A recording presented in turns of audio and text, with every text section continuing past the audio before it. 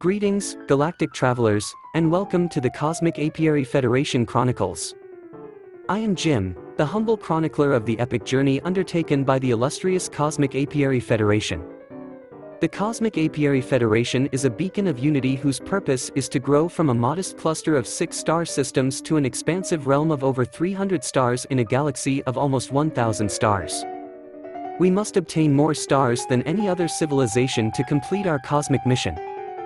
Our ruler, some call them our Queen Bee, is known as Grey Mason.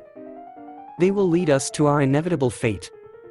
So join us each day as we unfurl the pages of the Cosmic Apiary Federation Chronicles, documenting the triumphs, trials, and drama that unfolds. Buzzingly yours, Jim, chronicler of the Cosmic Apiary Federation. Thank you, Jim, and welcome everyone to Grey Mason Gaming Plays Solaris. This is a very special series because this is showcasing the first time Solaris has expanded beyond its standard 32-player count. In this invite-only game, 48 of the top Solaris players that have ever played the game have been gathered to participate in the most epic game of Solaris yet. While the victory condition is still 33% of the stars, that's now 317 stars out of a galaxy of 960. Most of the standard settings are in place with the following differences. Extra anonymity is enabled, meaning players' rank, victories, and badges are hidden.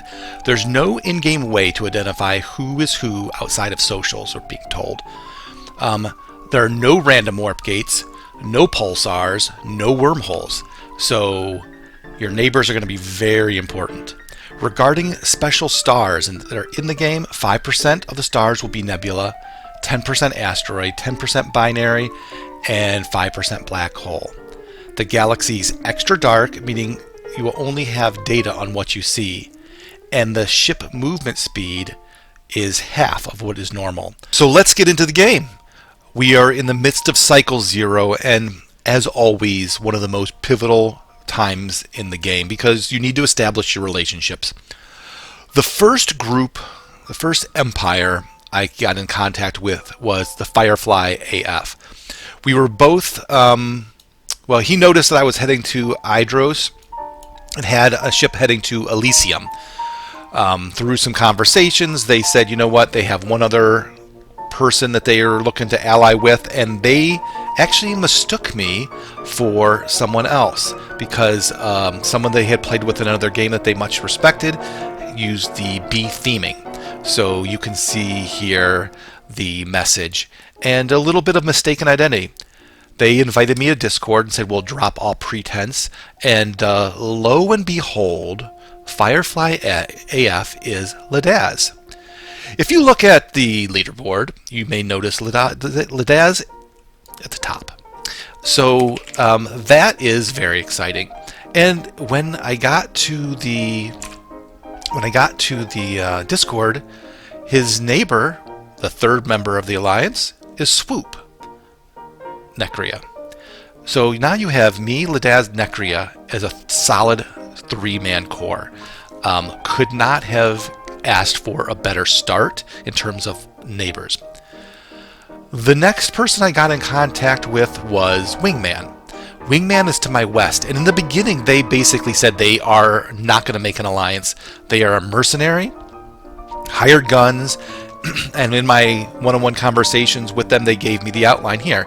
They said, we will offer you our ships, intel, and tech. And so that was an interesting proposal. And nobody wants a mercenary as their neighbor, because that just means anyone can pay them off to kill you at any time. And so long-term, Wingman's not going to work. The question is short-term. Could I take advantage of that? Remains to be seen, but that's one little thing to keep in mind. The next person I saw to my southwest was Lawrence. Now, Lawrence, even at tick 13, has not replied.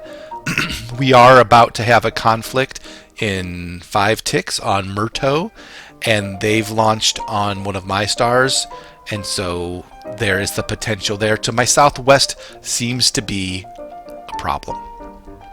To my east is a Scion of Snurp, who's Treemac, and then was added as the 4th member of the alliance. So you have Trimac, who's an outstanding player from the last 32-player game, Necria, Ladaz, Grey Mason.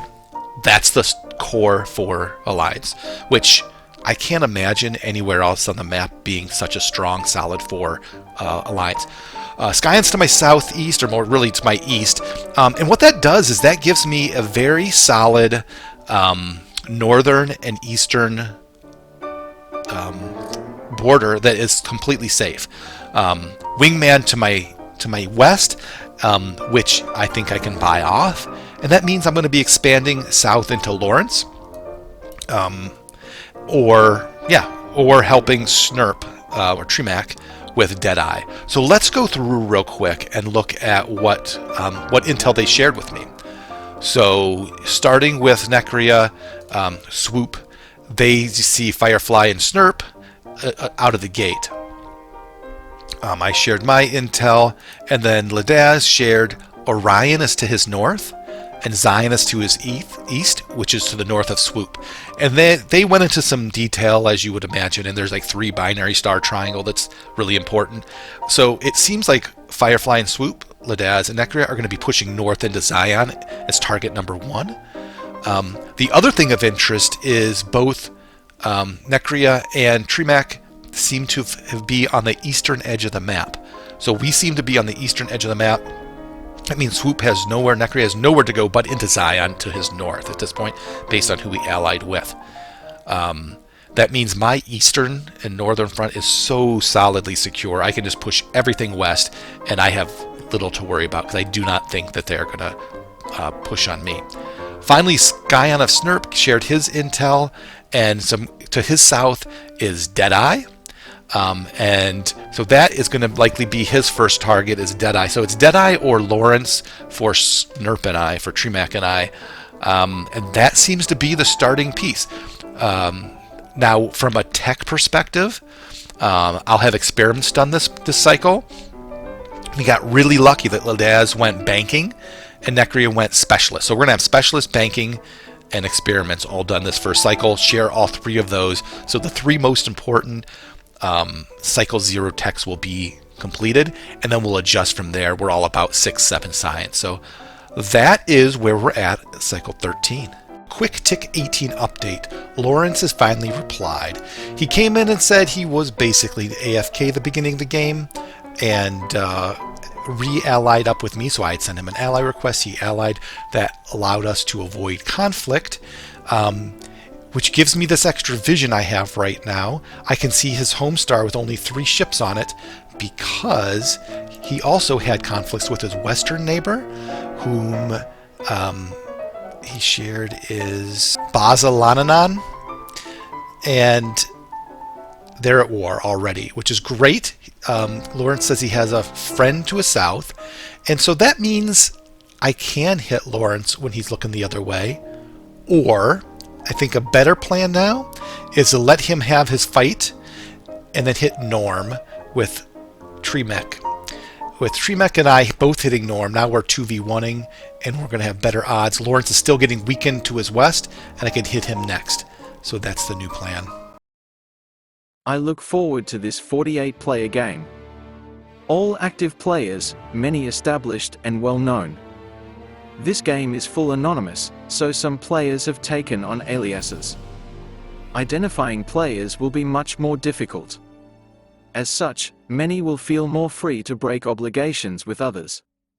In such a circumstance, my reputation of honor and trustworthiness will be a much greater advantage over others in establishing cooperation and coordination. The banner I raise will serve to unify the galaxy, many with me, and others against me. The game has begun as I begin to seek allies. I have reached out to my northern neighbor Bear. Auburn's to my southwest reaches out to me. I built a satellite array and have discovered that Stoned Ape is to my south. Our relationship has been sour in recent days, so I do not think it bodes well for diplomacy. Nevertheless, Auburn seems willing to take up the task of diplomacy with him. In other galaxies, Stoned Ape surprise attacked Kip on the possibility that he might be allied to me.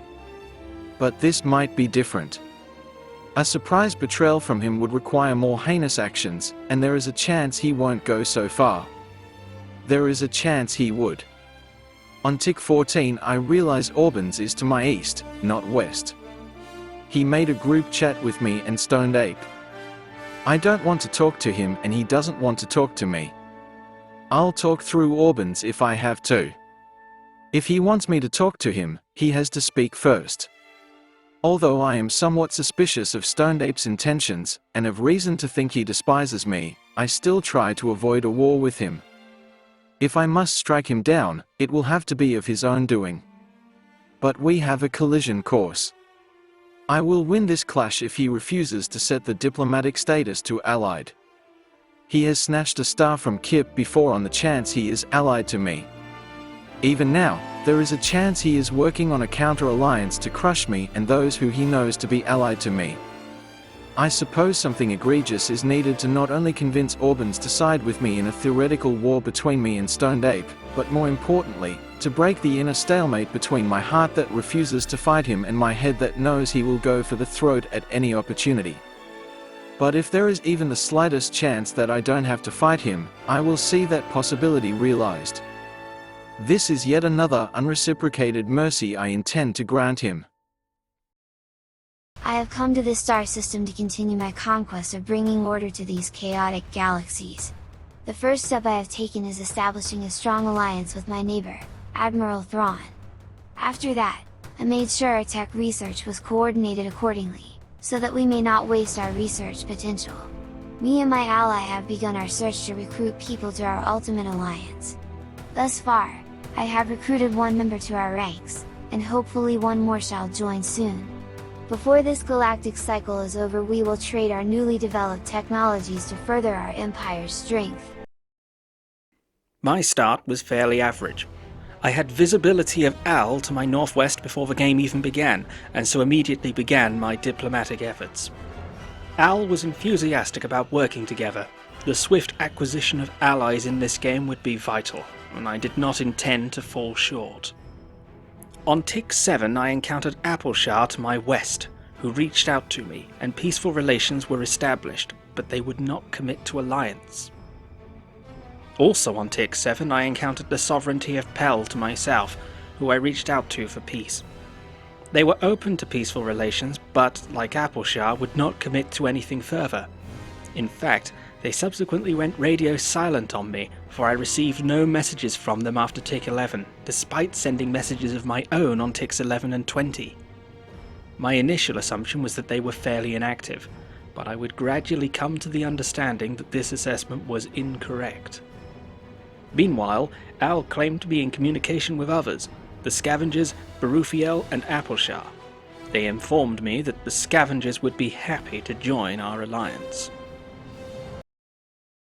We are in Cycle 1, Tick 20, so we just had our production. We got lucky with hitting weapons, and Scion hitting banking. So we'll get banking 3 at the end of Cycle 1, which is outstanding. I made a gambit, and the gambit was Wingman. And I was hesitant to use him, but I'm like, you know what, it's another person that could roll on experiments. He sent me money. I was going to kind of just take his money and run, but I sent him experiments. He gave me the answer to the question I asked, which was who are all his neighbors. And then I asked him how much money, or how many troops he could send. And he said he could send 50 troops. That's $50.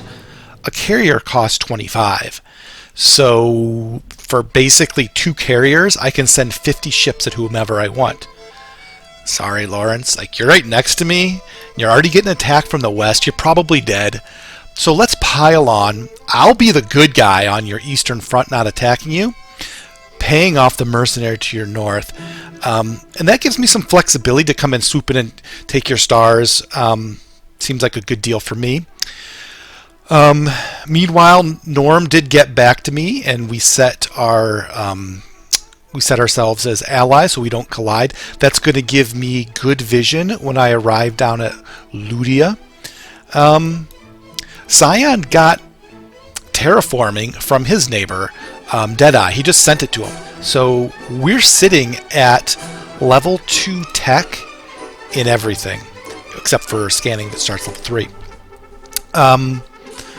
We're off to the races. I can't imagine many teams with a better start than Tick 20 having all level 2s. And we'll see how my deal with the Wingman pays off. Oh, yeah, so he hit manufacturing. So Wingman hit manufacturing and none of the rest of us, so that's why we were able to get one more tech. So money well spent, no commitment, just tech, and 50 troops heading at Lawrence. Good luck. Cycle 1, tick 32. We have 8 ticks left this cycle. And we have vision now of Norm a little bit better. We can see his home star and his ships moving away. And that's very insightful. That tells us he's fighting someone to his east. Could be Deadeye, could be, I think it was, I forget who else it was over there. But I told him I just needed to pass through Ludia. But I'm moving my ships into position. I could hit him. In the west, on Lawrence's front, I now see the stars that Wingman was going to target. And Wingman sent me this message that basically says there's other things going on. So I don't know why he canceled the hit on Lawrence, but that is a little unfortunate. I think he would have actually had a lot of success had he done that. So now I need to figure out, do I hit Lawrence? Do I hit Norm? We'll see what Tripek says and where he's best set up to help as well. Later in Cycle 1, Firefly, Ladaz gets an in-game message that has JSE and that other dude and Firefly on it. And it was a blank message that never came through. And I'm like, okay, someone messed up, but that clearly is... And the title was Alliance. So I'm like, okay, you know what? I think that one dude is part of JSE's Alliance and trying to see if Firefly wants to be a part of it, and then thought better of it. So I reached out to JSE. I'm like, oh, I think he may be close to us. Let's see what's going on. And so I told him, like, hey, you know what? I think that you're near us, and I asked him how it's going. He said it's going good, that he has a good starter set of 6 allies, and it's just, we're at 4.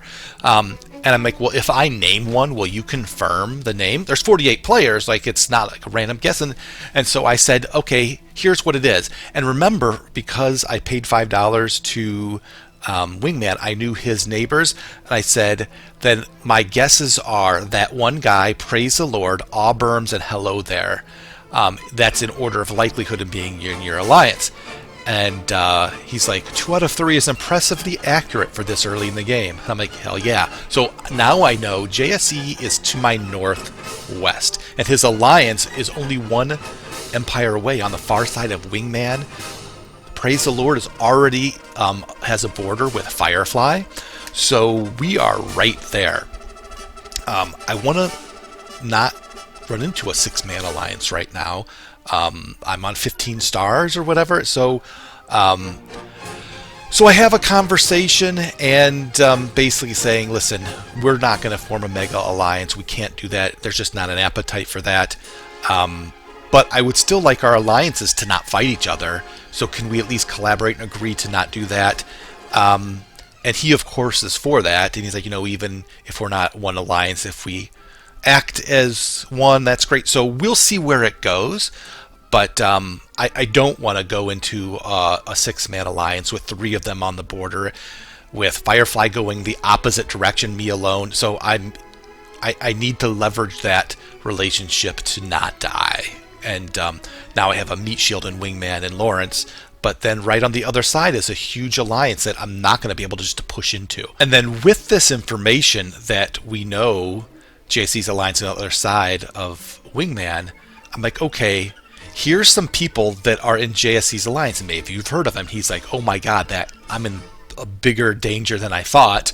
And he confirmed that Auburn was the one who was threatening him on his western front. So now I know JSC's team's about to hit Wingman, which actually could be good for me. Then we split the stars. And hopefully I have peace.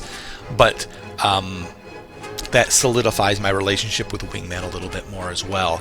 So now I know why he canceled the hit on Lawrence. If JSC's team would have left him alone, Lawrence would be getting attacked right now with 50 ships on Cycle 1. So really screwed up my early game. To make sure I'm doing my due diligence, and Lawrence is still preoccupied, I reached out to Baz and I just said, hey, I heard you and Lawrence are fighting, what's going on? And he revealed to me, no, they were, but they're no longer fighting. So Lawrence is sitting idle, and I'm not sure what he's doing. So that's a little concerning. I need to expand. Wingman, I needed a buffer. I wanted a buffer. Lawrence seems to be working with me, so I'm like, Norm, Tripek is hitting Norm, let me hit Norm. I thought I was being cute and clever. I was moving my ships across Norm's stars, and I made a big mistake, a really costly mistake. I flagged him as an enemy 20 minutes before the end of the cycle because I didn't want to cut it so close because I didn't have real good accessibility to the internet. And in those 20 minutes, he bought a kernel on his star, Lucia, which meant instead of me taking that star, which then would have catapulted into probably taking another 1 or 2 stars without an issue, I lose everything, and I lose any chance of getting any stars from Norm. So that was a really sad end to Cycle 1. I have become allied to all my neighbors. A most secure spot, assuming I am on the western edge of the map. Although, there seems to be 2 separate groups I have inadvertently become part of. All neighbors seem to be friendly, including Stoned Ape. The only concern is the potential clash between him and Grey Mason, but I have dealt with terrible chemistry before. With miracles from God, even Grey Mason and Falcon were made to peacefully coexist within the same alliance. I have been in diplomatic discussions with another empire, the Scavengers, and they have agreed to join our alliance. Things seem to be going according to plan. However, it seems my southern neighbor is moving ships up to my border, so he must be anticipating my attack. Thankfully, I was able to see this movement in advance through my newly developed orbital black hole technology. Our development of weapons is going well also. Weapons 2 has been finished and now my scientists are working on the next breakthrough in weapons technology. It also seems the Alliance research has been quite productive as well. If things keep going as well as they are, then I will achieve my dream of eliminating the chaos in this galaxy. On Tick 29, I reached out to establish peaceful relations with Falalalafal. I sought no alliance with them as they were a potential expansion vector. Meanwhile, events continued to move at pace for Al's new alliance. An in-game group chat, for certain members who are reluctant to reveal their true identities, is established for the members. Myself, Al, Barufiel, and the Scavengers. Evidently, Appleshah had elected not to join. Research topics were established for coordination, and diplomacy status is updated. However, this is where things start to become interesting. Of my 2 earlier neighbours, unlike the radio silence I was receiving from the sovereignty of Pell, Appleshah was fairly talkative. From their conversation, I learned they were still in contact with the sovereignty of Pell, suggesting they were not inactive as I had initially presumed, but deliberately ignoring my messages. This implied to me that Appleshah and the sovereignty of Pell were allies. On Tick 36, I received a message from Tehul, testing the waters. They offered the temptation of alliance. I expressed my interest. What a glorious start to this grand adventure. After spending 400 credits on my carrier fleet to establish the most broad borders, I realize there is a huge abyss to my south and stumble across many friends and potential foes. To my east is Sleep is Overrated, to my north is Parrot Jungle, and to my west is Vambrace. I immediately notice Vambrace spending most of their income on machines of war with heavy industry, and completely neglecting their economy. I intend to ally with Sleep is Overrated and Parrot and attack Vambrace as the spending is a criminal misuse of stars and I need them more. I quickly grew to 26 stars with 2 binaries, so my start is strong. As luck would have it, I am indeed invited to join the alliance with Parrot. Sleep is Overrated. shrimp, and barzalanen, which I gladly accept. After coordination of technology, they are planning to attack the Jedi Order whom they surround. Here we go. First things first. I found out that I am south and west of the galactic center based on coordinates of the home star in the API data. I think I am on the western edge of the galaxy since I am about 40 light years from the center. That explains the heat, humidity, and gators. There are two other players nearby. Quattral Tink to my south and Vembrance to my north. Vembrance can see Castle to their east. Quattral and I have continued to be friendly and share tech. It appears there is no one south of Quattral. We are pretty much allied at this point. Vembrance and I continued to trade and Vembrance offered to nap. I accepted and offered a potential three-way alliance with Quattral and myself. No response yet. I appear to be at the west edge of the galaxy. My only real expansion path at this point is through Castle, who is out of range at the moment, but I can see them on my eastern edge due to some black holes. I can still see a couple stars on my western edge that I will reach next cycle, but I think they are the end. If Vembrance agrees to ally, I think a joint venture against Castle is the best bet at this point. The mosquitoes down here are as big as swallows. Oh yeah. It's finally here, the inaugural 48-player Solaris game. And it's anonymous. For this game I'm going to be playing with 4 rules. 1. Ensure as many players as possible have fun. The aim here is to get this to become a fun annual thing with even more players next year, maybe even biannual if it goes well. 2. Stop any mega alliances from forming. This is usually the prime directive. 3. Don't use the knowledge I have of who is in the game because I manage the invite list to my advantage. 4. Roleplay as much as possible. This game provides a rare opportunity to do this. With this in mind, I'd like to introduce the galaxy to the parrot jungle. Yes, I picked yellow again. I always pick yellow. People will expect it, so maybe therefore they won't expect it? Good ol' reliable yellow, surely nobody will realize. This is our lovely starting land, ahem, jungle.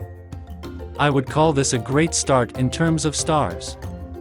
I already am the proud owner of one ridiculously strong binary and have another 3 in sight. Much like a parrot Nepo baby, I've done absolutely nothing to deserve this brilliant start that I've been thrown, but don't worry, I'm sure to end up wasting it anyway. Seriously clear, there's no possible way you could mess this up, right? Right? Right? The small weakness of this start is the larger distances between the stars. If I assume I'll see new players shortly after launching, there's a real threat I won't get more than 18 stars to start with, and that's if I manage to get all of the stars in vision. The average player stars in this game is set to 20, which means I'll be at a bit of a disadvantage here, though I'm sure I can make up for it by squawking loudly at the neighbors. As for opening plan and specialists, we're going for a slight variation on the traditional French Lodez opening, which we'll refer to from here onwards as the kill everyone plan. It's a great plan, with really no weaknesses when you look at it. You've just got to kill everyone and you win. Pretty straightforward. Nothing could go wrong. I've bought a raider and decided to send it speeding to the binary on the right. Having the 3 beside each other in the top right is the area I'm choosing to focus on. They'll be able to support each other well and project power this way. Before I end, I want to point out 2 other things that have happened around the game start. The first is that I've shared my alias with Kip, and he's shared his with me. This may have been a bad idea, but Kip is the best of the best in terms of fun players, and we've mainly done it for the lulz. Neither of us has revealed anything about our starts to each other. If I do learn anything from Kip because he's got my alias and vice versa, I'll keep it to myself. Hopefully, if a Grey Mason, JSE Mega Alliance emerges, we'll be able to activate this channel to ensure that it does not win the game. Who knows, maybe Kip is right beside me. The second is that people are talking about API and coordinates in the main Solaris Discord and suggesting you can work out which direction from the center your start is with these. I'm tech clueless, so I have not been able to do this, but I do worry it may help others find each other before the game begins. Sweats in JSE and Grey Mason shenanigans fear. I've googled API and I'm 100% certain it stands for active pharmaceutical ingredient. They're all clearly in the pocket of Big Pharma. Maybe even Pharmadrome. I've got to be vigilant about all of this. Cycle 3 hits. I hit experiments and realized if I put in 3 more science, I can get both experiments 3 and specialist 3. So I do that. And blowing up on Norm really slowed me down. Basically, I don't have anywhere right now to expand easily. And I need to make a decision. Am I going to hit Wingman, Lawrence, or Norm? And so I'm able to get a couple of scouts in with Wingman and Lawrence. And Norm is now reinforcing his border with me. And he built it up to a 651 star. He's going to have like 90 ships there by the end of the cycle or into the next cycle. Meanwhile, the players to his east and south are eating him up. So I think he's poising that to be his final star. And so I get 0 stars from Norm, which super sucks. And I'm sitting idle. You can't sit idle in this game. So what I'm going to need to do is figure out my attack plan. I get my scouts into place with both Lawrence and with Wingman. Now, I look at Wingman stars, and it's like a sideways letter T. And so I can easily take Leporus, maybe Celto, and if I take Celto, I could take his home star, the Nugua. And if I take those, then I have kind of my pick of this whole smorgasbord of stars. But it will be very easy for me when I take that first star for him to send all his ships back to his homeworld to defend me, because he's not getting attacked by anywhere else. So he's kind of a bad target just from the layout of the stars. The nice thing, if I were able to kill him, is now I'm butted up against Firefly, and the JSE Alliance wraps around my northern front, and I can push into Lawrence with some sense of security with the JSE's team. Although, you know, they've made no commitments to me. So then I look at Lawrence, though, and he's a little more wide open. Also, hitting Wingman is going to make it hard for the way that my ships are routed. All the ones in my south are going to have to go, it's a really long travel distance, where Lawrence has a broader base. I can have my ships that were hitting Wingman just swing down south. All my other ships are already going south towards Norm and Lawrence. So basically by the end of the cycle, end of cycle 2, I've need to make a decision, and I've decided that I'm going to have to hit Lawrence. So let's talk a little bit about my allies. I've talked a lot about me. But Trepek is a great ally, and he's been with the 4 of us since the start. He also had to play nice with Deadeye to his south, and Deadeye is with Crypto, and Deadeye and Crypto think that the Scion of Snurp is with them, and they're a 3-person alliance. And he's been playing into it. Deadeye remembers just in like send in tech for free without even being asked for. And we were going to go kill him, but, you know, not happening. Well, Scion has been getting intel, and, you know, because they think they're part of an alliance. And they start to formalize it a little bit more. And meanwhile, Scion and Deadeye and Crypto are all hitting Norm. So that's where he's like saying Norm's like upset with me. He's like, at least they're just attacking and killing me. You were deceptive about it. But Trepek learns that both Deadeye and Crypto are sitting on about 30 stars. That they had some uncontested stars, probably the stars that we didn't have. But it was about here in Cycle 2 that we realized that Swoop, Firefly, and me all had about 15, 16 stars, and you should have 20. Like, it's basically the math is every empire gets 20 stars. So we were short 5 of our stars. They uncontested got an extra 10. Trepek, I think, it got his 20, but not much more. We got 1 binary between us. They had a whole bunch. So even though it's just Deadeye and Crypto, it's going to be really hard to fight them. And we've been looking for a fifth member, but we're like, do we try to bring them on board?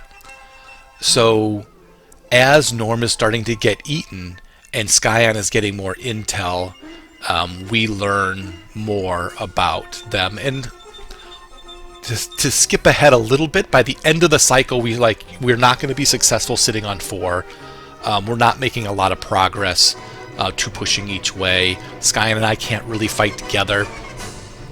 So what we decide to do is let Deadeye and Crypto believe that Skyon was always just with them, and he asked if our 3-person alliance of Swoop, Firefly, and I would join their 3-person alliance, and they agreed. Now, after the fact, they will find out that Tripek was playing double agent the whole time. I mean, my perception is that he was really with us and playing them. They could have thought that he was with them and playing us. It doesn't really matter because now we are a 6-player alliance. We've added Deadeye and Crypto. What we found out is that Crypto is Adam's son, and Deadeye is Order of the Eye. So if you look again at that leaderboard that we looked at earlier, one of the things you're going to notice is we had 2 of the top 3. Well, now we have 3 of the top 3. We have Adam's son, Ladaz, Necria, and oh, by the way, number 11 on the list is Order of the Eye. And then there's little old me and Tripek, who's a great ally. So it almost feels unfair at this point.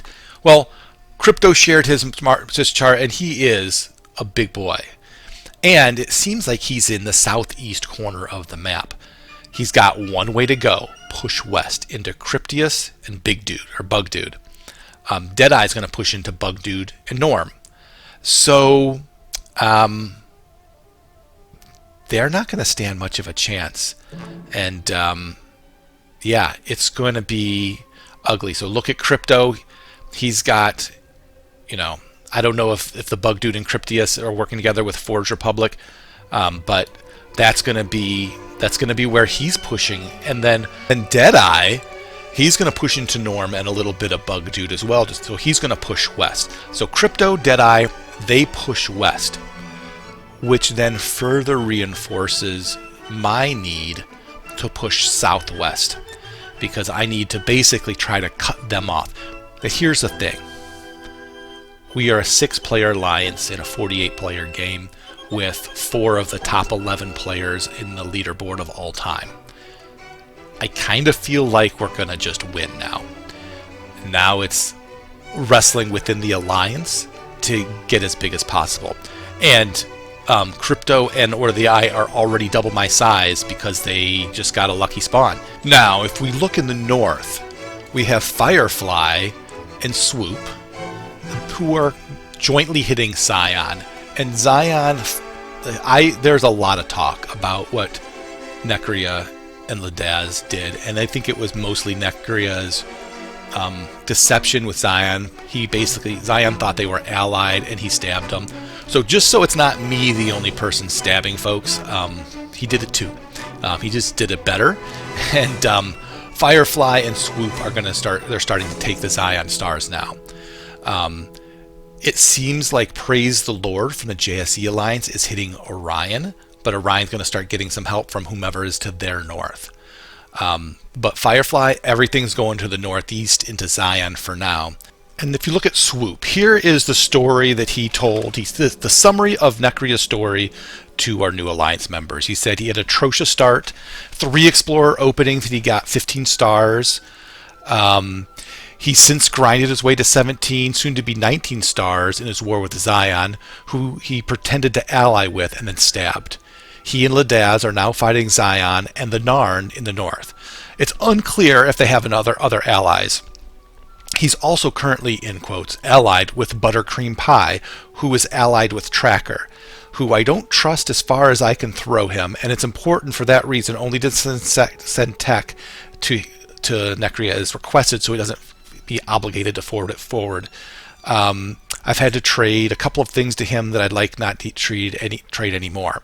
So, in summary, Nekria's plan is defeat Zion, defeat or subdue Narn, turn on Buttercream Pie and kill him, kill Tracker, and then what? So that's 1, 2, 3, 4, 5. So that's about 100 stars to their north. That should keep them busy for a while.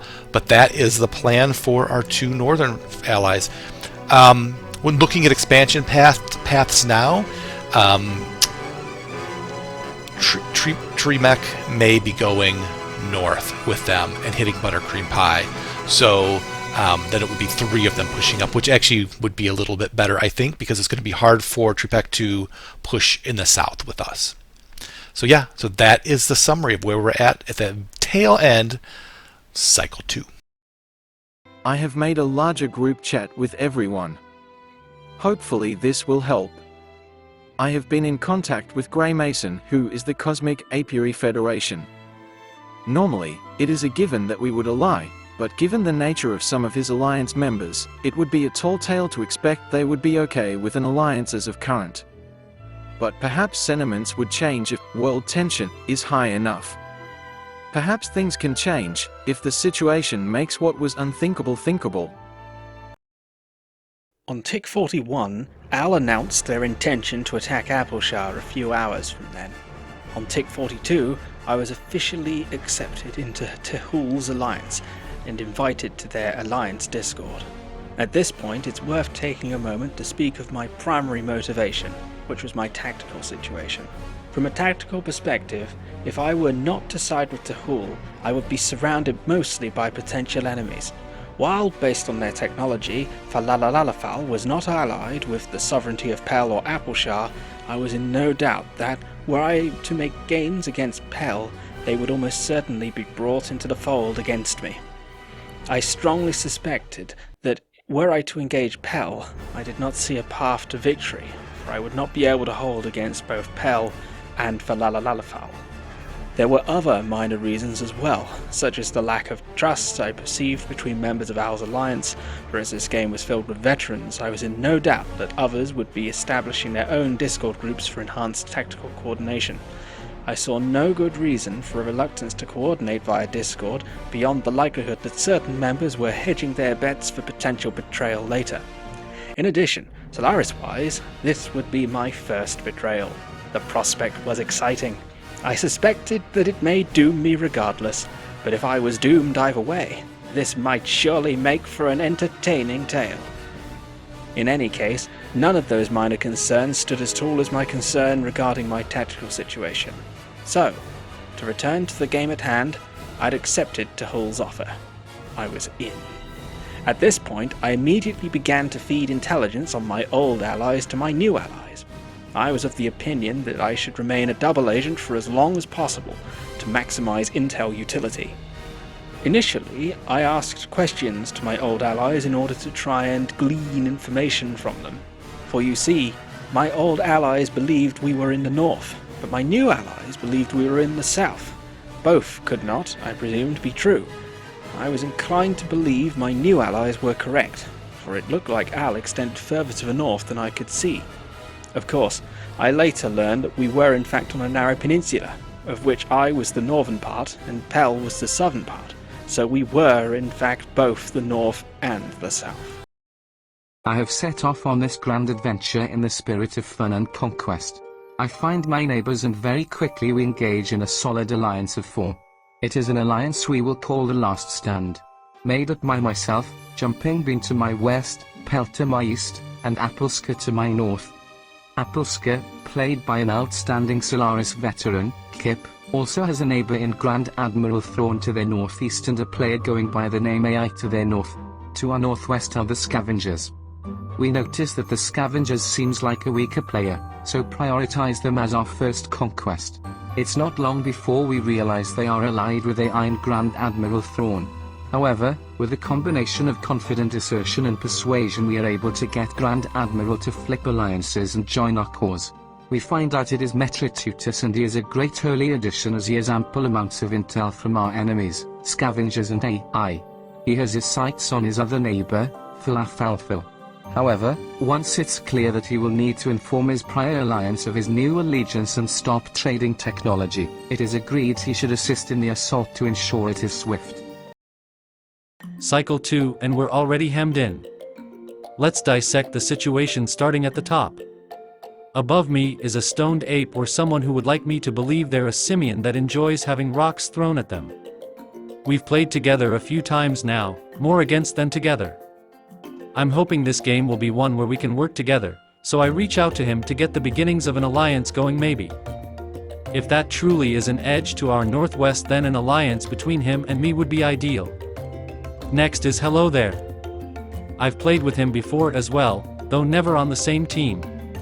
Here, he's unfortunately not sent any military towards any of his stars bordering me, so I decide maybe I can pinch some stars that way. A ship is launched from the binary at his nearby star. It will be my first attack of the game. My brave parrot admirals fly to battle. Of these two, Ape is amenable to a friendly relationship, so we NAP up and talk about trading the first few techs. Parrots are really helpful when it comes to discussing what techs to trade. However, Ape gives us very interesting tidings. JSE is above him, and already allied with one called Auburn's. This is a source of immediate worry. JSE is a villain. While I enjoy playing with and against JSE, and debating his shameless mega-alliancing ways, I am worried at the news that he's near me. Specifically, I'm worried that he'll accelerate the pace that alliances form around me, which means I've got to act fast or potentially find myself immediately surrounded by like 15 players, all allied. I suggest to Ape that I'd be cool with attacking JSE, but in the meantime maybe we hit Hello There together? The Ape agrees. Turning our attention to the other three, we now border Castle, Basilanen, and Sleep. I message all three. Basilanen replies the fastest and indicates he's happy to work together. This is good tidings, maybe he, Ape and I can form an alliance. We could crush Hello There between the three of us and assess the situation from there. However, then Sleep replies and indicates he's thinking about working with Castle and Basilanen. Maybe instead I should join this. I can't have those three teaming up below me with a JSE alliance above, that's just suicide. Sleep's messages are brief but active, and I think I've heard Map say, Sleep is overrated, in a previous game. I therefore suspect that Sleep is Maps. Basilanen and I have no idea, maybe someone trying hard to hide their identity? Castle is funny, uses emojis and the robot avatar. I suspect that he is Metritutus. Failing this, he could be Podso or Highscore. I hint that I think he's Metritutus. Discussions progress further and it appears that Basilanen, Sleep and an unknown third called Shrimp are attacking Jedi Order somewhere below me. They're already keen to bring Castle in as their fourth. They offer me their fifth spot. I join them. They're smart, responsive, and already working together to attack a player, Jedi. I want to be a part of this. So it is Sleep plus Baz plus Castle plus Shrimp plus me as an alliance. Let's do this. Meanwhile, to make the game a bit more lighthearted and stop it getting too serious, I've begun to send out choose your own adventure messages to everyone. I'm not sure how long I'll be able to carry it on for if everyone responds because they took some time to write, but they're making me giggle mischievously as I write them, so I'm going to continue as much as possible. Cycle 3 has begun. The assault on Lawrence is fully operational. We have 23 ships heading to Myrto. We have an initial 29 to Oceanus with 53 backing it up. We're keeping an eye over here on Norm and his little shenanigans. There was a brief amount of window where Lawrence could defend these from his back lines, and that's already passed. So at this point I should land on these first two stars and be able to pivot from there and reinforce pretty well. I'm going to have vision on Dusa, which is the Wingman's star, and Wingman has a nap now with Auburn from the JSE Alliance, and so he will be attacking Hello There and then joining me on Lawrence. speaking of hello there, I saw him on the west side of Wingman and Lawrence, and so I reached out and I asked what was going on, and I've got some interesting information from him. Wingman told me that he's currently fighting a nearby alliance or coordinated group. He doesn't have an alliance, and when I pressed, he said the Parrot Jungle, a Stoned Ape, and Bazalananan. And then Auburns, so there's 4. And now Wingman, there's 5. So he's like, yeah, not looking like I can live for long. So I'm offering him up a star so he can be a vassal and give me tokens. That would be a huge boon. But he's going to be short-lived for this world, which means Wingman is committed to killing off Hello There, which he should succeed at. I should have, I hope, no problem killing Lawrence, and my allies pushing in south of there. So in some coordination with the nearby players and learning Hello There was under attack by this litany of people, JSC confirmed that in the first cycle, Auburns had already allied to Stoned Ape. It was a turn of events he didn't expect, but long story short, Stoned Ape is a part of the JSC alliance. So, found member number 5. Tick 73, the battle has completed. Oceanus is now ours. So we won the battle, first fight against Lawrence. We see a lot of ships coming at Daria and grouping there. It'll be about 90. I'm going to be grouping my 60 and sending in a siege breaker. I'm at 4 versus his 3 weapons. Add another 4, that'll be 8 versus his 3, and it should be enough to take it. He could avoid it and counterattack. We'll see what he does. But I know just west of Daria is his home star, and I would love to trade a 0-1-1 star for his home star. So as soon as my 53 arrive in 2 more hours, I'll siege breaker, send those to the west. They land in 10 hours, just the beginning of the next cycle. I also have 45 ships heading to Sissa, and from there I might actually be able to snag a fairly nice 35 natural resource star from Norm if no one else gets there first.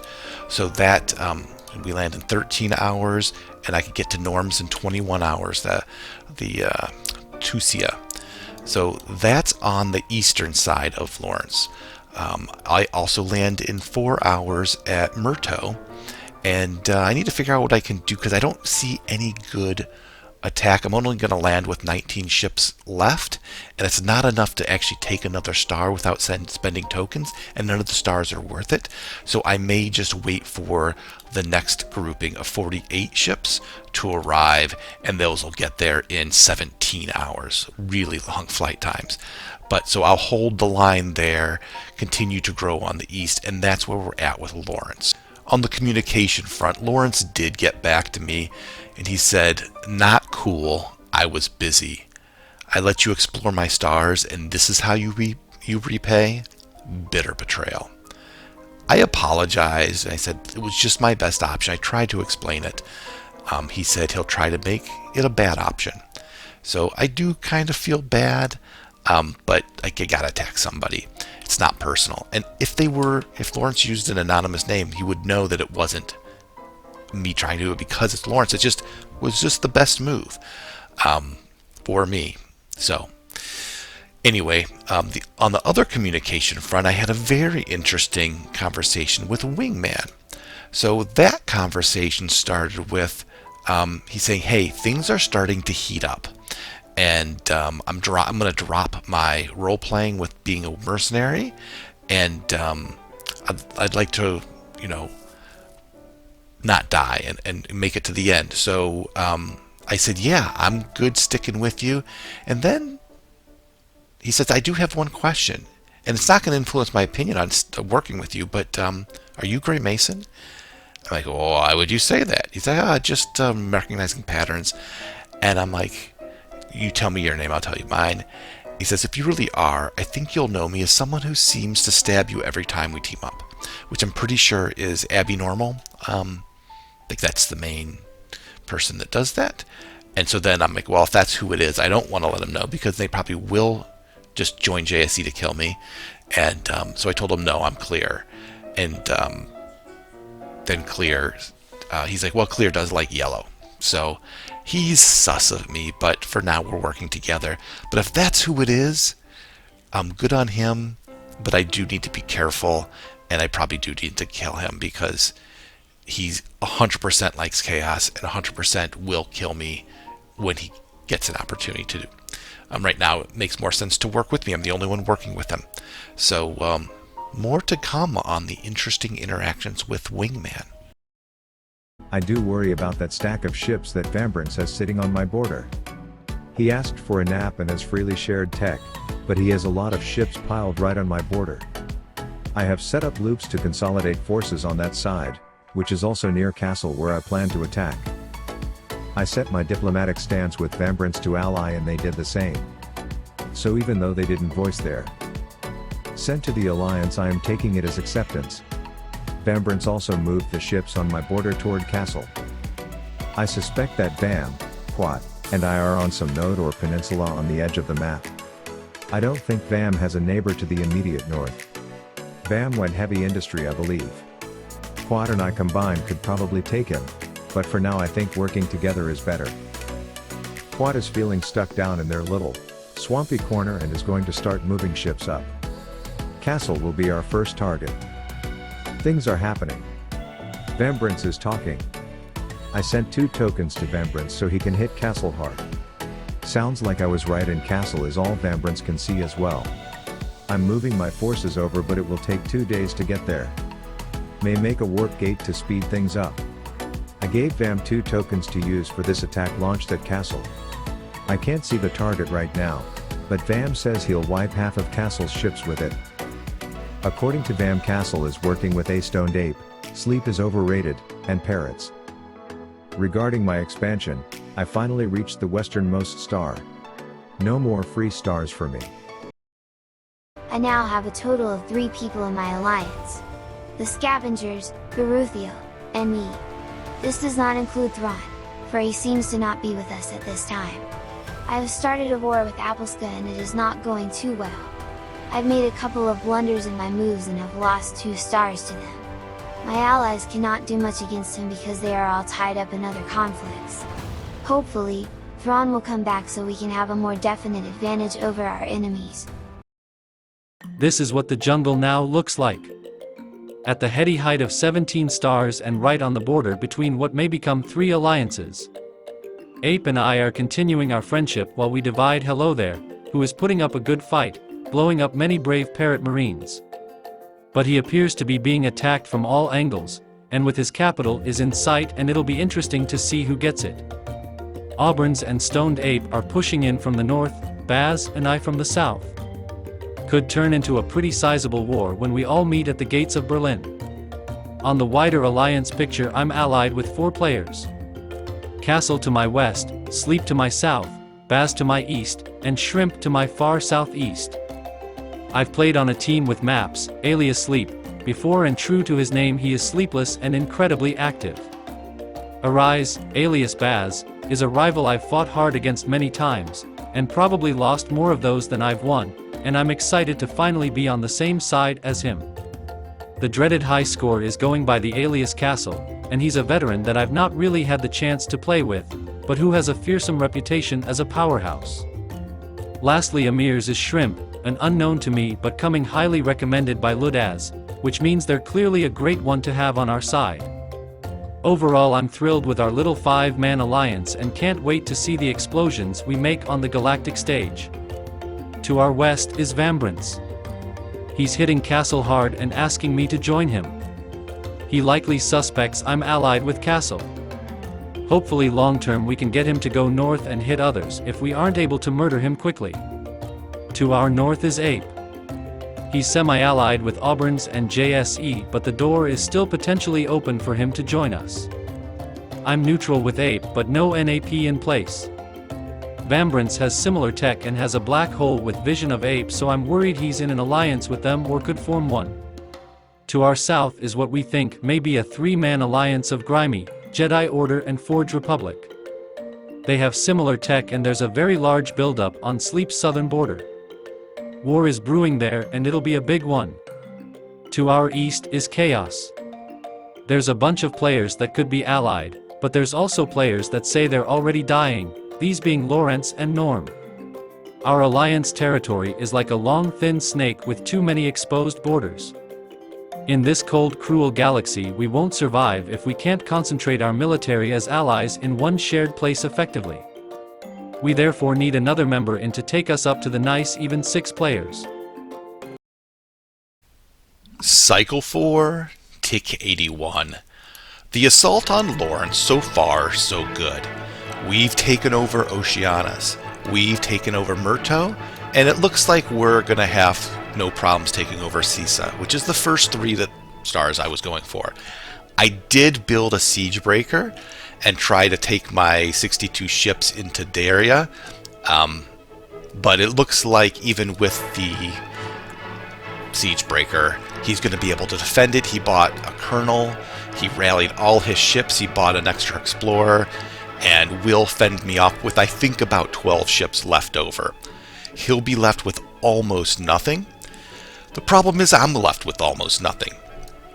Myrto can't really advance until my reinforcements arrive, so I'm going to be building a warp gate and probably a warp stabilizer on Oceanus to Lar, so I can get my what is it going to be, 50 ships down there much quicker and start to do some damage with those.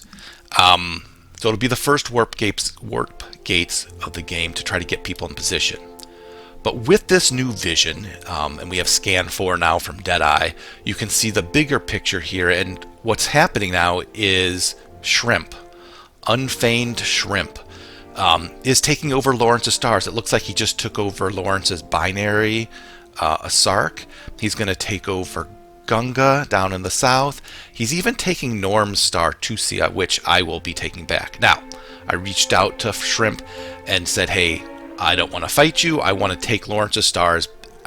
Sorry I had to kill one of your allies, but I'm going to do that. And I want to push west. I warned him that there's a looming threat in JSE Alliance. I warned there's a big threat coming from his east that he needs to worry about. And I'm not your biggest threat, which is actually true, and he'll probably not believe me. It's becoming more and more apparent to me, even with my gains and being at 18 stars now. We're cycle 4 and I'm on 18 stars and struggling to grow. It's going to be a really big challenge for me to compete. I'm probably going to be a support role, but I'm going to keep trying. Wingman, meanwhile, is growing just fine on Hello There. He's just one of 5 people chewing up those stars and getting a handful. So I'm continuing to work with Wingman. I asked him not to take the free stars from Lawrence in exchange for continued tech. And we'll see how that goes. Now, Deadeye and Crypto are going to be pushing across the south, but I can't see, but they're going to do that, and they're going to run into Shrimp. I would like to get down there and establish a presence before to narrow their growth, because I need some stars myself. But it's going to be tough going. So I also reached out to Norm. Norm's about dead. He said no one else is talking to him, so I figured I'll talk to him and see if he'll be my vassal. He wanted to understand what happened at the beginning of the game, and I told him I didn't want to disclose that. But if that's what it would take for him to give me his banking and tokens, that could actually be one of the game changers. If I started doubling up on my tokens and my banking, that would make a big difference. His response back to all my things was just one word: Grey Mason. Tick 88. Couple things. First of all, Norm has tentatively agreed to be my vassal. I'm now asking if I can do anything to get some of his 144 ships gifted to me. He'll probably say no, but you can't get it if you don't ask. That's my motto. So just ask. He'll just say no. I promised him at least 1 or 2 stars at the end of the game, so he ends on more than 1, which completely intend to honor that. I promised him to explain what happened at the beginning of the game, and that at some point in the future I would reveal my identity. For that, I get his tokens, his banking, and maybe some ships. I'm also in position to get Hello There's vassal ship. So if I could get 2 sets of banking and 2 sets of tokens, that will propel me back into the mix. So, meanwhile, on the front, I've launched again 61 ships. Lawrence, you have 1 hour to reply and defend Daria, or Daria comes into my hands and your colonel dies. So we'll see if he is quick enough to respond. I'm also moving on the Tulsa and some other stars. Tick 90. And, we have Lawrence here who just built a war machine. 5 industry on that. He upgraded his industry to 8 on his home star and is sitting pretty. So he's going to blow up my 61 ships again. I didn't sneak that in there like I was hoping. And so there's no way he has that many tokens. He's sitting on 2 specialists. And I don't even think he can do that with the help of unfeigned shrimp. They're getting help from outside. Now, we had a conversation in Discord, and Maps basically called me out, knew who I was, and could see one of my stars. Which means he's probably one of the players. Well, he says he's sleep is overrated, which must be to my southwest. So with a black hole, they must see me. And they see my tech. So my theory right now is that Southwest Alliance with Parrot, Sleep is Overrated, and Baz, that they are feeding tokens to Lawrence to slow me down. So we're going to shift gears a little bit. And I'm going to stop pushing into Lawrence, and we're going to try to focus with 3 of us in the bottom. So it'll be Deadeye pushing into Shrimp with me, and Crypto pushing into Cryptius. And hopefully with 3 of us hitting 2, instead of each of us kind of fighting our own fight, we'll get better results. And then we'll be able to fight together. Because right now, I'm just going up against, like, every time I attack, they're dropping 5, 7 tokens. And because you have the galaxy of really strong players working together to stop it. So now I need to basically just kind of hold the line against Lawrence. Maybe I can snipe a couple of these northern stars, but leave his core alone, push down directly on Shrimp with Deadeye, and see if we can regroup as a team, and we'll have better success. Tick 98. Things are getting a little bit treacherous now. I blew up into Lawrence, and that's not great. But what's more troubling is Bazalananon has shown up on my map. They're a little bit behind in tech, but not that much. And from what Wingman is saying, they've got a lot of ships coming our way. I'm fairly certain that Sleep is Overrated. The Cosmic Parrot and Baz are, we know they're an alliance separate from JSE, and that they've been feeding Lawrence tokens and tech to make our fight against them harder. Lawrence has been gifting Baz stars just like Shrimp stars, so they're getting free stars, and Lawrence is throwing everything into me, or defending only me and not them. And now Auburn's just gave 24-hour notice on his end for a nap with Wingman. So we're about to face, I think, the JSE Alliance hitting Wingman, which I was okay with if we weren't going to also be fighting the Baz Alliance, which I think is Karmadrome and Maps, and I don't know who the Parrot is. So that's a formidable alliance that's going to be down in the southwest corner. And yeah, and Norm's putting up a really good fight. Lawrence is putting up a really good fight. So we have Deadeye pushing in, we have Skyon helping, and then Crypto, Adamson is pushing in the south, but it's going to be a while for Adamson to get into position to be up to the front because he's got to push through everything else. So it's going to get ugly here. We're the end of Cycle 4, and the next few days are going to be a bit treacherous. Grey Mason brings word of other potential alliances. The irony. A week ago, it would have been unimaginable. God can make anything happen. Grey Mason notices Ape and I may be allied. I had been hoping to avoid telling Grey Mason this, especially now. But if there is something I have learned, it's that when there is a matter of ramifications of truth, attempts to hide and bury it only make resolvable issues grow much larger and catastrophic. If there is a possibility of diffusing things, it's with straightforward honesty. That said, it is still much too early to allow Stonedape to find out who Greymason is. Not to mention that Greymason asked of me to keep the identity a secret. The battle in the south against Parrot Jungle and his allies seems to be warming up, and by the sounds of things, reinforcements will be needed. Steps had been taken to foster future cooperation between me and Greymason's team. An alliance-wide NAP is in effect.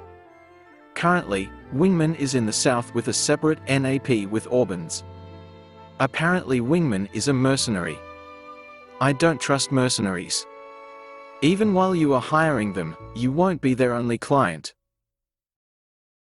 Vambrance has built a telescope array, an utter waste of 6 tokens. But he can now see Parrot, and my capital. I also see a stack of 128 ships heading for my border on an explorer. So I move ships to defend against that. It's too early for me to attack, but I am hoping that he'll throw waves of ships at me for my joy and pleasure. He is also in an alliance given that his tech is equal to mine. I already have built my first world builder to further bolster my empire. My research focuses on weapons, as I'm one of the larger empires in our alliance. However, after 3 experiments landing on scanning, I make the switch. With progress in scanning, I also discover Portal Tink across the southern abyss. It is at this point in time that the Jedi Order has joined our alliance. My allies have many hostile borders, and taking out Jedi would prove a difficult task. If you can't beat them, join them. He is the 6th member of our alliance, and we now completely surround Grimy, the poor chap. Vambrace begins to throw waves of ships at me for my joy and pleasure. A genuine joy, and a perfect fight for me. 195 ships against 90. My alliance provides me with the needed tokens, and I eat his infiltrator and lieutenant at a 5-to-1 ratio. He asks why my allies would give me tokens when they can just take my stuff.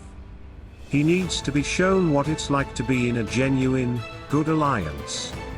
I actually begin to pity the poor man, bless his soul. I have yet to gain a single star from an enemy and am contemplating how to counter-invade Vambrace.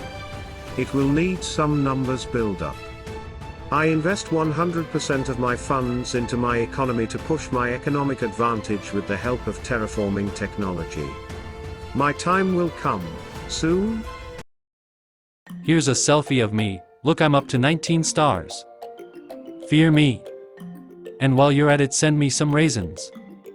Meanwhile, on the hiding who I am front, someone thinks someone else is clear. I love this. I've got so many player identities wrong already. I'm happy others are doing it too. In the continuing local war with Hello There that I'm calling the Clone Wars, a new entrant has appeared. Wingman attacking from the east, and he appears to be from a rival alliance. Could there be 3 or even 4 alliances meeting in this territory? There are now 5 players, all within a few hours of Hello There's capital, all waiting to see who launches first. Hello There is getting tech from one of them, not us, but unsure if it's Wingman's lot, or Auburn's lot. There are 2 really juicy stars up for grabs in the Clone Wars, his capital and his binary. We're hoping we can grab the southern binary, while the other 3 fight over the northern capital. On the bigger picture stage, the biggest development is Jedi joining as the 6th member of our alliance. We've had a massive build-up for war all along Jedi's border and ours, with a Discord channel devoted to killing the Jedi Order that the team have hilariously named Order 66. Jedi is revealed as Kopachabra, who I've never played before, but I've spectated in recent 32-player games. He's a loyal ally and a strong player. The Parrots have good feelings about this. Prior to joining us, Jedi was allied with Grimy and suspected to also be allied with Forge Republic. I'd envisioned this southern front to be our number 1 enemy in the short term, but Jedi agreeing to join us instead has made our alliance's territory much less of a long and wavy snake, and much more fleshed out and girthier. And oh boy, this is starting to sound weirdly erotic. Steady on, Parrot. Jedi attempted to bring his ally Grimy into our alliance with him as a 7th, but this was blocked as it would make our alliance too big and block Sleep out from being able to expand. Our plan now is to continue to expand on all fronts, though keeping a friendly border with Ape at present while we kill Hello There. The time has come to strike back against AI with the full force of our growing but mighty alliance. I ask Grand Admiral Thrawn to inform his prior alliance of his situation. We don't want him feeling obligated to continue to share technology with our enemy. I'm sure it will not be well received, but these things happen in war. And it seems the Scavenger and I are in a back and forth to recruit local empires to our side to best the other. For the most part, in Cycle 3, I remain silent for my old allies, pretending to be AFK. I quietly moved a smuggler around the edges of Al's vision, collecting up ships for my eventual move. My new allies were pushing for me to reveal my true allegiances to my former alliance, presumably out of a perhaps understandable apprehension regarding my loyalties. I did so on tick 89, with a message heavily based on an excellent quote from Dread Emperor Traitorous. My dear friends, I have a confession to make. Some creative adjustment of my loyalties may have taken place. The Scavengers threatens to hunt me down if I have been spreading intel to the enemy. I answer truthfully that I have not. But I, of course, do not elaborate that to me, they are now the enemy. I shared no intel of my new allies with them. Al, meanwhile, was devastated. Yet they still did me a great honour by asking if I was Grey Mason. Cycle 5, Tick 107. We're sitting now at 20 stars. We are looking to gain our 21st star in 1 hour, and we have good scouts out with Wingman. We now realize that Wingman, he told us, is Waven. Much happier that it's Waven. Yes, he stabbed me every time almost, but I still think I can trust him more than Falcon. So yeah, very happy to see that. He also shared with me his vision now, and I can see what we're up against, and I've reached out to Auburn, and I'm trying to negotiate Auburn to not attack Wingman. My argument here is you have the JSE Alliance, you have our alliance, and you have the Karmadrome Alliance. Karmadrome is Baz. So Baz, Maps, who is Sleep overrated, Parrot, those are all part of, those are 3 of the 3 plus Karmadrome Alliance. Our 2 alliances should work together to hit him. We can use Wingman to hit Karmadrome's alliance. And then once that's dealt with, that threat's dealt with, Auburn and I can kill Wingman. That is our best. That would work best for us. If that doesn't happen, if he hits Wingman, now I have no help against Lawrence and Shrimp. So that's what I'm trying to convince Auburn to do. It's really in his hands if he's willing to work with me, and if the JSE Alliance is willing to work with us. Also been having conversations with Maps. Maps wants to know badly if I'm in the JSE Alliance. I've been kind of messing with him about that. And I don't want to answer the question. Instead, I want to do the hypothetical exercise of, in the world that I am, what does that look like and what do we do? In the world that I'm not, what does that look like and what do I do? And I'm hoping to get to a point where we can say, we can basically game plan and say, well, if I'm part of the JSE Alliance, who would I want you to hit? If I'm not, now we have 3 alliances, which is actually the case, and I would want to work with his alliance to attack JSE. So either way, I'm trying, and I'm saying it, but my assumption right now is you guys have been hostile toward me. I'm going to fight you. So hopefully this dialogue goes in a positive direction. Because the ideal world is that I push south and help kill Shrimp and get Deadeye and Crypto out of the corner to the front lines. Once that happens, we're golden. I need to buy time to get my allies up to the front line with me. Keep Wingman Buffer alive. And maybe even grow. Who knows? Wouldn't that be a novel concept? Tick 115. We have a response back. So I talked to Maps, and he basically said his team told him not to talk to me. He's not allowed to talk to me. I have to go to the Parrot Jungle. Apparently the Parrot Jungle is in charge. So I sent the Parrot Jungle a message the response back was, I don't respond well to threats. How about you remove the I'm getting his remaining stars part and we start again? So that didn't go well. He did finally come back with, how about this? If JSE is a threat, we can agree to a non-aggression pact. No, we're not going to stop sheltering Lawrence, who asked us to help him. Happy to war if not, been told not to trust you a one bit. So I said, so you propose a NAP where you continue to defend my expansion path of someone not even in your alliance? Looks like you're the one that can't be trusted. See you on the battlefield. To which he said, yes, that's exactly what's happening. We propose you expand no further towards us. Is that strange to you? And that was perfect. I said, okay. Then you'll expand no further east. That can be agreeable. And now we're getting somewhere. Don't hit Wingman. Don't push east. And I'll find another expansion path, and I'll leave Lawrence alive. So that's perfect. If they actually agreed to that, that would mean they would push into Stone Dape and Auburns. And I could push down into Shrimp. Wingman could push into Auburns. And then that would allow me to get my allies to the front line, and then we'll kill them at that point. So if they actually agree to this, that would be ideal. That would also then keep Auburns from hitting Wingman. That is the perfect scenario. So hopefully they agree. Waiting to hear back, but that was their proposal. I just agreed to. I also had sent a message to Auburns, including Wingman, proposing that we work together to push south and all the logic why. And the answer came back was, I need time to talk this out. We shall see in time. So he's talking it over with his alliance. No word yet as of tick 115. The NAP ends in about 10 hours. In these last 2 cycles, we have gained an ally in Soph. Soph and Baruthiel were at war but have now made amends. Both Baruthiel and Soph are sending their ships down to help with Apolska and their allies. Unfortunately, things have taken a turn for the worse. Thrawn was not AFK, he is now sending ships to my empire. This was the moment of his betrayal. A terrible, terrible betrayal. This unfortunate turn of events has put many things out of balance. Now the state of the war with my southern neighbor has been reversed. Because of this betrayal, both of my enemies have made gains in my empire. But hopefully, with our new ally, we can beat back this traitor. Entry into my secret file. A reason why my Thronaroto betrayed me was because I told him my true identity. Apparently he knows the true meaning behind my alter alias Baron von Alastor.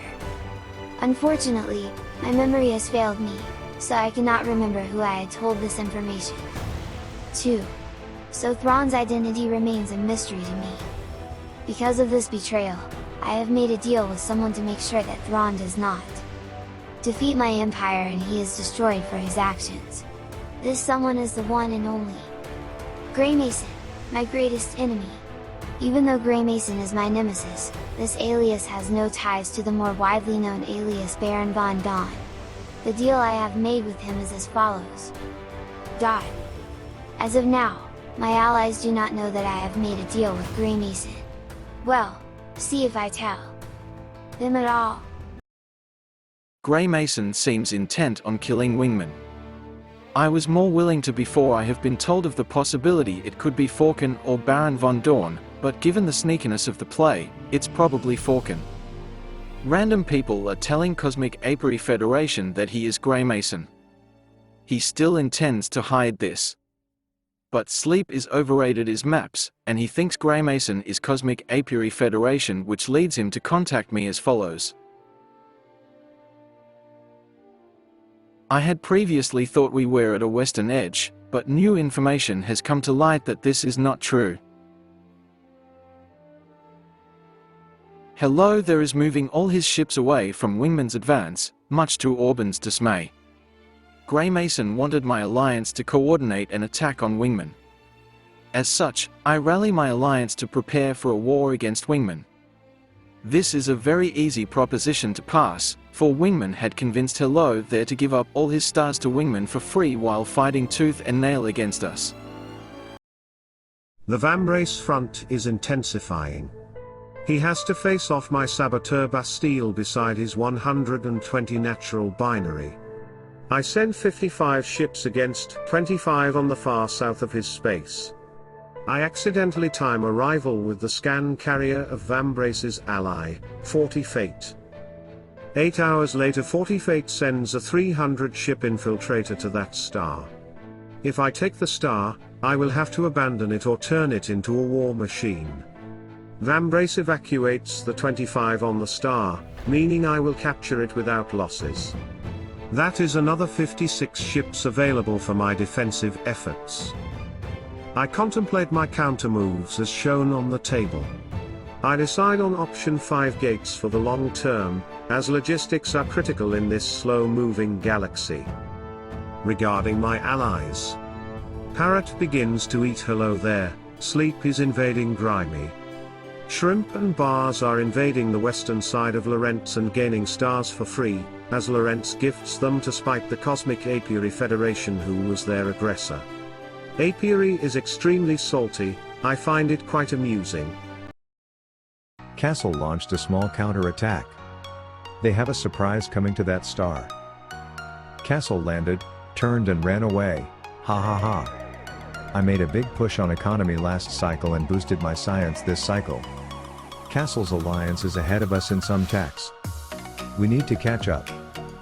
I launched an attack at Castle, at Tattoo. I have also opened communications with Castle to have some fun banter about coming over to visit. Vambrance seems to have invested heavy in industry and light in economy. Not a good combo. I sent a scout to one of his black holes to investigate, we'll see when it lands.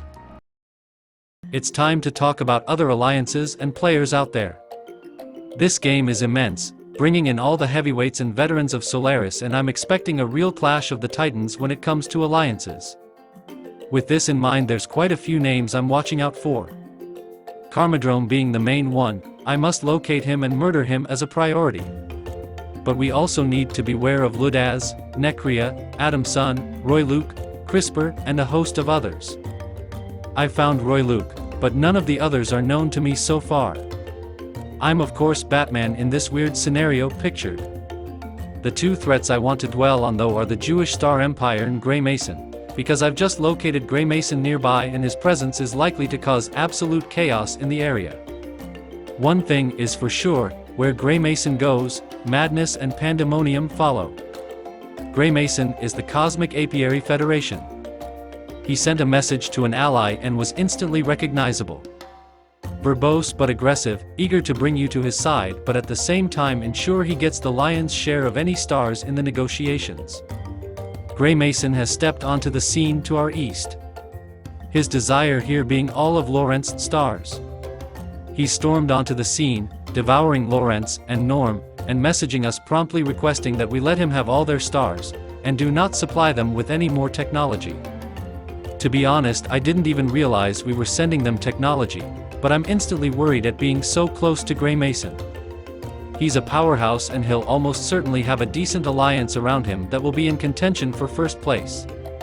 What is even more worrying is that JSE, who has a history of allying with Grey Mason, is running an alliance not too far from Grey Mason, to our north.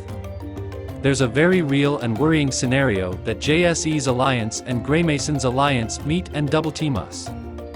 Historically it's been almost impossible to get those two fighting each other, so my number one goal has now switched to doing whatever I can, diplomatically, to keep them apart and maybe even at war. I'm not going to go into the gory details, but spreading as much misinformation between the two as possible is a focus from now on. This has also started to impress upon us the need to make peace and get a non-aggression pact on one of our borders. Currently, Castle is fighting Vambrance. Sleep is fighting Grimy. Jedi is fighting Forge. Shrimp is fighting Bug Dude. Baz and I are fighting Hello There. Apart from Baz and I, most of our team fighting individually in some location. This is a bad strategy long term. In Solaris, if you want to win early game, you need to be teaming up unfairly on people. We can't make peace with Vambrance to our west because it's seeming increasingly likely that he and Quattro Tink only border our alliance, which means they'll have to become our main focus sooner or later or they'll overrun us. Making peace with Grimy is a no-go because he's the only place Sleep can expand, and the Forge alliance seems divided, and may not actually even be an alliance, so we're keen to continue to push them as well. This means our ideal scenario is making truces along our northeast border, somehow getting Grey Mason and JSE's alliances to fight, while we leave them both alone, and then we push hard on all our other borders. Unfortunately, Grey Mason's aggressive approach to diplomacy does not make this easy. He wants all of Lawrence and Norm, which worries us. It'll mean he surrounds Shrimps north and east if that happens, and I don't trust him to stop there. I know he'll be encouraging others around Shrimp to attack us to further destabilize the area. We need to shore up that northern border just below Lawrence as fast as possible. Cycle 6, Tick 122. I'm in a bit of a standstill, waiting to hear what's going to happen. I have two offers on the table. The offer with Team JSE to work with Auburns, who would then collaborate with Wingman and I to push south into Parrot and Bazalananan. The flip side, I have a proposal with the Parrot Jungle and Bazalananan to attack JSE, with the agreement that in that world, I don't push west and they don't push east. If either of those come into play, I'm good. The issue is if both teams say no and decide to attack Wingman and then me. So I have two offers on the table. I'm waiting to see what happens. I got scanning 5, and then I have wonderful vision now of what's to my west, because Wingman, I gave it to him, and then with Waven's view I see basically all of Auburn's, and I saw up in Praise the Lord 183 ships coming down on top of the 31 or 31 that's already there, so about 200 ships coming along the north side of Wingman, and then there's an attack on Hello There's last capital star that Waven is defending. And that goes in 8 hours, and I should have weapon 6 by then, and we'll be able to boost that up and help defend that capital star. So that is what's happening. It's a bit stressful to see what's going to happen, but I'm not under immediate danger. No one is launching on me. Lawrence is on a standstill. His war machine has almost run its course, only 14 more hours, and then that star becomes dead, and then he's essentially down to 2. I've had conversations more with Unfeigned Shrimp, who seems friendly and says he will attack Bug Dude, who I also have vision on now. Deadeye and Crypto are attacking Bug Dude. And then we're trying to wait also for the war machine for Norm to die off, so that's got 11 hours left, and once that war machine's gone, hopefully we can remove the southern Norm and then start dealing with Shrimp in the south. So, the only other thing that I did is I had 12 tokens and I'm not making progress, and so I built a world builder on Urim, with the logic being if I go through a 20 tick cycle and I don't get a star, it's still like gathering a natural resource, the 20 natural resource star. And so I put it in the back of my empire and hope to be able to have that somewhat make up for my lack of progress in taking stars. Tick 131, and things have now escalated to war. I sent the message to Auburns and Wingman trying to get agreement to not hit Wingman and to hit Karma's team, Parrot's team, to the south. Auburn's on tick 110 said, I need time to talk this out, and JSE in the background was working with his team and said he was almost there. When Wingman defended Hello World, or Hello There's home world, against the attack from Stone Ape, that set them off.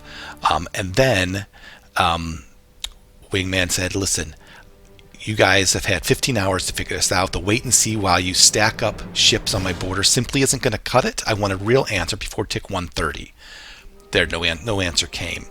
The warning was given and ignored. It's still possible to avoid conflict. If that was ever your intention, we need a concrete deal before then. We cannot afford to let you stall us out while you attack our border. And it went back and forth. From there, he launched on Auburn saying, if you want peace, you can still ally me and we cannot fight. But that was essentially setting a timer with him launching. Now the problem is Wingman's actually not in the alliance, but I've been feeding him tech, and JSE knows that, but for all intents and purposes, to them and everyone else in the world, he looks like he's in our alliance because he has all our tech, and I've been including him on comms because it made sense. So now I kind of screwed up my own alliance, because now the JSE team said they want blood, and they want blood from my alliance with the Wingman, even though it wasn't me. That's going to screw up relationships with Praise the Lord and Firefly, so I screwed over Ladaz and his push to the northeast, and everyone else. So that is a big problem, and I've been negotiating with JSE behind the scenes, and he's like, there's really nothing I can do. They want blood, and they've been, prepping for the war anyway, and all their ships are over there anyway. So yeah, they're moving into place. And Praise the Lord he's like building warp gates to accelerate the ships coming in from the north. Now, the only thing I can hope now is the Parrot, Jungle, and Bazalananan and that crew use this opportunity to attack the team JSE and not us. Wingman is exposed. I'm not. So they could just chew up Wingman. And if they do, then I'll probably try to get some as well. But I'm hoping they use this opportunity to hit JSE. So we'll see. While I am inactive for Shabo's, Greymason sends a message to Orbans about the attacks on Wingman. The promise of stronger coordination, as well as an attempt to prevent an attack on Wingman who is not an ally, strikes some as suspicious. I presume that around this time, information that Greymason was Cosmic Apiary Federation had spread, influencing opinion heavily. Greymason tries to put a halt to the plans to attack Wingman. I push for a cooperation with Greymason's alliance within my team, but at this point it becomes clear that Greymason's identity is out of the bag.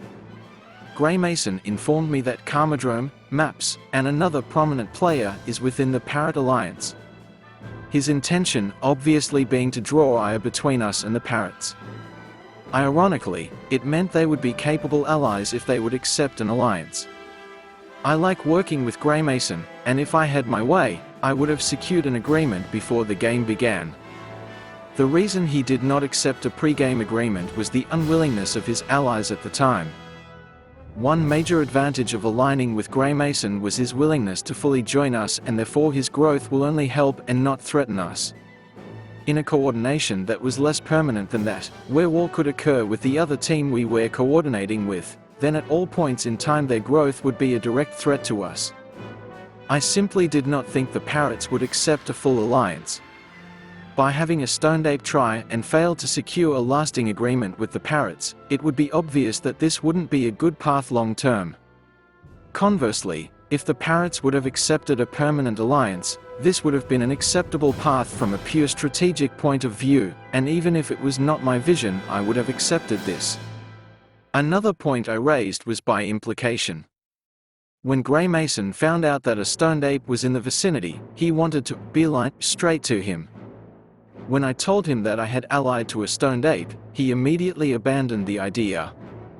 The stated point was that Greymason would again focus against a Stoned Ape fighting me and my alliance in the process, since I could not allow that to come to pass. As such, we would not gain the spoils of a conquest against the Masons. The point by implication was that Greymason was willing to forego his grudge against a Stoned Ape, and that would do much to decrease tensions. This is the closest I had gotten to securing approval for an alliance with Greymason. A Stoned Ape brings up Greymason's bad manners, but sees the logic behind working with Greymason. Just as it seems that approval for an alliance with Greymason had been secured, Wingman, who had been given diplomatic support by Greymason, moves to prevent a Stoned Ape from capturing a home star. This derails everything and undoes all my efforts.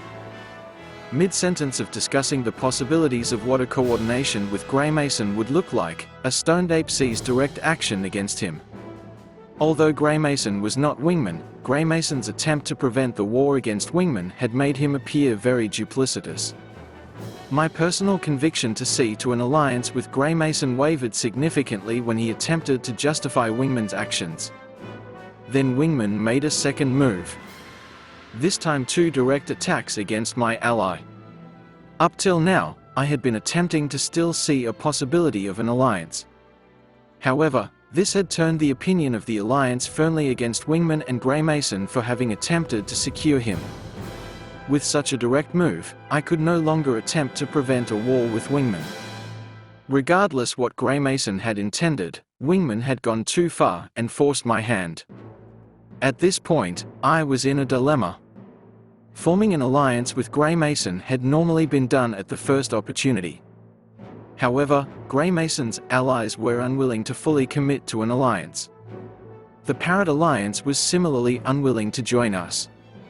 Although incorporating these 3 new members who were likely at the far northern edge would have almost certainly locked us into a war with Grey Mason, at this time, my alliance was not willing to fully align, and I did not know if Grey Mason's allies had finally opened up to a full alliance. Boiled down to its essence, it was a choice between a choice very favorable but highly improbable, or an okay choice that was with certainty. A lesson learned from Sigma Rotnev was that a prospecting ally is most certainly not an ally yet. That game, I had undermined alternatives in favor of an alliance with Grey Mason. However, an alliance with Grey Mason never materialized, and he would become the one to smite my allies. Although given the chance I would ally with Grey Mason, this did not seem like a real possibility. I would not repeat my past mistake. This tough choice weighed heavily on my mind for days after. With my 5 warp gates operational, and all my ships rerouted to take advantage, the Vambrace War truly begins. He throws 206 ships from his binary facing my border to join the attack south, totaling 500 attackers. I consider taking the binary with a ×2 speed spec, but am reminded that the -1 from a smuggler stacks with the -3 from a saboteur. I don't want to give Vambrace the chance to do to me what I did to him. So instead I send a smuggler south with 50 ships to help reactively defend my southern border.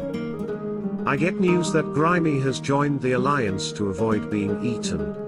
Our alliance wanted to avoid him war machining everything and making our invasion utterly slow and painful. This is our 7th member, and we agree he will be the last to join. This is music to my ears.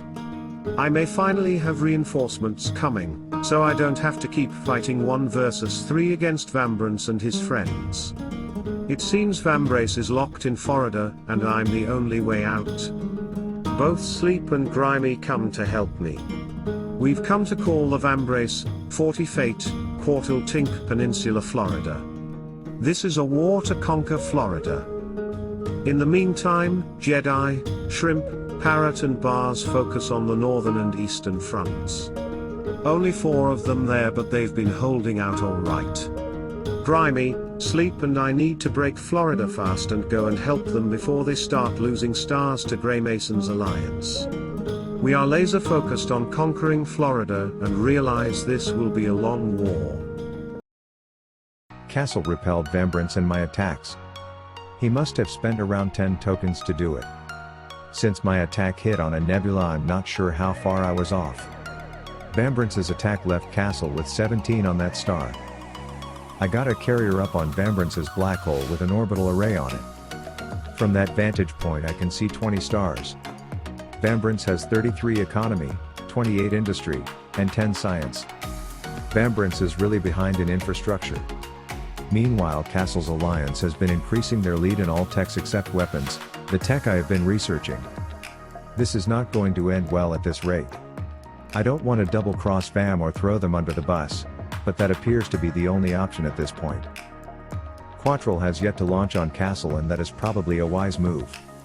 We are not going to win this fight. I have launched my second wave at the nebula and Grimy popped up on my scanners. Grimy lands at the nebula the tick after my attack. My attack lands 1 AM local time.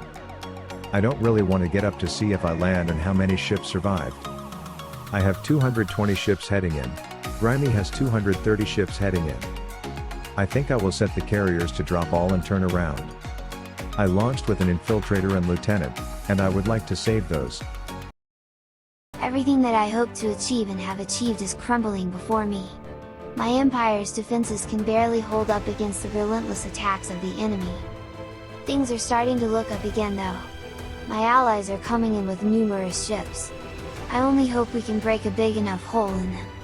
Because if we don't make any gains soon, then our alliance will be lost. If our alliance is a fine-tuned engine by this cycle, Grimy in the south is a rock that has been thrown full force into its gears.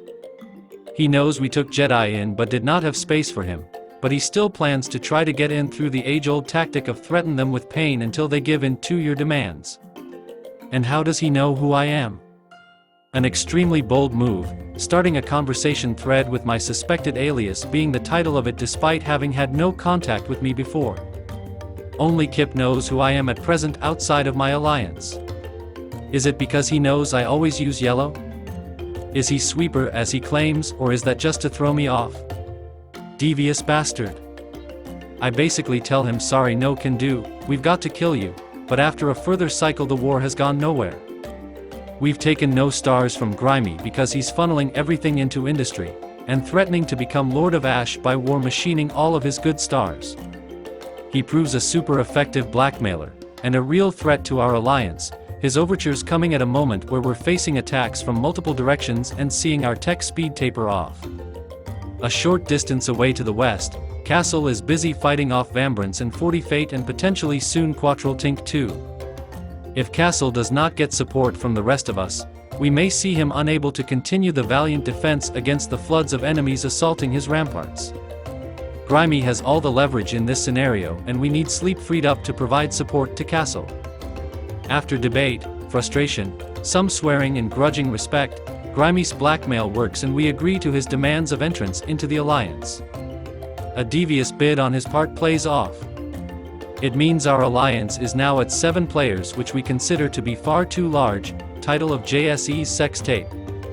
But bringing Grimy in gives us immediate advantages. Suddenly we can be aggressive on our western border with Vambrance. Furthermore, with 2 fairly shielded players that can devote their investments into science, we can ensure we keep relevant on the tech field. And Grimy's tech is beautiful to behold, he quickly overtakes us all on science and takes over on weapons research. Here's then the overall scene for Cycle 6. With 40 Fate appearing to our west, it is becoming very apparent we're facing an alliance of at least 3 players on that side. They're within scan range of JSE, so they are not isolated and can get technology from that alliance whenever they want. I'm therefore worried that the West is going to become our main battleground for the foreseeable future, and there's potential they could get funded by the JSE alliance or even join together to double-team us. We need to keep them separate from JSE. To combat this, we're close to reaching a deal with the Grey Mason team in our northeast. Grey Mason has offered a NAP if we expand no further north or east. This seems the right move to make, and we were almost in agreement on it. But then, oh nope, it became apparent that Grey Mason has been trying to secretly make a deal with JSE's alliance and asking them to attack us with him behind our backs. Classic. To our north we can see Grey Mason and JSE's alliances having some minor fights, but we're unsure if it's just for show and are concerned they could both immediately turn on us if they make peace. This, and continual worry about the security of Shrimp's border, has squashed any kind of deal at present. For it now looks like Deadeye is also on Grey Mason's alliance, which means Shrimp will soon be bordering at least 3 of their team, who could all rush him at once. Our continuing uncertainty as to whether Crypto and Cryptius are with the Grey Mason alliance or in another one of their own is also muddying the waters. Everyone to our north and east from Wingman down to Cryptius shares extremely similar tech. Grey Mason loves working through proxy agents, and here it has muddied the waters of who is with him and who is just being used by him. Our conclusion and strategic goals now are, as many players as possible send ships west to fight Vambrance. This is now priority number 1. Baz and I will send ships east to attempt to shore up Shrimp's border in case he's triple-teamed. Then I'll pivot and send ships west to help Castle against Vambrance. Jedi continue to take advantage of the chaos in the southeast to grow quietly. Do not get overly involved in the wars between Grey Mason and JSE's lot, let them waste their strength on each other, but seek to shore up Shrimp's border where possible. If JSE's lot begin to win, pivot and help Grey Mason's side. With these goals in mind, we've agreed a NAP with Team JSE, and have put the NAP with Grey Mason on the back burner, though we haven't yet rejected it. Ideally, we get both naps and can then turn our full attention to the west. To Florida. Cycle 7, Tick 141. The day the galaxy went on fire. So, Wingman ignited it. He launched on JSE, and JSE's team responded. And I did my best to try to rally the troops and get everybody on our side, and I've been trying to get the Parrot Jungle and Bazelon and everyone to attack JSE with us, and was really met with mixed results. Luckily, like I said before, I've got 3 or 4 of the top players in the game on my alliance, and so we let them do some of the work. The conversation was with CRISPR, Necria. They pulled in Karmadrome, Ladaz, CRISPR.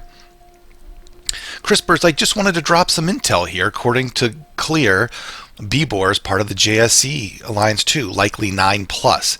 And they tried to add Clear's 4. and they were going to merge with Grey Mason's alliance also until Clear blocked it. Clear says he's fighting JSE's alliance now. And then Necria, he's like, Clear is Firefly in GM's alliance, which of course that's Ladaz. CRISPR, I don't know Clear here, but we can't. I didn't add Clear here, but we can. The main point is this obviously needs to be stopped. And so the long and the short of it is JFE's team is fucked. We have the old school Solaris players talking out of game, not revealing who they are, but simply that they need to all attack JSE. Now, some of them could actually be on JSE's alliance. The other part of it is Necria, who is so much better at this than me. You know, we know there's 5. We know 5 of the players, but we just kind of added in like 6 or 7 more, or get it to 7 or 8, and started spreading those names around. And he started spreading names around with his people, and to the point where they're like, JSE's forming a mega alliance. We can't let this mega alliance win the game. And so it's rallying the troops, which is really important because JSE's alliance is about to cause havoc on us. Let's zoom in a little bit then and look at what that looks like. Wingman is about to take an absolute beating. You've got a ton of ships from that one guy. He defended the first wave, Wingman did, but Kalfa is about to be taken by that one guy. Over a little bit to the west of there, Auburn's is attacking Mai Tai, which he won't successfully take, but that's a big hit there, and he can't lose a binary star of that size. And that's, by the way, this is the area that I'm intending to come up and hit. There's more battles happening, more launches occurring.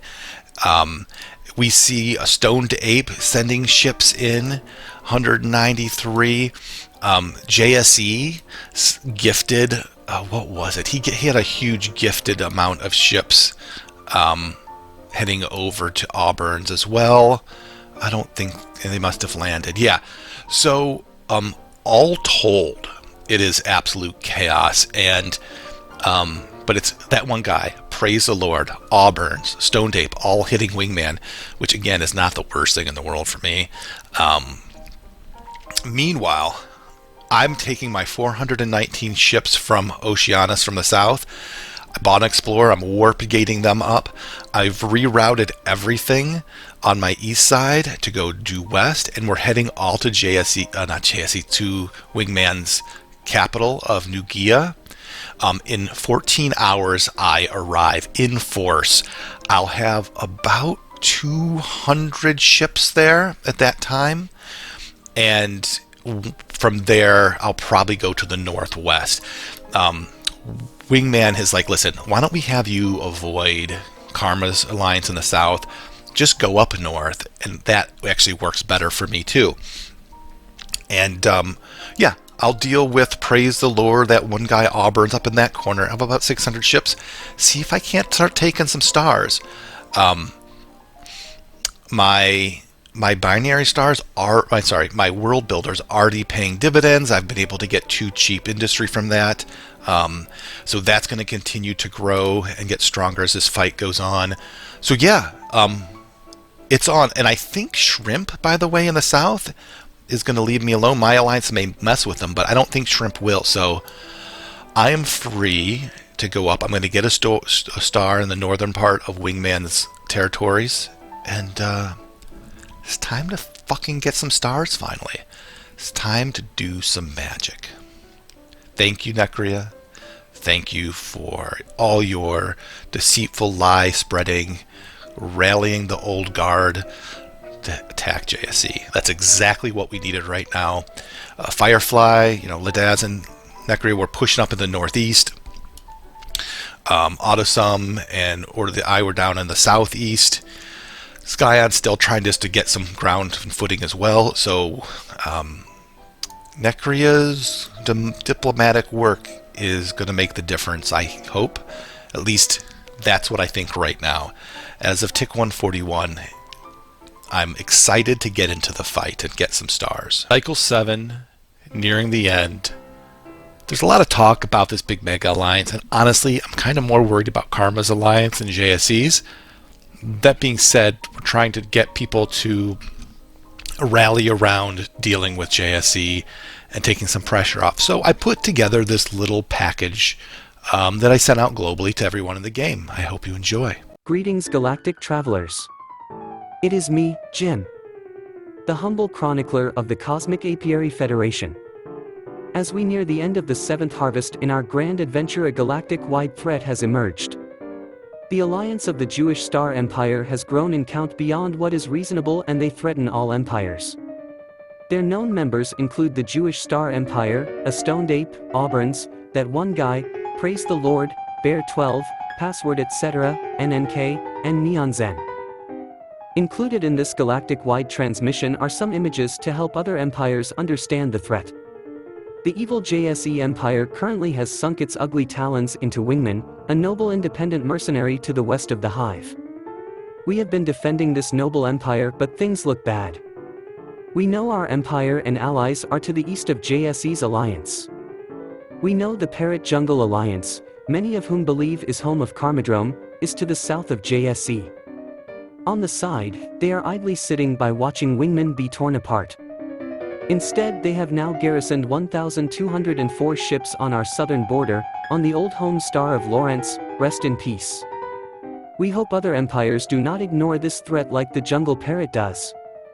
If this 9-empire or more alliance is allowed to continue to grow, they will be unstoppable. What is my ask for each of you?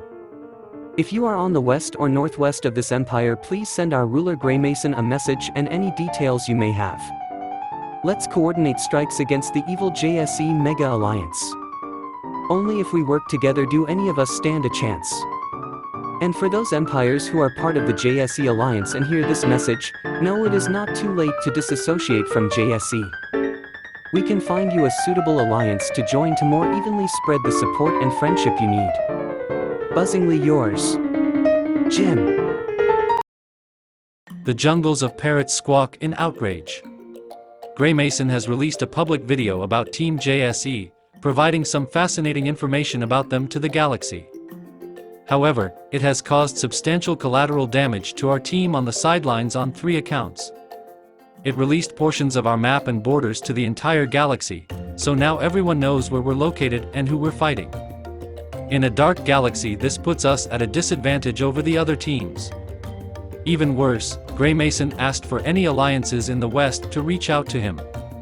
Vambrant's alliance in the west have done just this and built a pulsar and are now being supplied with all of the best technology by Greymason's team and others.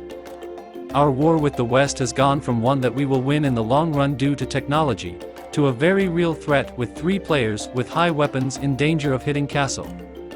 Lastly, everyone now thinks we're in some kind of mega alliance with Team JSE. I've received messages from players that think we're somehow supplying them tech or forming a large team. The reality is we share only a small border with JSE, have barely talked to his team, and have never sent them any tech. The reality is we've not touched Greymason or JSE's alliances. we've got major problems elsewhere. However, the propaganda video is effective and has meant we're now in a fight for our life against the West, which the team have jokingly named Florida, and those that are supplying them with technology, which is Greymason's alliance. Florida have made a pulsar and are on the same tech footing as Greymason's lot.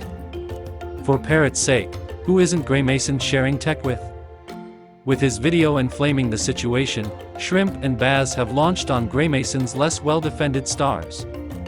His antics have gone one step too far here, and we intend to grab some stars and secure Shrimp's border before his 3 or 4 allies around us get into position to hit Shrimp. I've resorted to talking to Wingman for any communications with the Central Alliance instead of Greymason for the time being. I know anything I send to Greymason would just get screenshotted and sent on to JSE and others. The new plan is to get Baz to move east and hopefully shield Shrimp's north. Shrimp is a beast, but he's spread thin and threatened on many fronts. Baz on the other hand has short external border and a crazy amount of ships, so will be able to shield Shrimp from above and concentrate major power in that area. This will hopefully provide some short-term gains, get Greymason's alliance to withdraw, and allow us to then pivot west properly. The good news is that Castle continues to epically hold off Vambrance, and Jedi Order continues to steam train straight through Forge Republic. But we're no longer growing on any of our other fronts.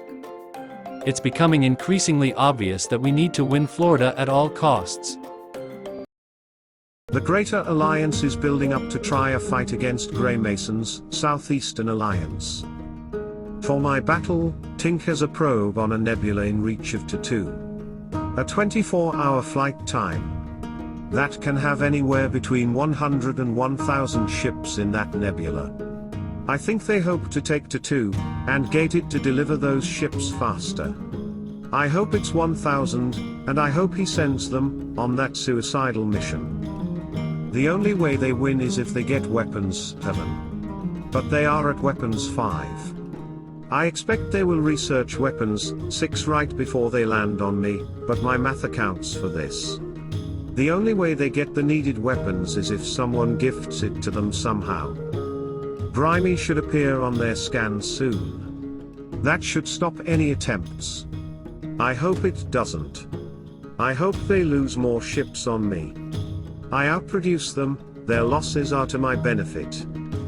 I am amassing a small fleet far north, to pressure Vambrance there. I am 13 tokens in debt and spent 9 on 2 colonels and an infiltrator. But if it works, it would be a legendary defense. I am most worried about an explorer or raider strike from the binary from Vambrace against one of my gates while I sleep. I don't have the numbers in my core to stop 200 ships easily. They attack. Vambrance throws 330 ships at Archaea, a 17-hour flight time. I still can't counter-hit Reesty because he has 200 more in his backlines on an explorer. 40 Fate throws 220 ships at Tatoo. 100 more amassing far back. QT is sitting idle. I wonder why. I plan to gate and mushroom Tatoo to help my allies get to there faster, and get my own ships going there faster. It is 3 more tokens, but oh well. That is the price of war. Grimy has 415 ships coming in addition to his almost 300 already in my space. Sleepy has 268 in my space, a menacing explorer to nuke them with, and a nebulous amount more amassing to come and help me. Meanwhile, after a short engagement, our alliance makes a non-aggression pact with the JSE alliance so we don't have to fight on a 140-degree radius front. Bars, Shrimp, Parrot and Jedi can finally focus on a single front and gain some stars. Right after the cycle, Castle built a warp gate and put up a scrambler. My ships landed hours after Grimy's reinforcements fortified their position. I can see the writing on the wall. They are going to overwhelm us and we are trapped here in this corner. I reached out to Castle expressing my concerns. This doesn't end well for me. My alliance has a weak link and yours is larger. Looks like I didn't bring enough watermelon and bratwurst and Vam forgot the drinks.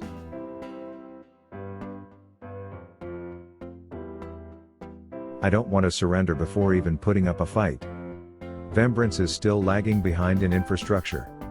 There is now a sizable force sitting on our eastern borders and we are now at weapons parity. We need help. I decided to reach out to random people and see if they are neighbors to Castle or a Stoned Ape. I messaged Wingman first and got lucky. Wingman is actively fighting them on the other side. Turns out Waven is working with Greymason. After some back and forth we decided that I will build a trade port so that they can send us tech. Over the last few cycles we have built up our forces on the border of the enemy with skirmishes and conflicts all along our long borders. We expect the next wave of battles to be decisive. As such, as our intel increases we look for every opportunity. We have found 2 people out west, Tracker and Buttercream Pie, both of whom are surrounded by higher tech alliances. In coordination with Jumping Bean, their eastern neighbor, I've discussed setting up a trading partnership with them. I think they serve as an excellent buffer to allow Jumping Bean to help against Scavenger and Crew. Out east, Falfafaral has locked many ships from Pell and Grand Admiral on their eastern border. So our alliance discusses the implications of bringing Falfafaral on board, bringing our numbers up to 6 plus 2 trade partners who serve as shields against the western alliances. It is agreed to bring on Falfafaral and now our alliance is secure to the far eastern edge of the galaxy, with all of our ships able to safely begin their long journey west towards Scavengers. Cycle 8, tick 160. Here is where things stand. Right now, I'm looking at 2 fronts. Over the night, my south that I had pulled all my ships off of lit up. I saw 451 ships coming in from Baz, and now I see 375 coming in from the Parrot Jungle. I see 134 coming up from Shrimp, so they're clearly all coming to kill me. They're rallying to the home of Lawrence. I had to send my 400 ships back.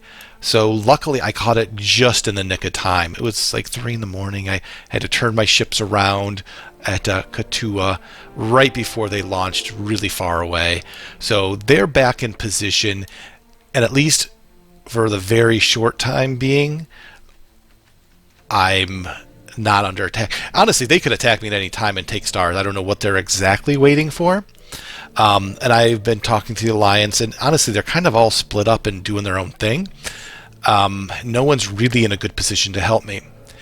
That being said, here's the game plan. Down in the further south is Crypto, who is Adam's son. He's the furthest from me, furthest of the local people. It's so far for him to get to me. It's really his best move is just to attack Shrimp on the east side. So I think that's his plan, and that should at least keep Shrimp from attacking me. I is kind of in the same way. Like, he could get over to me, but he's going to have to fly over Shrimp. So if Crypto in Order of the Eye hit Shrimp, that will at least make some progress there and keep them off me, and maybe pull some of the other Alliance from Karma to deal with that instead of just Shrimp having to deal with it, instead of them sending it at me. Tremek is a great ally. He finally made some progress and has got some expansion with AL-15 to across the border, a big gap. But he's going to start sending half his production. We warp gated up a path, and he's going to start sending half his ships my way as well. And hopefully, plus initially 100 right out of the Kilia. And hopefully between those two things, I can survive long enough for Crypto and Order of the Eye to get to the front lines. I'm in just defend mode down there for right now. I did throw 100 ships at the Dead Star for Lawrence. I figured that might be a better thing to do before, if I can get them before they attack with him having weapons. So right now, in the south, it's looking just god-awful.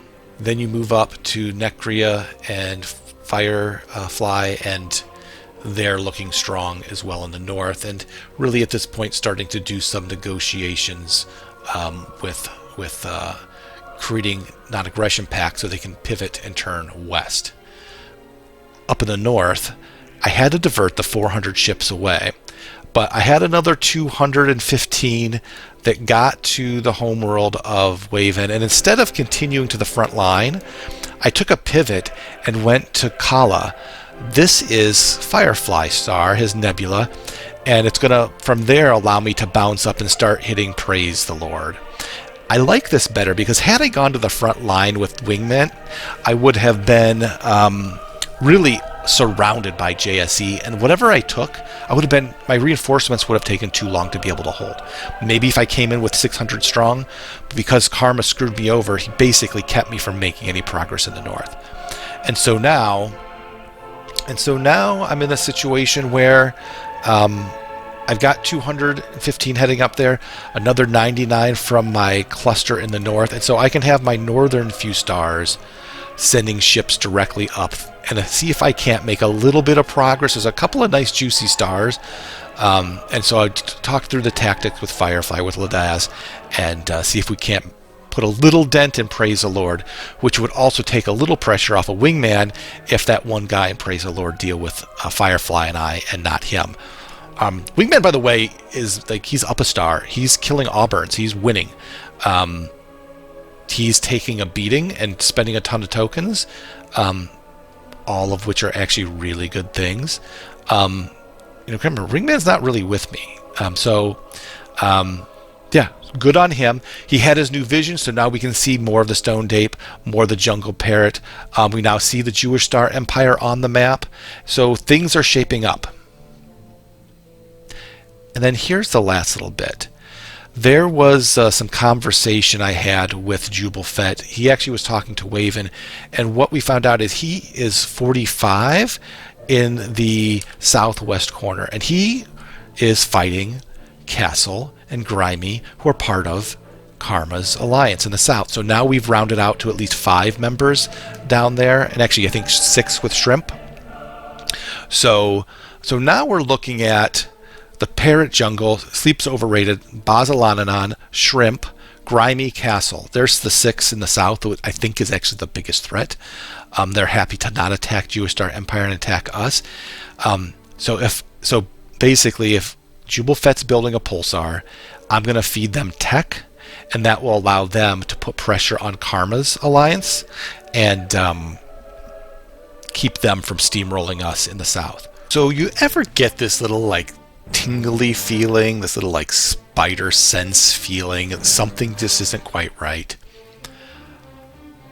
I was watching Waven beat the JSE Alliance attacking him handily. He actually grew 2 stars, with Auburn throwing everything at him, with that one guy throwing whatever he had, JSE gifted ships thrown at him, stoned ape ships. He was taking on 4 people and growing.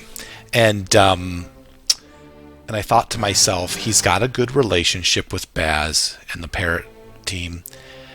He's winning the war. What's the worst thing that could happen?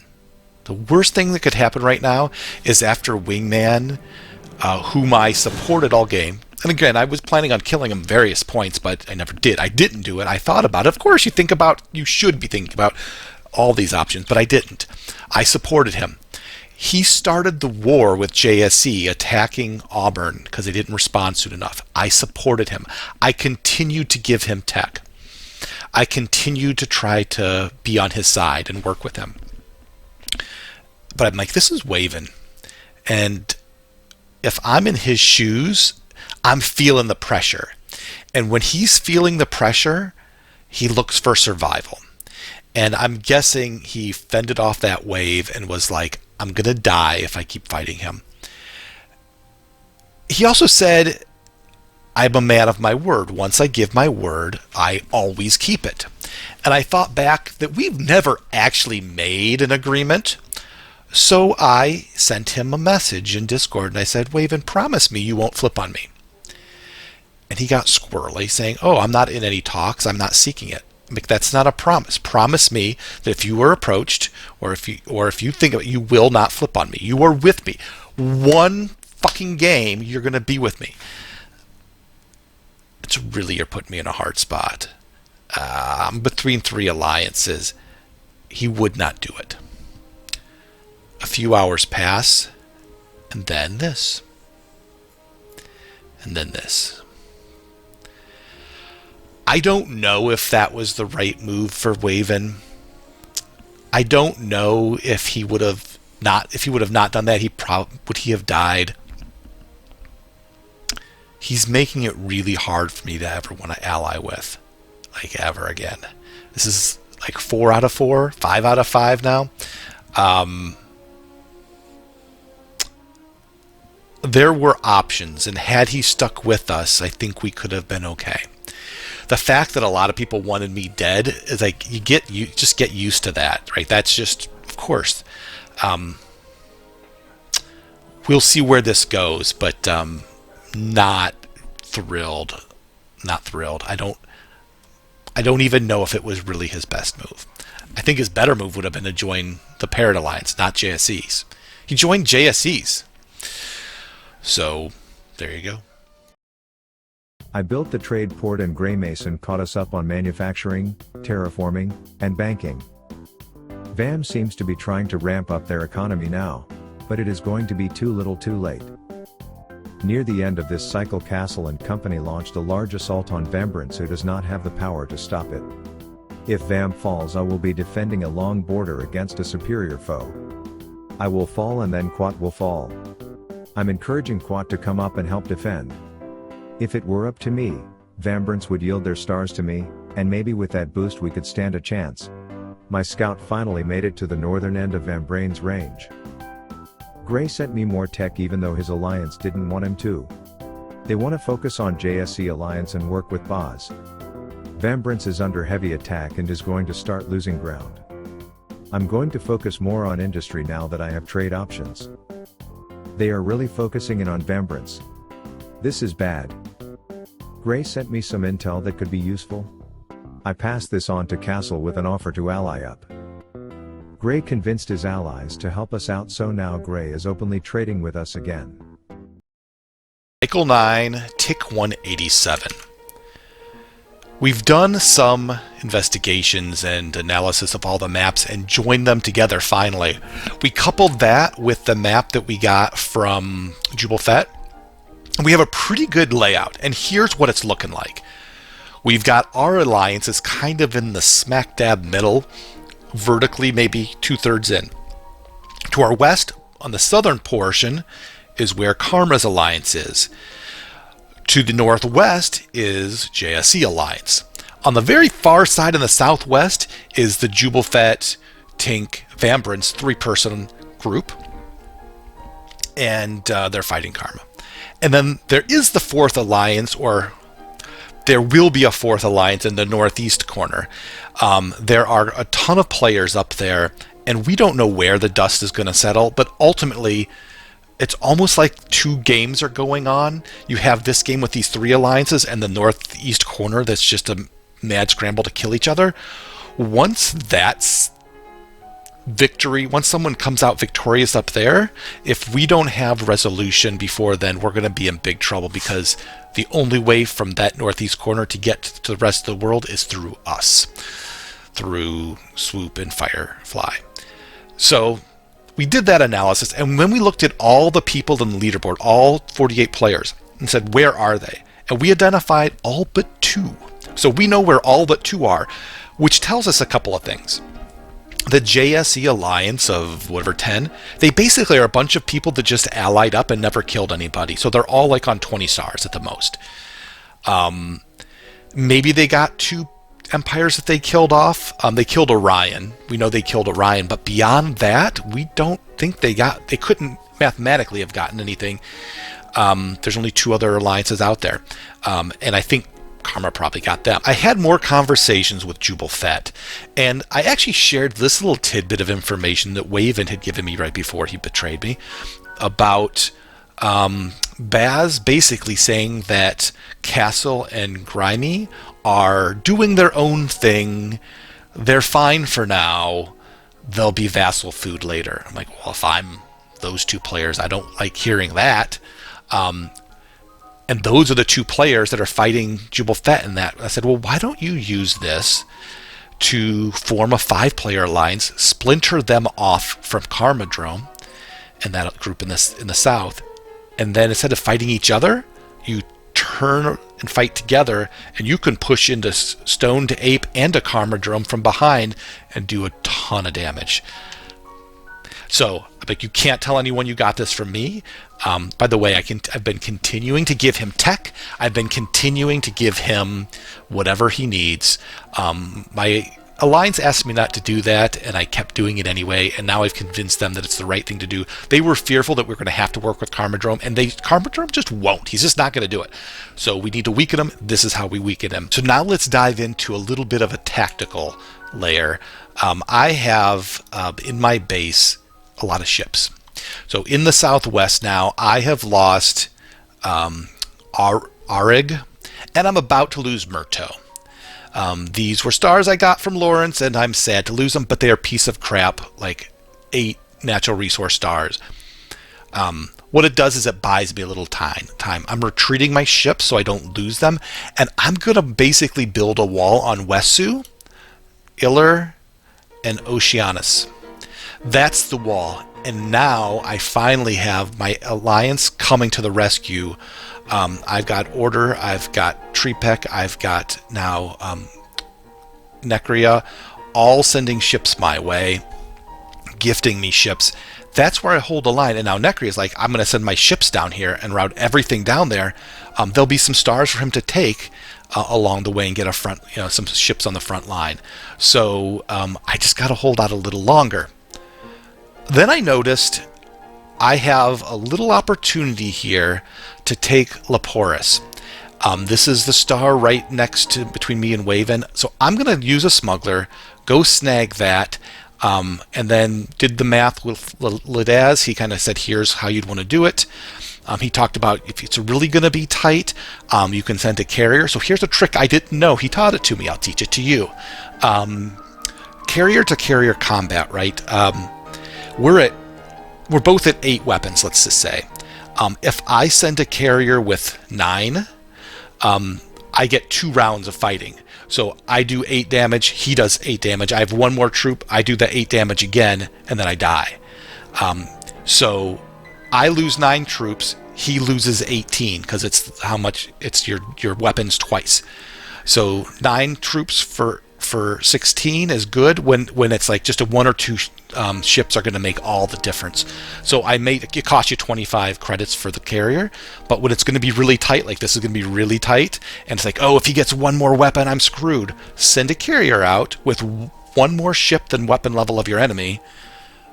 You double the damage, and that can make all the difference in a really tight fight. So fingers crossed that this works. Another day, another pile of events. 40 Fate has 800 ships within my scan. I expect Zono has more than 1,200. Which is a lot, but they have a long flight time and we already have specs at 2 to counter. I am amassing a defensive armada there to counter them. Again, I hope they launch 3,000 ships at us. It'd save us the time hunting them down.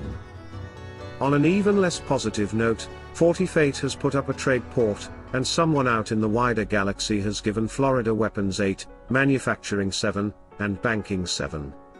This comes after a diplomatic exchange with 40 Fate where he admitted he was in a bad position, and I offered him survival in return for helping me conquer Florida. On one hand, I'm a bit spicy over it. They have played bad. They had poor development despite having 0 pressure on them, and now they're getting fed for free. If their sponsor wants to, they can feed them enough tokens to war machine every system above 20 natural resources in our path. On the other hand, it's the correct play. In their bad position, I'd be doing the same sort of crazy wildcard play. On the third hand, it shouldn't matter. They are outmatched. Vambrance still has horrible infrastructure, and we are legion. I alone produce 42 ships per tick. Vambrance is at 15 on 11 stars. Grimy and Sleep have 1,000 ships on the field already, many more coming in from behind. It'll be slow and painful, but we'll win this. On the fourth hand, it's neither surprising nor creative. Parrot and Barzalan predicted the possibility literally 5 days ago, repeatedly. Really, I should have been mentally prepared for this nonsense. It just hurts to see it happen. I've launched far north into Vambrance with 200 ships. To my joy, this pulls 200 ships off of his binary, along with an explorer. This opens him to an attack to that binary. We lobbed 640 ships on a siege breaker called Salvation 1 into the binary. They can defeat it, but with a lot of tokens. Even if we fail to break them this time, it'll cost them ships and tokens. 10-hour flight time, I'll see results tomorrow morning. In the wider galaxy, there are some crazy diplomatic events going on. The JSC alliance has been noticed and people are realizing it needs to be dealt with. My allies are suffering in negotiations with Cosmic Apiary Federation, and begging someone else in that alliance to take over negotiations. Apiary stupidly shouted to the whole galaxy about what the entire situation in the south is. There is huge information asymmetry now, as we know nothing about the north, because they are not total idiots and are not advertising their situation. Apiary is single-handedly sabotaging us, himself, other South alliances, and our alliance, against the center and the north, and it sucks. This is all out of my influence and reach. Florida occupies my attention too much. It feels like I'm losing touch with this game. I've been fighting Florida for weeks now, and I just want it to be over. Cycle 10, tick 200, we've survived. But I don't know if we're going to see cycle 20. I'm hoping to see cycle 15. Here's what's going on. On the Waven front, we did keep the star. We now have 500 ships staring down our 100 on that front. We have Waven sending in 500 ships against my 87. I have War Machine Katua and working with Firefly Ladaz on what is needed to defend there. But even more worrying than that is in my south, where they've got close to 2,000 ships, another 1,000 coming. And Necri has informed me that although he was originally saying he was going to send his ships my way, that he needs to defend up north. There's a little inkling in the back of my head that he's letting me die, and that is the agreement with Karma's team that I have to die, and once I'm dead, they'll be willing to negotiate with us, but until then they won't. That's what's in my head. And it's probably unfair, but I might as well say, here's what I'm thinking. Because he's been great, everyone's been great, but, and we're just under the gun. But, there's just a piece of me feeling like, I see you got like 800 ships, like really close. They're just sitting idle. It would really help. Now, he's got to defend himself, and he's got to defend Firefly. It's got to be Firefly and Swoop defending against basically all the rest of the JSC Alliance. But that's it could come in the future. Right now, it's really just Wingman and Praise the Lord hitting Firefly, from what I can tell, what they've said. So from what I know, it feels like I could get more help. Skyan of Snurp is... He's also sending some, but again, it's I'm feeling desperate here because I see like 519, I see 200, and they're not moving towards me. I need them moving towards me. Order of the Eye is regrouping.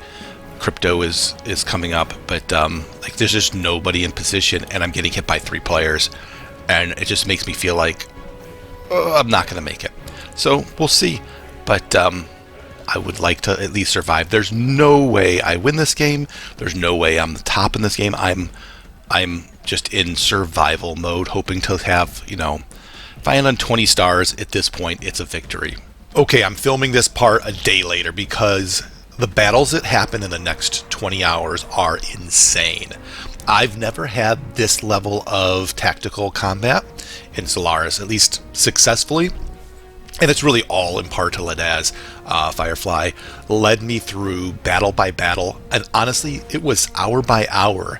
The tick, someone new attacked. Someone new is advancing. Someone new attacked. I literally had, it was insane. So in the 20-hour span that makes up cycle 10, I had 6 battles, and then we'll do a recap of what's about to land. 6 battles happened. I lost 1,820 ships. 11 tokens got destroyed or used. 2 stars were lost. Should have been 1.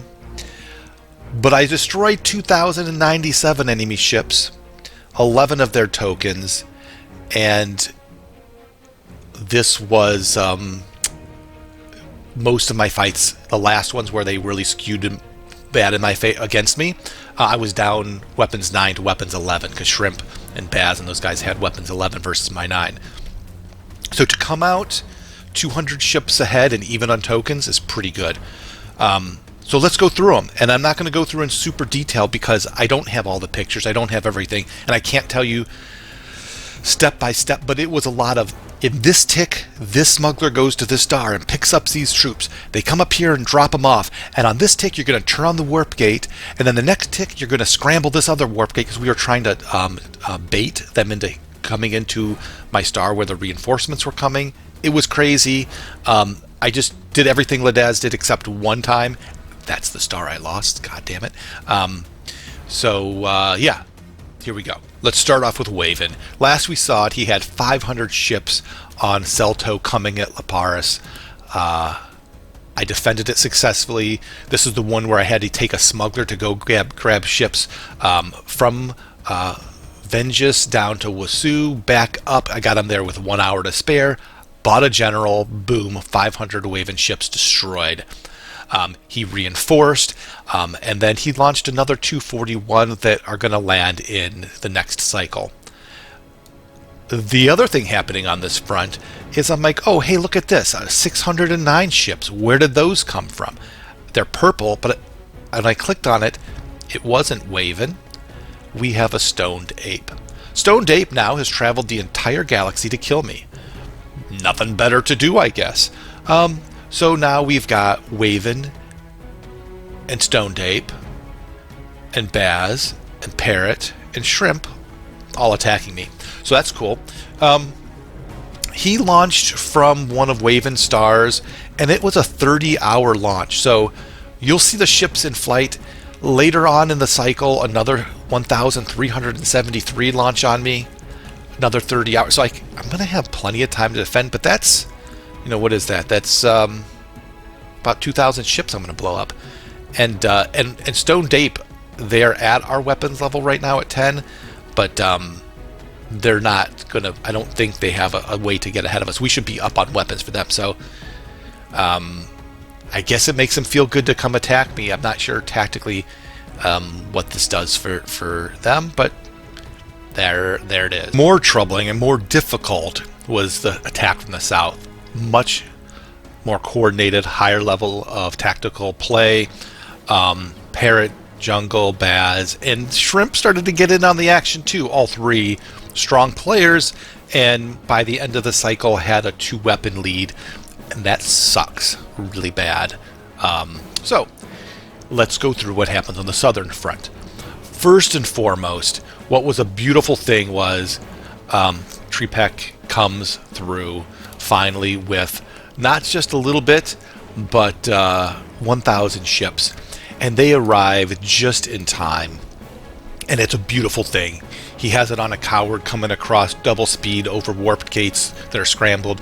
And that allowed me to be able to make all the other tactical plays that I made on this day with Firefly's council. In the far south, it was the hardest to defend because it's the furthest from my supply line. They launched multiple attacks on me, well coordinated. They launched on Sissa. They came across Lawrence's star and was heading towards it with an infiltrator. At the same time, a siege breaker was coming from Gunga from Shrimp. Because Gunga star was warp gated, I was able to turn on warp gate, turn it off one tick, get their timings off.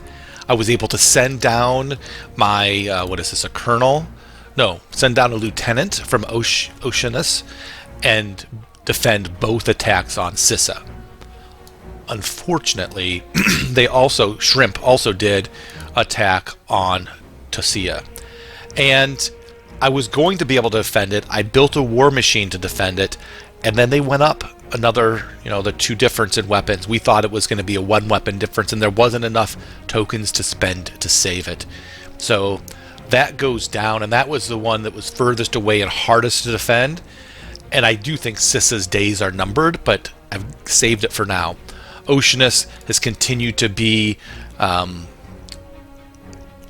the edge, and they seem to be going around it for now, but it's in jeopardy as well.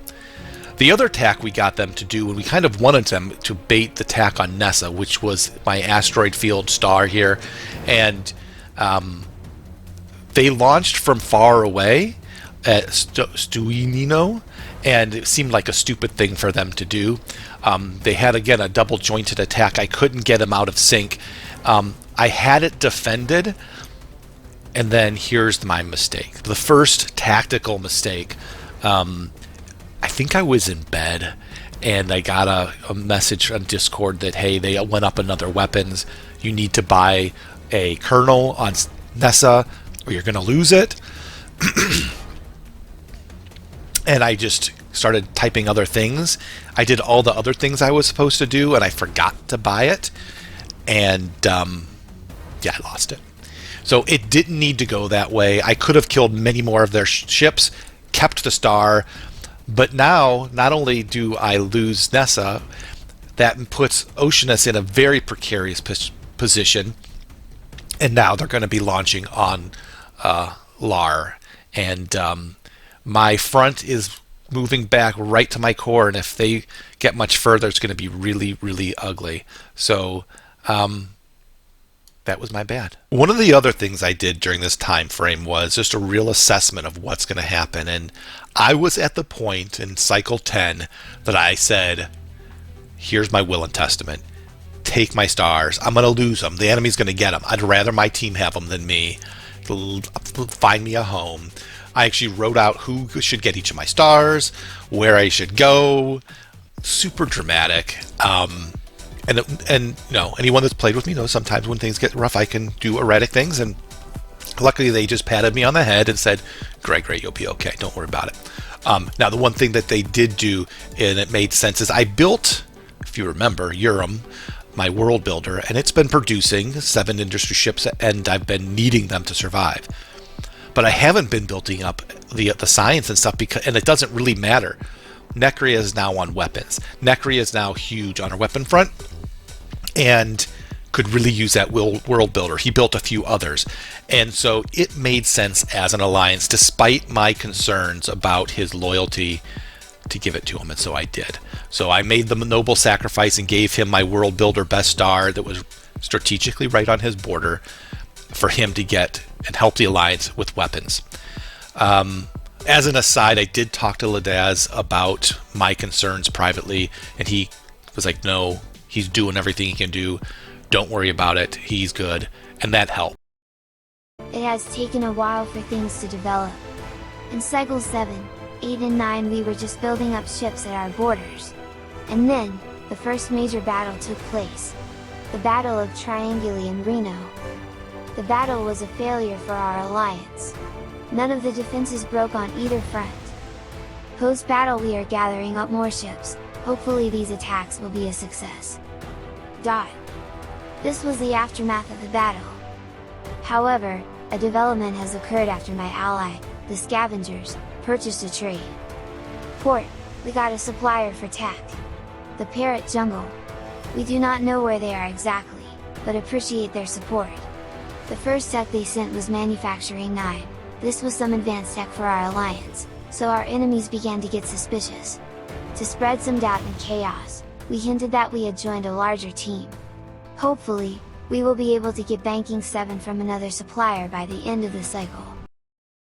Finally, for the first time, I have taken a star. On tick 193. We've taken the binary, Resti, with a siege breaker. Vam retreated rather than fighting. I've walk-gated and shroomed it, and the team is moving up to a new staging point. The plan is to spread the pressure across several stars, killing their numbers, wasting their money and tokens, while we outproduce and outmass them. I am moving the good old saboteur named Do It to the very star it defended against for so long. I think I caught Vambrance sleeping. I launched at his 2 rear gates, and they're still up, still boosting my carriers forward. It'd be really funny if I took those stars with 360 ships total. Sleep accidentally sent 2 more levels of terror to Vambrance instead of me. He's playing it off as a taunt. Happens to the best of us. Earlier, 40 Fate opened channels. My offer was get wiped out, or surrender and keep some stars. The offer was considered, and the response was invasion. He attacked. His attack was easily deflected. 40, Fate opens channels again, now after we've taken Resty. He said we can draw this out, or you, Sleepy and Grimy can join me QT, and Vam in an alliance. He sent a screenshot of a conversation Bars had with Wingman, a disinformation conversation I've already seen Bars share, which I helped compose. He doesn't know what our alliance is, unsurprising given they have had 0 chance to send scan carriers or see the rest of the galaxy. My response is specific. I pretend as if I know nothing about nothing, dismiss the Bar's threat while implying I will deal with him later, and then very honestly say that there's no way I can be an ally with Vambrance after the attacks and his statement about how he's surprised that my allies helped me instead of killing me. I am awaiting a response. I do hope my allies take stars soon, they need the space to expand. Castle turned me down. I put a world builder on a backstar, I am going to need all the resources I can get. Vambrance has now lost 3 stars, and will lose a couple more soon. Vambrance is falling quickly. I am ready to give up on Vambrance, they have been a poor ally. They don't communicate much, don't buy tech, and has very little science. When I share tech they don't pay me back. I asked them to warp a star so I could get up to them quicker and they didn't. Meanwhile they lost 3 more stars while I was slowly making a big jump. By the end of this cycle I had my mind made up to not waste any more ships on his defense. In other news, the Scavengers put up a trade port on the other end of the galaxy. They are in a similar situation to me. They agreed to trade tech. Cycle 11, Tick 223. We start this cycle with a moment of silence. In the global event we saw Bug Dude has been defeated. Alright, moving on. We start off in terms of tactical discussion as always in the West. With Waven, we were lucky enough to have 1 successful defense with his Siegebreaker, and we are now about to fend off another attack of 430 in the next 9 hours. That'll happen next cycle, cycle 12. We also next cycle will be hitting the first 600 of the 2,000 ships that the Stoned Ape has sent at us. I've gotten some reinforcements from my good friend Firefly.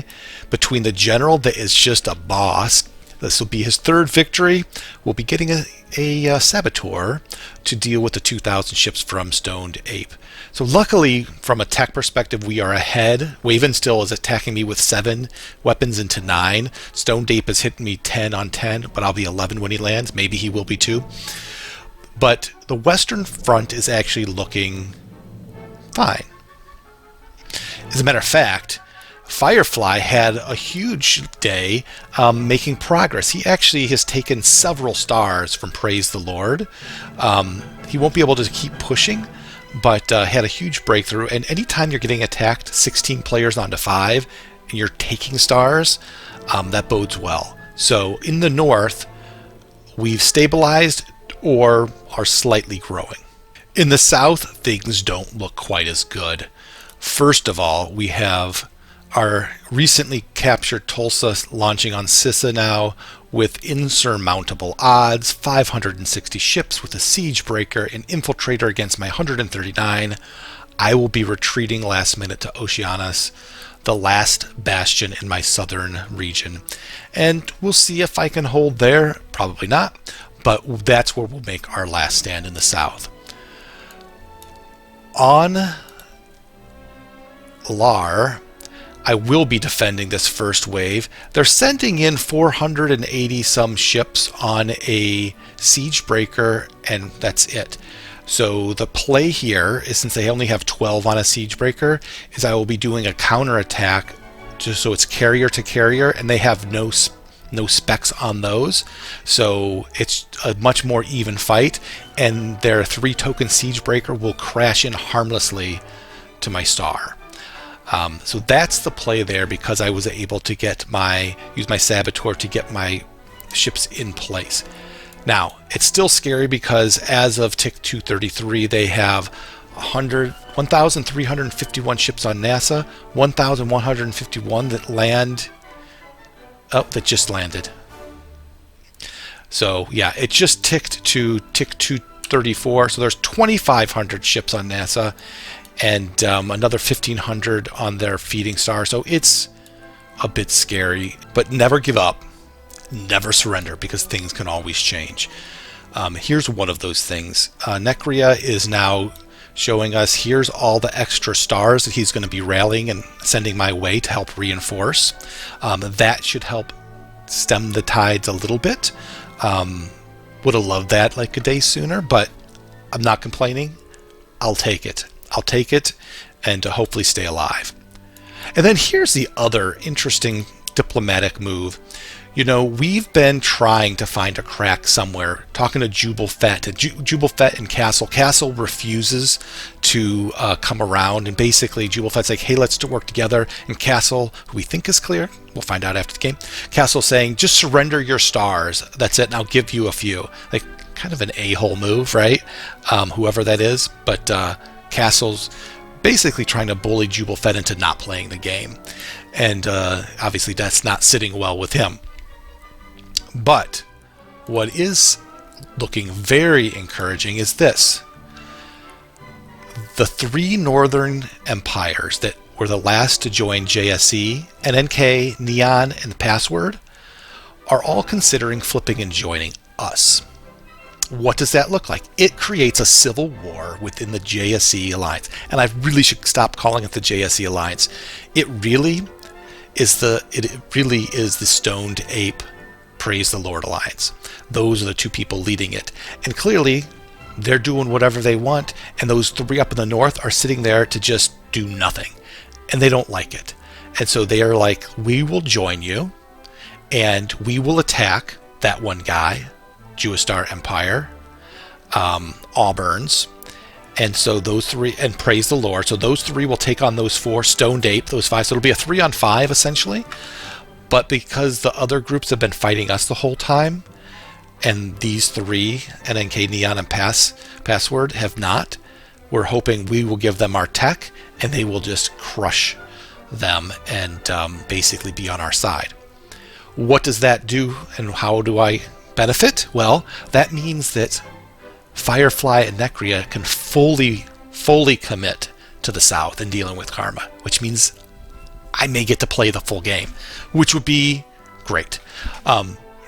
No delusions of grandeur here. I know I'm the small guy, but I may get to live. And this could just be the darkest of days, and we get out of it. Or this could fall through and I just die. For days since the last update, the wars continue. We've sent some ships east against Grey Mason and gained 2 stars from him, very little. Our focus continue to be in the west on Florida and in the southeast on Forge and Cryptius. Unfortunately, our largest battle in the northeast against the Grey Mason Alliance has actually been between ourselves. Lawrence last minute tagged me to ally as I arrived at a star of his where Baz was tagged to enemy. This led to 375 parrots being butchered by their friends. Oops. Parrot had to go put himself in timeout after seeing such tragedy. The real enemies were the friends we made along the way. Meanwhile, it appears Wingman has switched sides to Team JSE. We're unsure if this will last. We'd love to eat up Wingman's territory, but we don't have the ships to do it at the moment. Strangely, Team JSE are at war hard with Grey Mason but have gained no stars. They must have a war on another front to juggle, same as us. If they were the threat that people were whispering about, they'd have taken some serious stars by now. Then again, there's a big chance they're a 10-man with only 15 stars apiece, which would make them much weaker than a concentrated alliance like ours. Instead, our war goal is to grab a few more stars in the northeast, hold what we've got, and I pivot hard to Florida while Baz defends from any aggressions.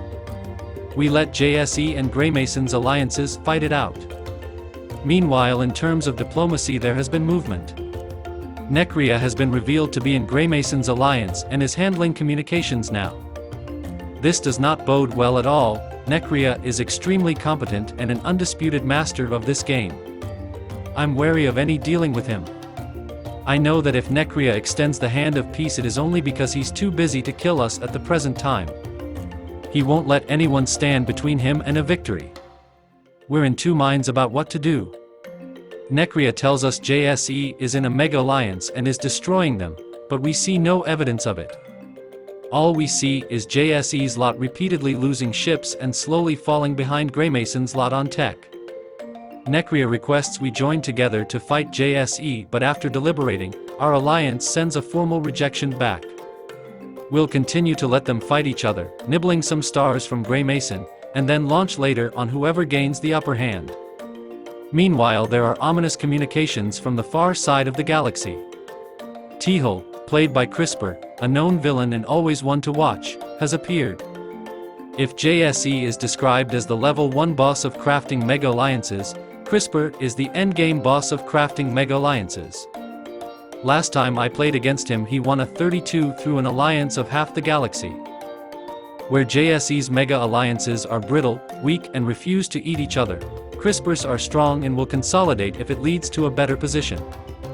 Furthermore, his silver tongue has been known to turn many neutral players to his side. Overall, he is a very dangerous mixture. We need to keep him on side at all times. However, it's proving difficult because from our chats he seems to be being fed misinformation by someone. He's accused us of sharing technology with JSE, which we haven't, and of creating a mega alliance with JSE, which is also news to us. I can't tell if this is a ploy and he's actually part of the Greymasons alliance as another member, or if he's separate from them but believes it. Either way, the accusations are irritating and he's uninterested in hearing the truth of the situation out. Locating where he is in the galaxy and learning if he's on Greymason's side is vital. Meanwhile, the Scavengers, Karmadrome, has revealed himself and said that he's being hit by Buttercream Pie. We've been told by AL-1S that Buttercream Pie and Tracker are working on the same side as Snurp, and Snurp is on Greymason's alliance. This means Buttercream Pie and Tracker are likely the 6th and 7th and hopefully final members of Greymason's alliance. Karma has requested technology to hold Buttercream Pie and Greymason's alliance at bay, and we are happy to share. Greymason is still funding Florida, and so we are eager to at last pay him back by sending tech to Karma. Unfortunately, this quickly appears to have been a blunder. We barely sent Karma 1 tech when we received angry communications from CRISPR, claiming we'd sent tech to his enemies. So hang on, is CRISPR in the Greymason alliance? No, apparently he's with Buttercream Pie and they're in the northeast and completely separate to Greymason, or so he tells me. So Karma is not being hit by Greymason at all, but instead by CRISPR? We agree to not send Karma any more tech after the manufacturing we sent. We don't need to be making enemies with CRISPR if he's on the other side of Greymason. He'll likely be a key ally in endgame, ideally with one of our teams as the hammer, and one as the anvil, breaking whoever is strongest in the center between us in a film I'd name Reckoning Infinity War, before facing each other in glorious war for the finale that I'd name Reckoning Endgame. We have been able to get Banking 7 this cycle. However, this was not from the original supplier. We got this superior tech from 40 Fate. 40 Fate is from the furthest southwestern stars and are currently fighting our previous supplier, the Parrot Jungle. Hopefully, this risk does not come back to bite us later. This cycle we have launched another series of attacks, hopefully, one of them will be successful. However, Buttercream Pie has also started attacking our alliance this cycle, but fortunately his first attack has failed. I don't know how long we can survive this onslaught. If attacks persist like this, then we will fall. So, out of desperation, I will send out a hailing frequency for help to all galaxies that are not my enemies. Hopefully, we can get some help. We don't have much to lose, so hopefully we will get the outcome we are hoping for. Once the theatrics of diplomacy were over with, we were down to the matters of war. My smuggler moved swiftly to seize the stars of Trosia, Trianguli and Vodri from Al. However, to make further gains, we needed the sovereignty of Pell to move their forces northwards to assist, and they were unfortunately initially somewhat slow in redeploying their forces. This delay cost us, as Al was able to reinforce in time to halt further rapid advances, with further support for them arriving from Barufriel and later from Soth as well. Initially, the sovereignty of Pell was intending to attack Falalalafal to claim their stars, an intention I also had much earlier in the game. However, now it was deemed more valuable to preserve their ships and to instead bring Falalalafal into the alliance. They joined on tick 142.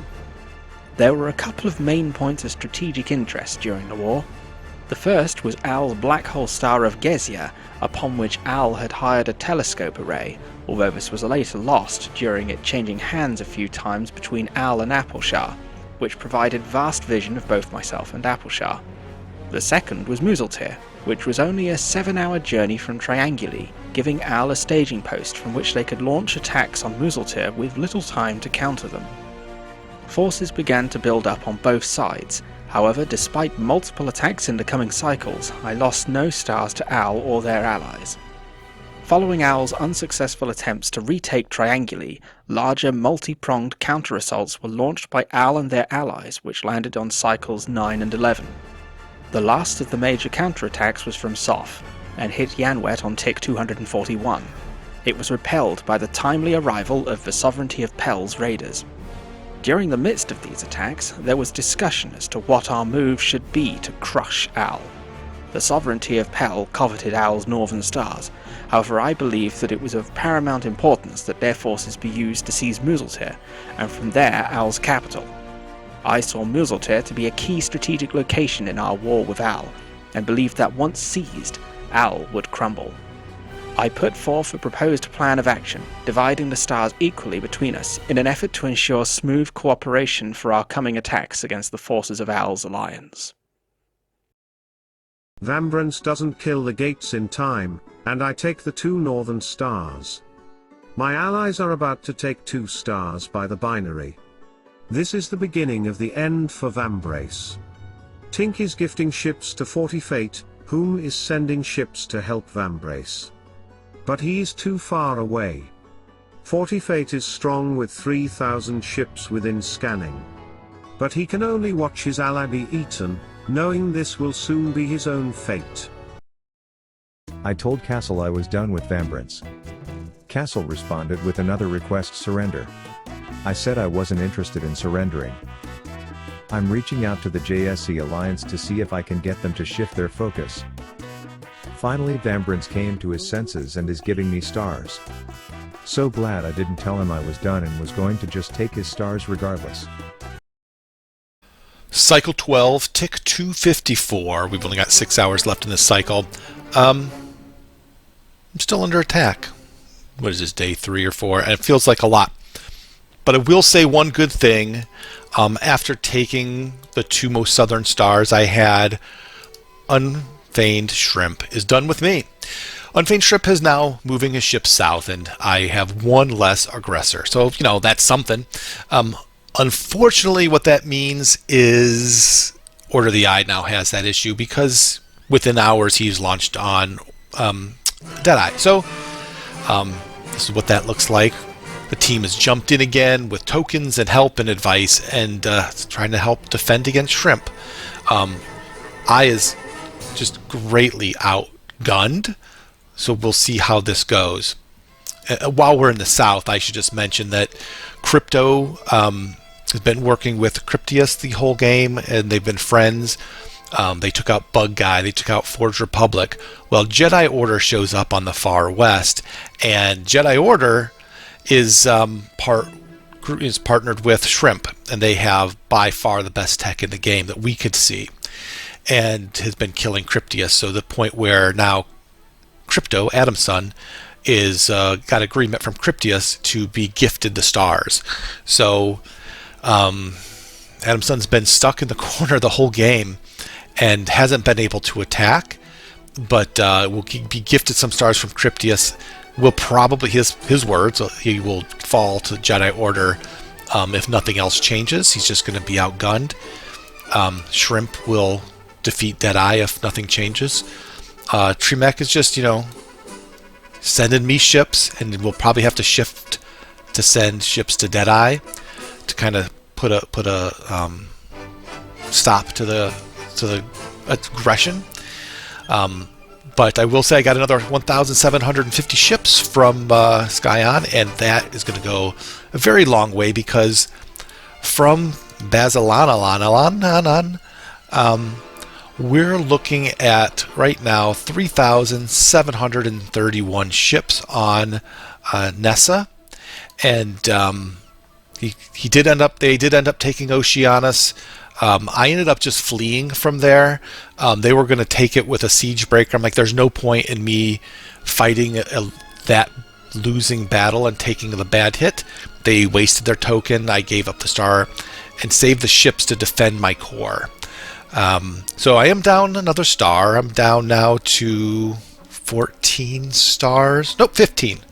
Oh, yeah, I'm fine. Of course, one of them is now the dead star that used to be a war machine in Katua.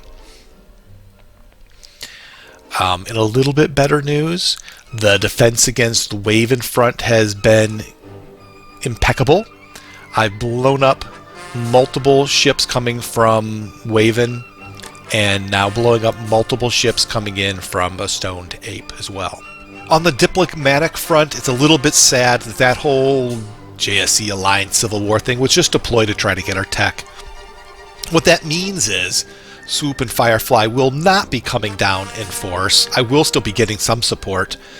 But Firefly has made some more headway on Praise the Lord.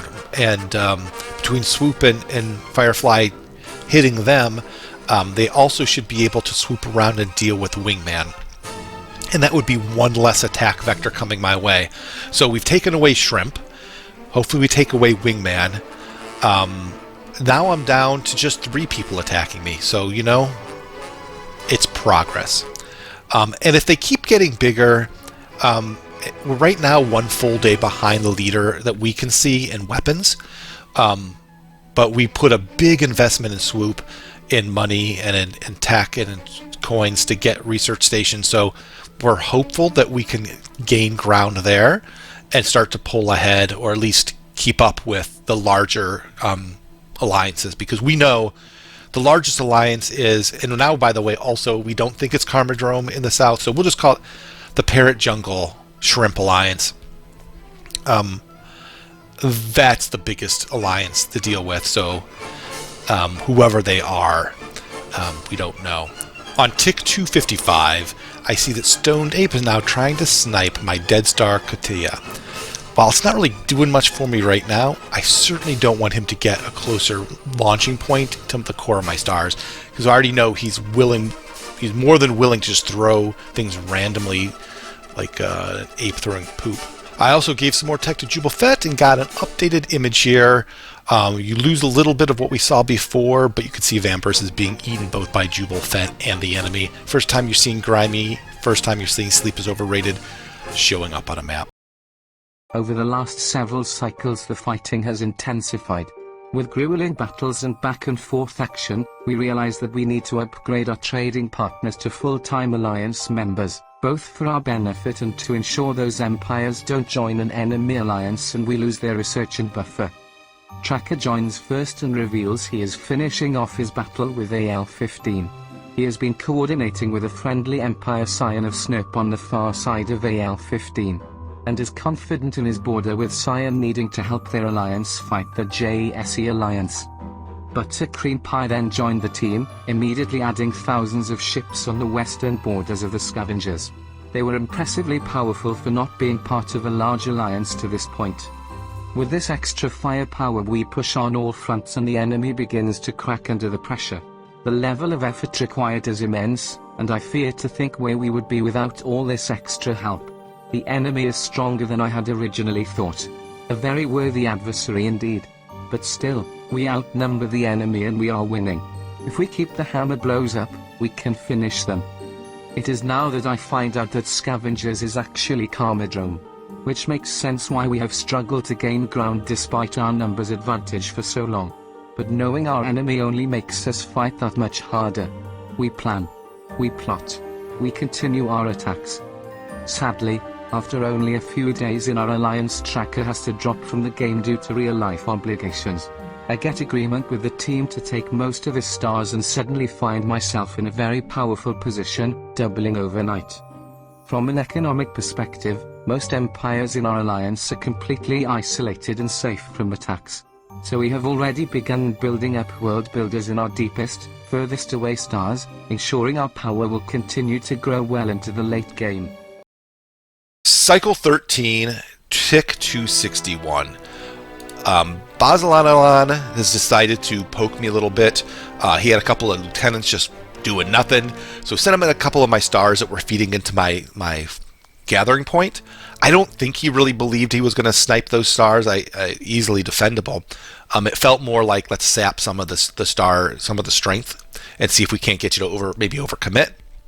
So no big threat there, and by the end of the cycle, both of those are destroyed without issue.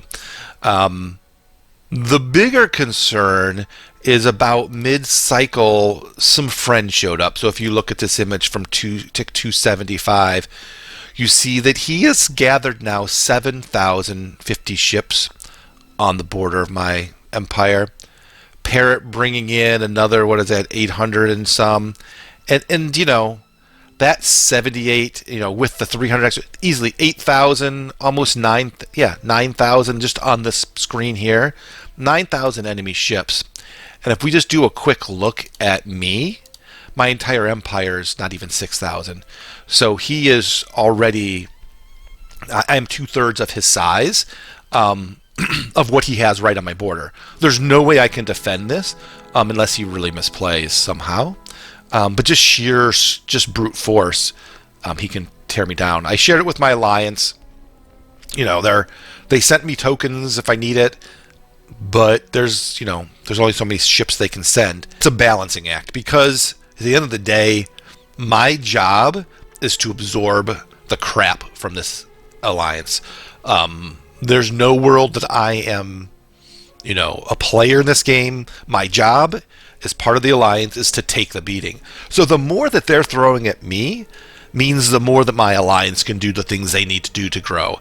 And sometimes that's just the role you gotta play and be okay with it. I did have a conversation because we had really kind of depleted a lot of Wavens, specs, and ships about counter-striking. He put a scrambler on there, so I can't see how many ships. And I was going to counter-strike with 700 on a colonel, but thought the better of it because we had a conversation as a group, and basically the situation in the south is Crypto, Deadeye, and Skyon aren't able to make any progress right now, or haven't. Crypto and Deadeye successfully defended an attack on the border, but the Jedi Order and Unfeigned Shrimp are too big. So Skyon needs to stop sending me ships and see if they can't push on Shrimp. If all three of Crypto, Deadeye, and Skyon can make some progress on Shrimp and push, get even just a couple of layers out, that's going to then get to the border on Bazilan and the Parrot Jungle, and that would relieve some of the pressure. So my job now is to just take a beating, try not to die, while the three in the south of me can maybe deal with this behemoth and Shrimp and this huge threat in the Jedi Order. Those two are the biggest threats to us realistically in the game.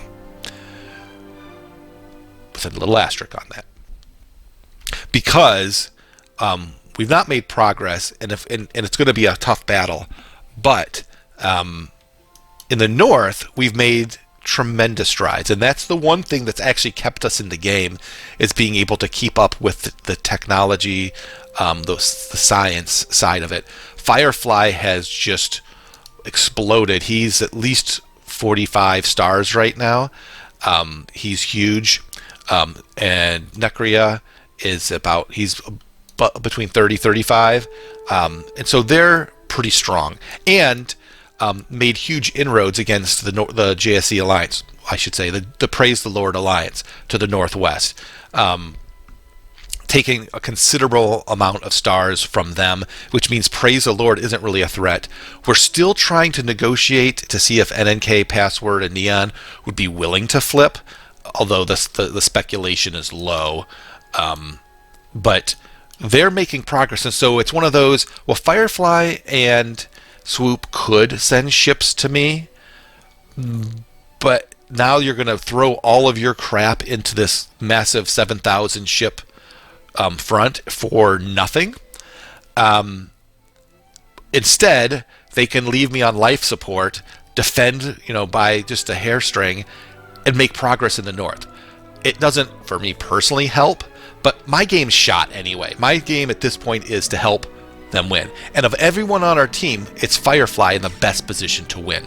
So Ladaz, who absolutely, if wins, would deserve it for their play, not only themselves, but advice and mentoring. I would be super excited to see Ladaz win this game. The South is going to have an upward struggle. Crypto, Deadeye, and Skyon, even if they win their fights, it's going to be a slow grind, and they're not going to grow huge. The weakest players near us are in the northwest corner. Auburn's, that one guy, that group up there, are going to be honestly our easiest targets for Ladaz to outplay. And so every star we take, it's a snowball for him to get bigger. The concern now is it seems like the northeast section of the map is going to resolve in the next few days. And when that happens, we've got big problems. We'll see how that goes, but realistically, might talk about this Southern Alliance being the biggest, the Parrot Shrimp Alliance being the biggest threat. In this section of the map, they are. We could have even a bigger threat, though, in the northeast corner, so stay tuned on that. An update, though, on the west, I will be successfully defending Waven, Wingman, on Katua, the Dead Star, and I just sent a Stellar Bomb to bring it back to life. So I'll be back up to my 15 stars that are legitimately stars. The attacks have stopped coming from Stone Dape. He's got 580 just sitting on a star. Hasn't sent any more stupid attacks lately. And then Waven hasn't stopped or hasn't sent any more either. So it's gotten quiet on my western front, and now it's just the looming threat from the south. Every game has a defining moment, and this is mine. Tick 277, the launch from Boz. We knew it's been mounting. I was anticipating it. I moved my Saboteur south in anticipation. And he launched 4,200 ships into my star. That's 15 hours away. My entire empire is just under 6,000. So it's time to do some math. And when you look at this, we'll both be at one more weapon levels up because we're keeping up on weapons. He's bringing a Colonel and a Saboteur. I'm going to have my Saboteur, but I'll have a General, so it's a +2 over him, plus an Orbital Cannon, +3, plus Defender bonus, +4. So I'm looking at 18 versus his 14 weapons.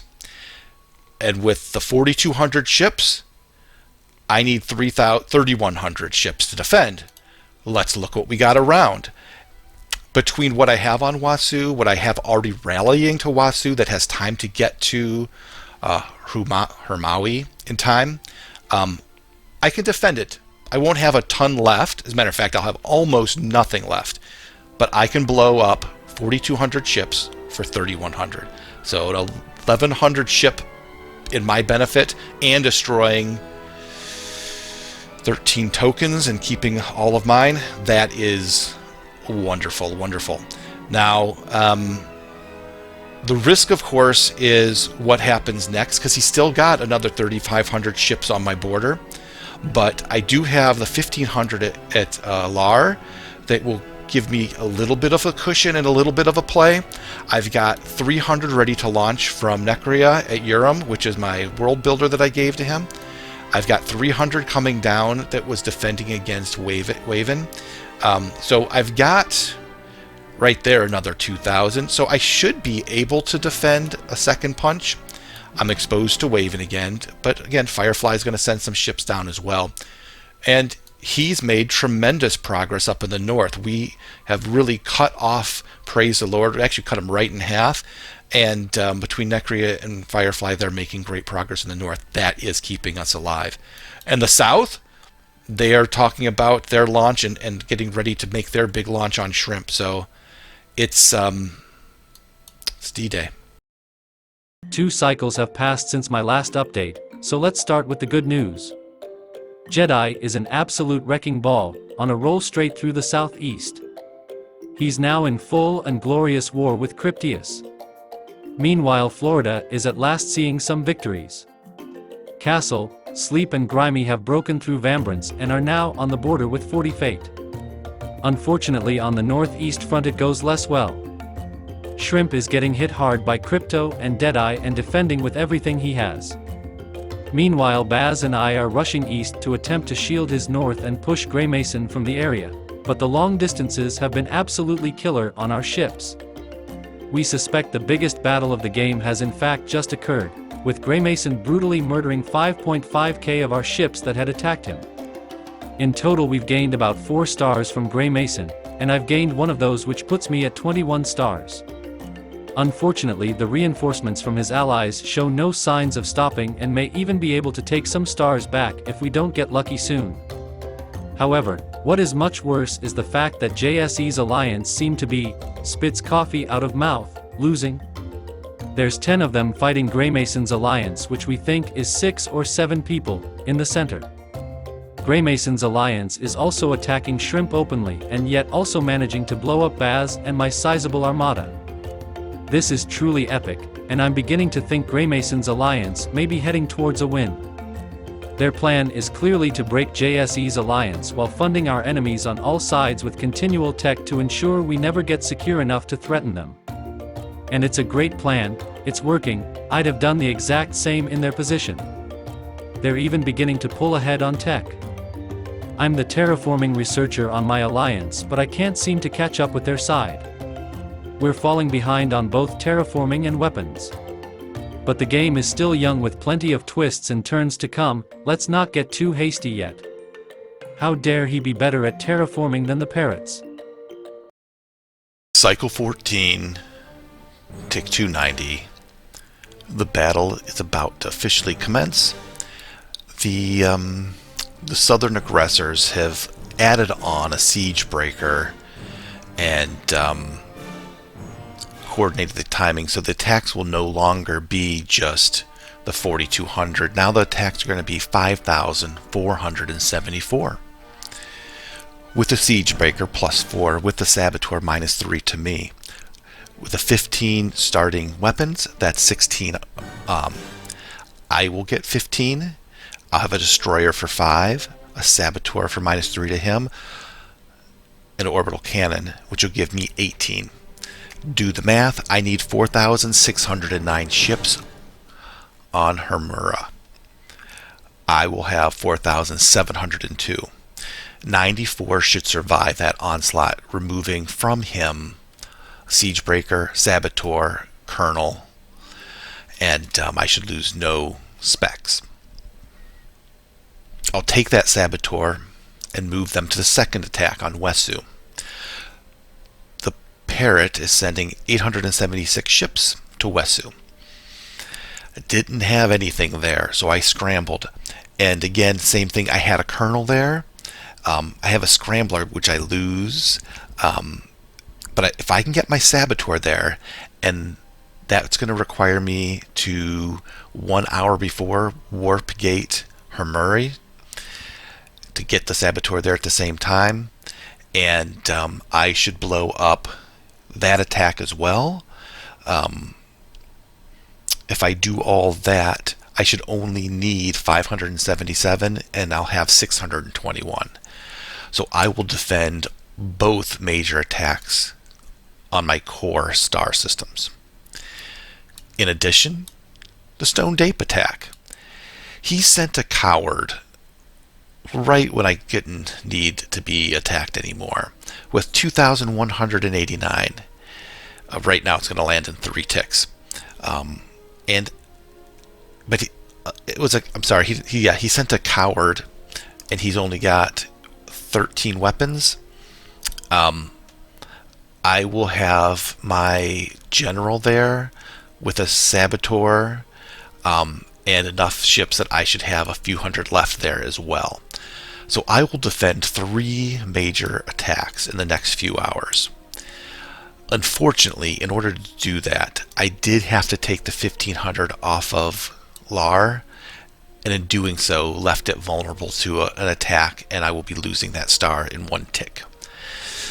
Hopefully I can take it back, but given the state of 7,000 ships or 9,000 ships staring me down, not counting Stone Ape, so like 11,000 ships against my 6, it's pretty freaking good.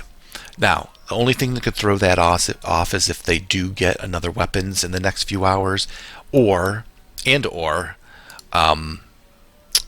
doesn't wake up in time to send it over. I really do need him to send it over in the next 3 hours. So he said he should. Actually, yeah, in the next 2 hours. So, it's a little tight. I'm relying on this guy I don't know in Europe to wake up and send me weapons. From a reinforcement standpoint, I do see 1,000 ships coming in, but because they had to cut their warp gate so I wouldn't mess up the attack, hopefully they don't turn it right back on, it's going to buy me like almost a full day if they don't turn it back on. So that's where things look on the attack, and we'll see how it goes overnight.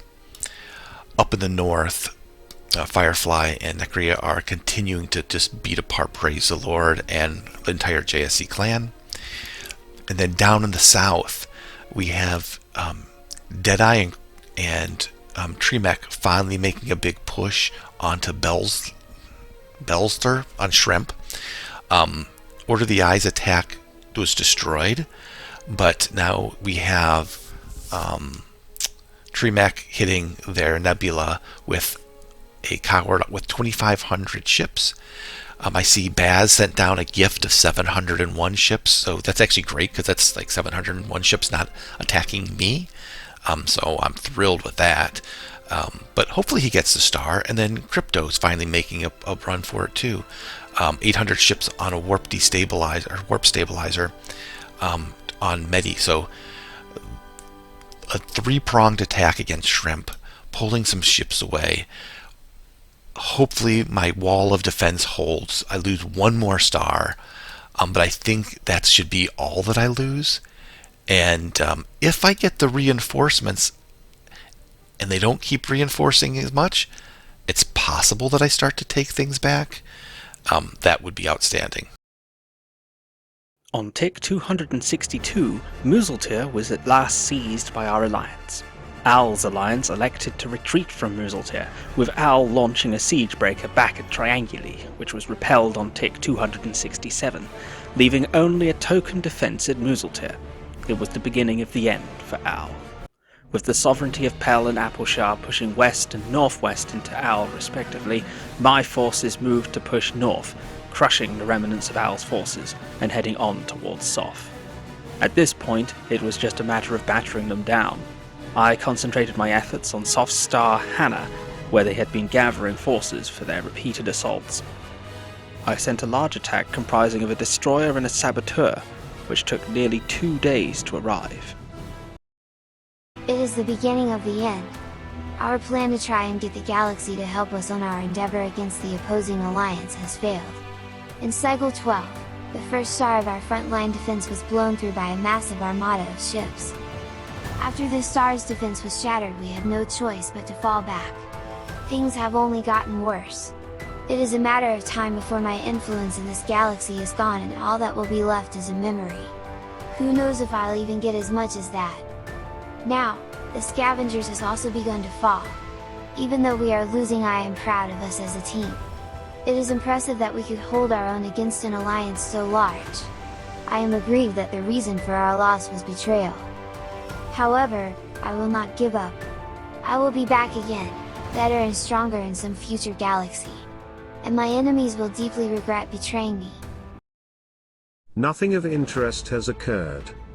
We've eaten all but 2 of Vambrand's stars. I'm at 33 stars, Sleep took 4, so did Grimy.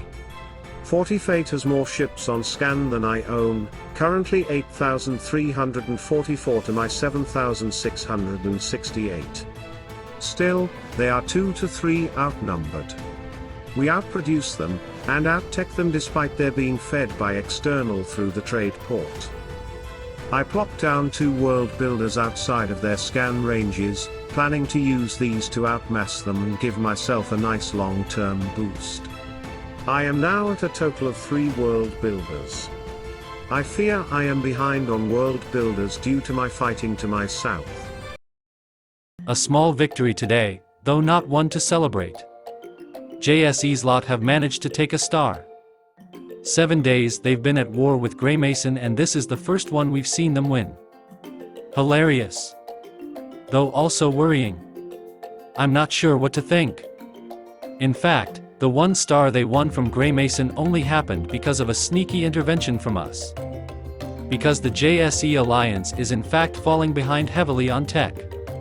JSE is currently 21 total techs behind us at tick 289.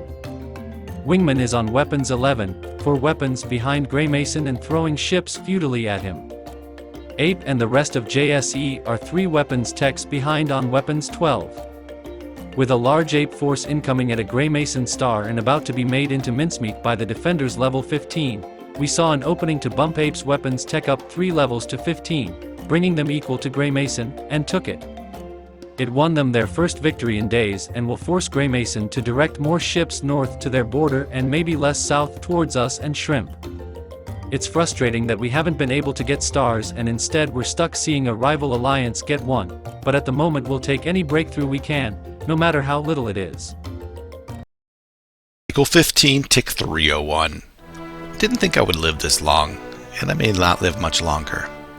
But I did put a world of hurt on the aggressors. Let's go through the battles. Yeah, I lost Lar. I knew that was coming. I had to give up that to save the core star systems. In Hermai, that was the big one. I had a great exchange. You can see the numbers here that I took out a huge number of Baz and Parrot ships and kept my specs, which was great. I also was able to then do a little bit of fancy footwork to save the follow-up third wave attack on Wesu. So my core little structure of stars are in place, although I'm completely depleted. Reinforcements have come in from Necria. And up in the west, this is where the problem is. And so there was talk about mega alliances and how they're not appropriate and we should all attack the JSE alliance because he's making a mega alliance. And what makes an alliance? Well, you coordinate your attacks on other people, you share resources, you don't attack each other. The alliance to the west with Stone Dape and Praise the Lord, the alliance with Parrot, Jungle, and Bazalon, they have not been attacking each other. They have been all attacking us. The last piece of like what makes an alliance has been tech sharing, and they decided to boost up Stone Dape's weapons, which then got shared throughout the entire alliance, all the way up to Praise the Lord, stopping Firefly's progress. So for all intensive purposes, there is a 16-player alliance now, a mega alliance. So all those people on Discord complaining about mega alliances, you just did it. At least those 16. We'll list their names. We'll see who they are afterwards. Maybe. And by the way, I support it. Like that was the right move. They should have done that. I don't have a problem with mega alliances, but you can't say mega alliances are bad and then do it when it suits your needs. It's just being hypocritical. So so Stone Ape took the star, and then to put salt in the wound, Waven reinforced it when I sent some ships over. But to let you know how tight this defense was, here's what my profile was. I didn't take it right after the fight. And then here's how many ships I just got gifted from my allies. I had about 800 ships on tick 300. And people like that's an insanely low threshold of barely being able to fend off all those attacks. So quite proud I was able to do it. They'll keep pressing, I'll be dead. But at least I made them hurt a little bit. More reinforcements are coming, but for me, I think the game is nearing the end. The conversations have shifted diplomatically, and right now it sounds like the Northeast is finishing up. And I need to get that graphic up. I'll find it and put it on the screen. I don't know off the top of my head, but my understanding of this, CRISP is the player who's one of these, and they're leading the charge, and they're the only alliance in the game that is on a good relationship with ours, luckily. The problem is they have no path to the front except through us. So my comment to the team was, Firefly's the only one on our team that has any shot of winning. Keep him alone, keep him safe. If I have to give my stars up, I think Necrate is even saying if he has to give up his stars to let that alliance through, to hit the mega alliance to the west, so be it. With the caveat of, please leave Crypto, Deadeye, Skyon alone. Leave them alone to help as well, and leave Firefly alone. And then, if Swoop and I need to take the bullet, fall on the sword, then we will. I would like to be around to help with the demise of the West, but we'll see what happens. Jubblefet's still standing strong, but they're in a standstill over there, so there is a little bastion of positivity in the far southwest, but the rest of the map is just, at this point, one giant mega alliance working against us. So it's now east versus west, with where we have to give a path to the northeast. Nothing's finalized, but that's what it seems like it's going to become. I played my role. I'll try to do the best I can to document things and help Firefly, but my criteria is always to win first. And when I can't win, it's to get one of my allies to win. So I'm still on that mode. But if I can't get Firefly to win, then it's who do I want to lose? In this case, I want the West to lose. So if I can't get myself to win a Firefly, or Firefly is a second tier, then it would be I would rather someone in the Northeast win who's been kind to us than fighting us all game. So that's we're on like rung 2 or 3 of my priorities, but that's where we stand, and we'll see how the onslaught continues. Pick 305, and we have officially agreed to work with the Northeast Alliance. The members are going to be listed here on the screen. Swoop is giving up stars. I will be giving up stars. I'm asking to be left alive enough to extract my vengeance on Wingman, maybe Ape. I'm also going to fight hard to get Firefly up on the leaderboard and maybe squeak out a sneaky win. We'll see. I'm not going to give up on that. But I would love to live long enough for these guys to finish up the alliance. Apparently they're fighting Karma's alliance. Swoop in, and we just push to the west without much resistance. I mean, I think just our 6 are holding off the horde. Once they join us, it'll be glorious. So that's the big news. Everyone on our side agrees we're going to share tech back and forth, just like the Parrot and Stoned Ape Alliance have been sharing tech now. So we'll share tech with the East, and we will be their front line to throw our ships into the enemy for their victory, or Fireflies. Now all I need to do is survive until the cavalry come. We've been sharing pictures, we got new scans, you can see the whole galaxy, we see finally the northeast section of the map. And because we started giving them our manufacturing and some of the other tech that they were slacking in, they should wrap it up much sooner. They're anticipating 2 or 3 cycles to be with us. The problem is, I don't know if I'm still going to be around in 2 to 3 cycles. With this new scan, I now see 5,000 ships coming from Parrot and Boz. I see 2,500 ships from Waven and Stoned Ape. Can't kill it all, so I went ahead and just put a little ore machine down on the Katia that I just brought back to life. It'll take out 400 ships from Waven for minimal resources for me other than the tokens, but I don't know what more I can do. I just need to buckle up. There's so many things I want to try to counterattack, but I can't.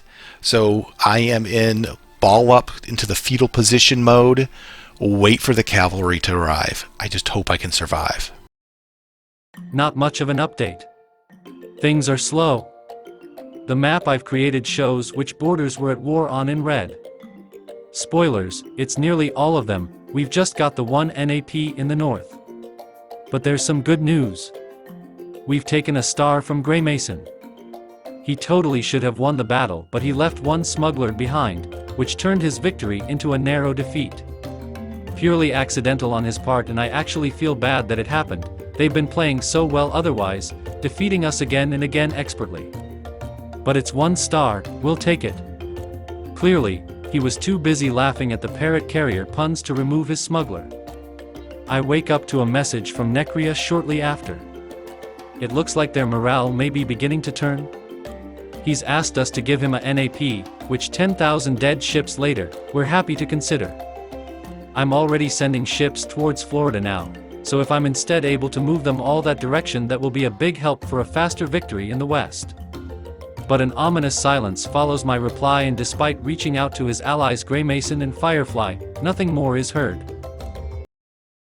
CRISPR has reached out for some diplomacy. I probably should not have said as much as I did. I was afraid to answer in the positive, since revealing that our war was going poorly was not a good idea for many reasons.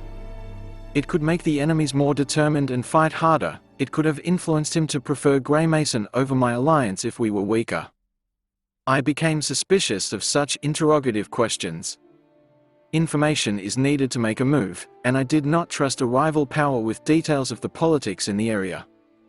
The quote, "Are you losing ground?" set off all sorts of red flags for me. A few cycles ago, Grey Mason had wondered of the possibility of me splitting from the alliance. Although it was true that they were embroiled in a war that was completely against my wishes and judgment, my loyalty to my allies is absolute, and anything that involves betraying them is a non-starter. I turned him down, politely. But the war went poorly. We have lost perhaps 15 or so stars since the war began. Unfazed by the heavy losses of territory, Stoned Ape presses on. Grey Mason again raised the idea of abandoning Praise the Lord, a Stoned Ape, and Wingman. I see no reason to keep Wingman around, but the very idea that I will abandon an ally is highly insulting. This may have been the first time since the war with Grey Mason that I became willing to fight the war. Those conditions are a non-starter. Having him spell out what marked men means should make obvious to him my opinion on the matter. I would be happy for an end to the war if not for the requirement to abandon Praise the Lord and a Stoned Ape. Sure, a Stoned Ape and Praise the Lord made themselves rather inconvenient by stating that they won't be accepting of larger numbers of allies or an alliance with Grey Mason, which fundamentally undermines me. Sure, it would be the correct logical move short term and long, but that goes against my code, and my code is a much higher consideration than any strategic consideration. This is a precedent I have set every game many dozens of times and will set for thousands. I stand with my allies to victory or defeat. And all that monologue is between the lines of my question-marked men? Grey Mason has allied with me more than any other player, so he should have the context to be able to read into my implications. The JSE filter is at play here. But a subtle implication is that it was unfortunate for him. It's an interesting thing to have to fight someone who I agree with, but as stated above, I'd rather lose than turn against any ally, even in an extreme case as this one. I have heard players tell me you'll be giving your allies the same offer many times before. And all those times are unconvincing. Ironically, the only one I expect to flip is Wingman. But unfortunately for him, Wingman is marked as well. Although I think that is more him pouring his thoughts before me as we usually do when we are allied, and until now, it was all the games we were in together. Old habits die hard. A stoned ape and Grey Mason. They don't like each other all that much, and yet they share a few similarities. One of which is that their vendettas work against them. But then again, all vendettas work that way, urging the person to make foolish moves for the distant possibility that it will hurt their target. Part of what makes Grey Mason dangerous is his calculation. When he allows his anger to surpass his judgment, it makes him less formidable. Grey Mason should have won Dari, but his ire against moi surpassed his calculation and it played against him there. I do find being a diplomat a fun experience. Some of Grey Mason's hilarious stunts require some diplomatic black magic to smooth over. It's good practice. A stoned ape had secured some badly needed weapons from the Parrot Alliance. This allows him to capture a key Grey Mason star. I have sent out loans to others within the Alliance, albeit without request. There is 2 buffer allies between me and a hostile power. I'd like to keep the front line far from me, and supporting my allies militarily and economically is the way to do this. I have the most economy of any empire within my scanning by far. The world builders allow an empire to grow without expansion. I have 6 world builders currently. That generates 6 natural resources per tick. 120 per cycle. It's like gaining a binary every cycle. I have noticed long backwards ship movements from both that one guy and Orban's. Non-optimal movement at best. Signs of faltering loyalties at worst. I had set the perfect carrier looping system a few cycles ago, only to remember that Solaris doesn't preserve delays when an order is repeated. If I am prepared to lose the game for a stoned ape, he will have to be worthy of it. Here I have given Grey Mason the one way I would be able to join him, by turning a stoned ape against me. If it is possible for an enemy of the Alliance to turn any ally against me based on communication alone, whether through speech, deceit, or forgery, then that will be enough to absolve me of my obligation to stand with them to defeat. If a stoned ape remains loyal, regardless what Grey Mason is able to say, then he will have demonstrated himself to be worthy of my unyielding loyalty. Come to think of it, that is the role of the Satan. Passing the test makes one worthy. I think that the weapons sent by Parrot will serve both to secure the front and the loyalties of the allies. Unfortunately, we do not have a solid alliance with the Parrots. They have supported us only because the disadvantage we are at is to such a degree that it was indisputably clear that we would not be able to rival them. But at the very least, their stated intention was for the NAP to be permanent so long as we did not outcompete them. This seems to be the case for the indefinite future. The thing is, Grey Mason had issues with his own alliance not seeing eye to eye with his plans in regard to a grand united alliance as well. Even if my alliance was willing, at best we would have a comparable arrangement to the one that we have currently with the Parrot Alliance, the only difference being that our perceived power would be far greater than our actual strength, since the unity would be stunted by the internal unwillingness to consider the 2 alliances as one. For as long as there is any degree of factionalism, the politics would catastrophically plague any war effort, sapping the combined might of the prospective alliances. Each was concerned more with their personal domains and factions than the coalition as a whole. And even if Grey Mason and I had allied, ignoring the demands of our allies, we'd both face rebellion on a devastating scale. The North would still be in turmoil. Of course, that Grey Mason destroyed a stoned ape in New Callisto didn't help. And despite a stoned ape seeing Grey Mason destroyed once before in Tvorte, his grudge is still seemingly fresh. Though that is not completely true. A stoned ape did seem very close to accepting the idea of working with Grey Mason before Grey Mason mishandled the wingman situation, so perhaps this situation had been reached by the thinnest of margins. We have found ourselves in a most interesting position. It appears the Central Alliance of Swoop and Firefly are now facing the combined forces of the JSE and Parrot Alliance, who have now begun to share tech. Grey Mason is crippled and about to die, and the rest are stalemated or worse.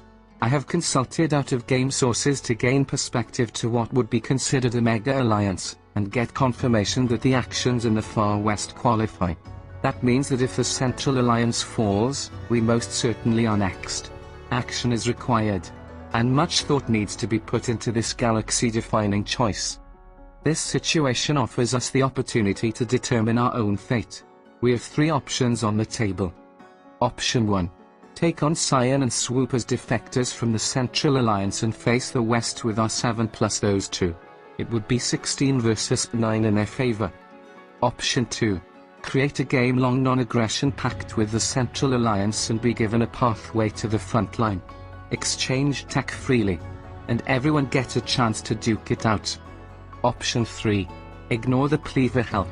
Finish off the scavengers and fight whomever is to our west when the dust settles.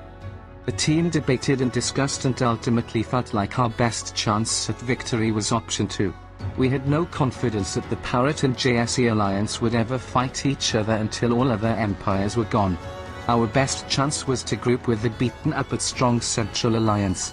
We'd get a boost in tech and they'd get our ships to the front line. In a few days. We do, after all, still have unfinished business in our north. No need to rush west yet. The news of our decision spread across the galaxy like wildfire. Shortly after news reached our northern advisories, the scavengers asked for a deal. We allow them 2 stars, tech equal to the enemy, and to keep any stars in the west they capture. In return, we get 50% of their cash and tokens, plus to stand down and allow us to acquire their remaining stars without further bloodshed. Kamadrome agreed. The offer was extended to Soph and Biravil. The offer was not extended to AI. AI must be exterminated, or kept to 1 star. Biravil accepted the deal as well. Soph however rejected our deal and vowed to die on the battlefield like a gladiator. Wish granted.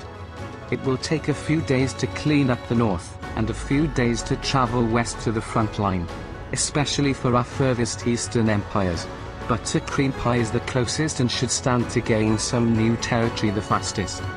I pray this was the wise and correct decision. Only the future knows. Cycle 16, tick 324. Oh, the floodgates of the enemies have opened, and they are pouring into my empire right now. That 5,000 sitting to the south from Bazelon, yeah, they launched. Overnight, they sent all the ships, and I did the math, and they again did it in waves. So they sent the slow out, and then they sent some faster, normal speed, and now they're even sending some warp stabilizers. The numbers that I was looking at were, first I needed to defend 4,500, then I needed to defend against 5,100. I'm going to have a 2-weapon advantage because their highest offensive unit is the Siege Breaker. I've got the Destroyer and the Orbital Cannon. There's no way to counter that. I should have matching base weapon level. All that told, I needed to find a way to rally 5,100 ships, and I think I got 5,200 coming. So there will be yet another massive explosion on Rumai? I don't know, terrible name. And at this point, in 5 ticks. In 5 ticks that will blow up, there will be a coward. There will be, in advance of that, 2 warp stabilizers landing. There will be a saboteur, a colonel, a siege breaker. There'll be all of that. And I've basically gathered every ship available that could remotely get there in time, spending a ton of tokens on carriers with speed to defend that. I don't think I screwed it up. There was a close call with a couple of things, and routing and allies gifting and all that. I did, in the course of that, have to retreat off of Katia. And I was going to lose it either way. I could have held it a little bit longer. I lost Leporus again. So that was my western flank that gave me a little bit of distance between Stone Dape and Waven. That was a really nice defensive position, which I wanted it in the first place. But I had to retreat to my core, and I had to use those ships to defend against the 5,000 ships coming my way. We know now that Clear is Bazalan, and he's openly talking to me about the attacks and good defense. He's talking to me like the game's over, like he's beat me, which he probably has, but I'm gonna blow this wave up. He did then send a raider up to Alaya. I can't defend that. There was one miscommunication that was just everything happened so quick with Tremek, that had he sent his ships in, I would have been able to defend that as well. But he kind of took a roundabout way, and they were going to get there an hour late. Them's the breaks. Tick 329. What an idiot. I somehow managed to leave a smuggler on. I think what happened, because there were 3 smugglers on there, and they're all left. I think there was a smuggler that was coming from Kilia, and I didn't realize it wasn't going to get there a tick early, and that blew it up. So I just lost the star on my core, a second core star. So I lost 5,260 ships. I was able to kill 5,817, but that's not all 6,000. So now, with Trepek's 3,200 ships that he sent my way, I should have no problem clearing them out of my core. Already sent the coward. I'll take Ilya back. And then he launched on Kakia, and I'll be able to warp Scrambler and Gate, get in front of that, blow it up, and since it's coming on a minus, it's coming on a raider with -2 weapons, it'll be a non-issue, and I should be able to get him off of Hermari as well. There is a 1,300 down there. I would love to continue to push into him. I would love to fucking push on him. But then there's also the west. There's also still the attacks in the west. We do now have 100% coverage on Vengeance. That's going to be covered, and I do need to get some ships up, I think, to deal with the slow, still 16 and 15 hours out on Visi up at the north. Ape still got 1,200. Waven's got 1,600, so I'm not pushing on them, and if I leave my base, they just come take it. So I think I clear out the core and just continue to hunker down for now, and see what they do, and I just react, waiting for the cavalry. That sucked. Tick 337. The cavalry has arrived. Buttercream Pie shows up on the radar, coming in strong with 3,800 ships. I just reacquired Elia, and I offered that one back as the front star for them to use and to start working on the enemy. So, I'll be back down to single-digit stars, but that's okay. We've got support. And there's a ton of reinforcements coming. You see, we just have we just have 1,600. No, there's another 3,300 from Baz. We've got another between 2 ships over 2,000 from Parrot. So the onslaught continues from the south. And not to mention the fact that Shrimp sent up and gifted 1,000 ships just to make sure we couldn't be successful. In the west, Stoned Ape is continuing to come and launch his attacks. There's the 1,200 star ship Siegebreaker and the almost 600 Saboteur. We're getting Firefly to bring down support and give tokens for support, so we'll be fending those off. But of course, 2,400 more ships right behind that. So it's just another day in the life of the Cosmic Apiary Federation. My empire is all but gone at this point. There is not much left for me here now that the influence my empire has on this galaxy is gone. All I have left is one lone sad star. My enemies and betrayers demand tokens and cash for me to be allowed to live. I still have a couple of carriers still floating around the galaxy. I will probably just float around the galaxy until I die. I wonder how long that will take. Farewell, cruel world. Sincerely, Baron von Gaunt. Still, nothing of interest occurring. Vambrance's war machines are dying, leaving behind dead binaries. Vam put a stack on a coward but didn't attack us, instead fleeing to 40 fate. We are advancing into the breach, taking the arrayed black hole. This marks the end for Vambrance in this game. I am falling behind in most techs now. The scavenger seems to be losing their tech as well. They also must be falling. This was one of Vambrance's old stars attacked in cycle 16. It wasn't important for me to win, but I wanted to show them I wasn't going to go down easy. Now next time they attack they know they have to bring a lot with them. They then launched on me, putting everything on scramblers and launched at half a dozen stars. Many of them deep in my territory. I have been burning tokens like mad and have been setting up war machines on stars that I will lose. Cycle 17. Tick 343, we've lost our second warrior. The Forged Republic has been kicked for inactivity because they were living on 1 star, and they'll quickly be eaten up by the hungry dogs in the south. Moving on to tick 345. In the south, things are now in place where Buttercream Pie is my new BFF.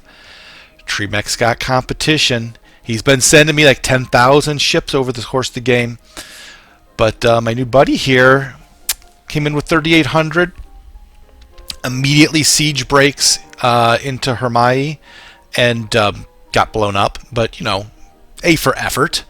And more importantly than that, though, is his reinforcement chain. He now, and a few ticks after that, has got about 9,000 ships coming. The likes of which this enemy will not have there's no way they'll be prepared. They've just been throwing their ships at terrible ratios, terrible trades, making progress, taking my stars, I'm single digits. So Buttercream Pie should come down, and I'm going to point him straight into Bazelon and Parrot. Just go take all that shit. Just go get him. Go get him. And if you can do that, I'll be able to shift to where I want to be focused on. And where I want to focus on is my west. I have some unfinished business with Waven, with Stone Dape. So what's happened on that front? Well, they've been wasting more ships, is the short answer. We've got their attack on Vengeance, on VC, on another Vengeance again, Katua. So 4 battles, win for the good guys, blowing up their stuff. You can see the difference in the caliber of play from the southern attacks, from the western attacks. The west are like the Zerg. They just throw their shit at you, waste their tokens. They don't care. They got more. They'll just throw them around. The south is strategic, and they use their resources well. I mean, my secret weapon I have Ladaz in his endless bank of tokens. And every fight is a destroyer, saboteur, orbital cannon, and yeah. Now, sometimes I throw a smuggler in there for fun and lose a star, but I'm not bitter about that.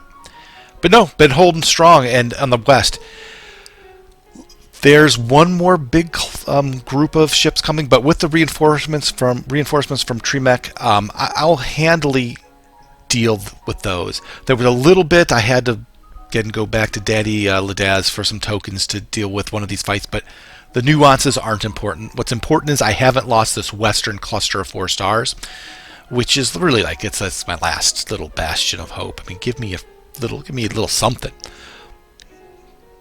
But my target back for Leporus and Callio, I'm taking those bastards back if I get any chance in the world to do it. That's where I'm going. And I'm going to go right down Waven and wipe that bastard out and right to Stone Dape. Don't care. That's my plan. Now, so here's the other thing that's going on. The Parrot Alliance clearly saw the Mega Alliance now come in from the east. Had the audacity to say that we're ruining the game by creating a Mega Alliance. The bottom line is, and I got a little frustrated and left the chat. I should have captured the image first. Ladaz did a really nice job of summarizing it and basically saying, we're against a mega alliance in the game, a day 1 mega alliance. It's not fun to play against. We're day 17 forming a large alliance because we're fighting a large alliance. Most games end in a big 2v2 battle, and that's really where we're at. We're on an East versus West now, and so this is not a mega alliance any more than they're working with JSC's team and whatever. I already went through all that enough.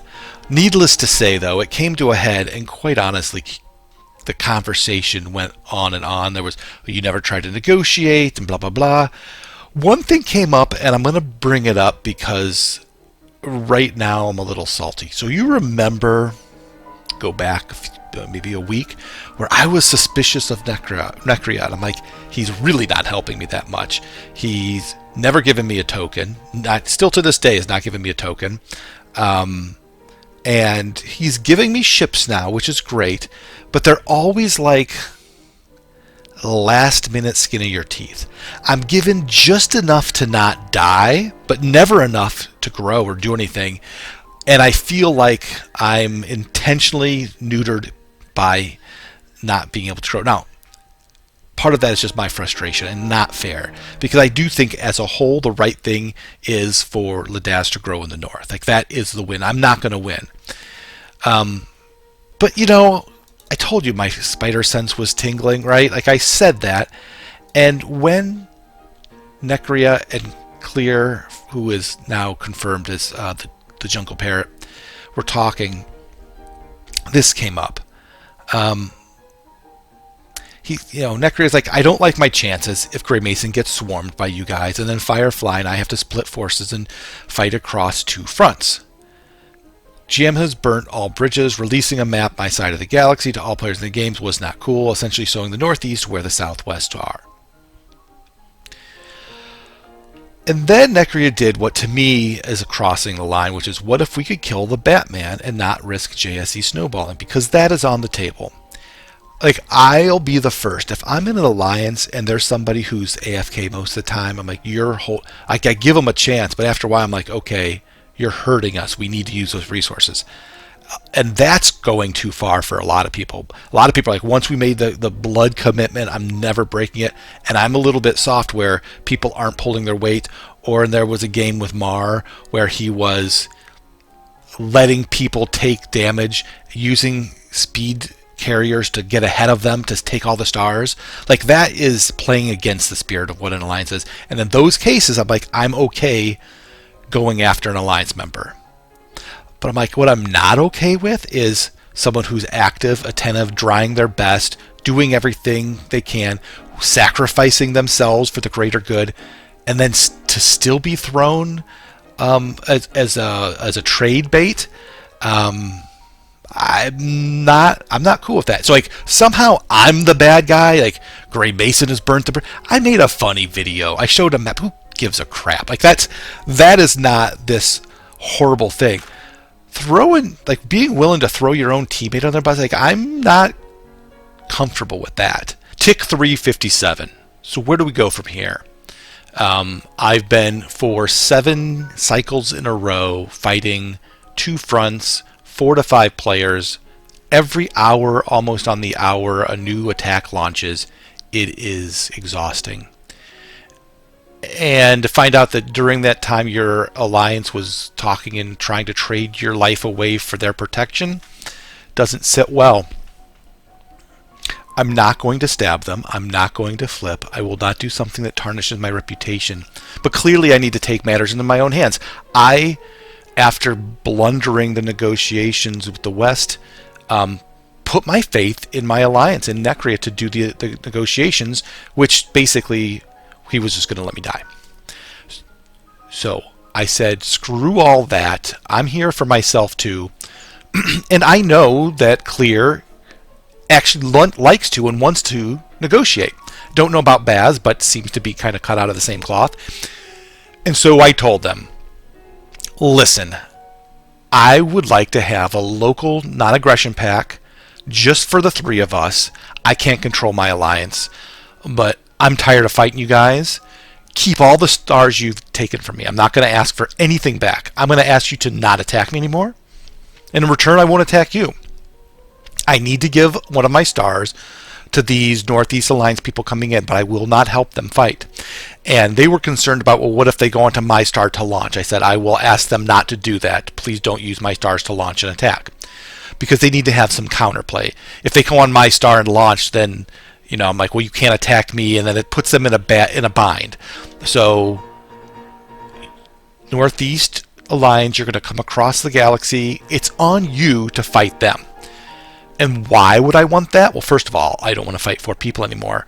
Second of all, if I'm constantly needing to have ships on my southern border, I'm always spread so thin I can't ever do anything. If I have an agreement that I will not mess with them, I can put 100% of my effort to the west and deal with who I really want to deal with. So they agreed. They feel like they're defeated and it's game over, so might as well agree to it. I don't know if that's really the case, because I know they're good fighters. I don't know how good the Northeast is. And they have to travel the whole galaxy to do it. Now, there's 9,000 troops. Buttercream Pie seems pretty competent. But I don't know about the rest. Like, I've gotten some messages from the others, and I don't know that they're the most experienced team in the game. And so I think it's very possible that they will struggle to make progress. And quite frankly, I'm good with that. I'm quite frankly good at this point to let that all fester. Have Firefly and I grow. I would be thrilled. I would like to see Crypto, Deadeye, and Skyon all be successful on Shrimp and the Jedi Order. So if my 3 southern allies can focus on Shrimp and Jedi, the Northeast is pushing on Baz and Parrot and whatever reinforcements, I'm good. I'm good with that. And then I'll push on Wingman and Ape. Firefly pushes on Auburn's that one guy, JSE, Praise the Lord, etc., Password, Neon Xeon, and NNK. Totally fair fight.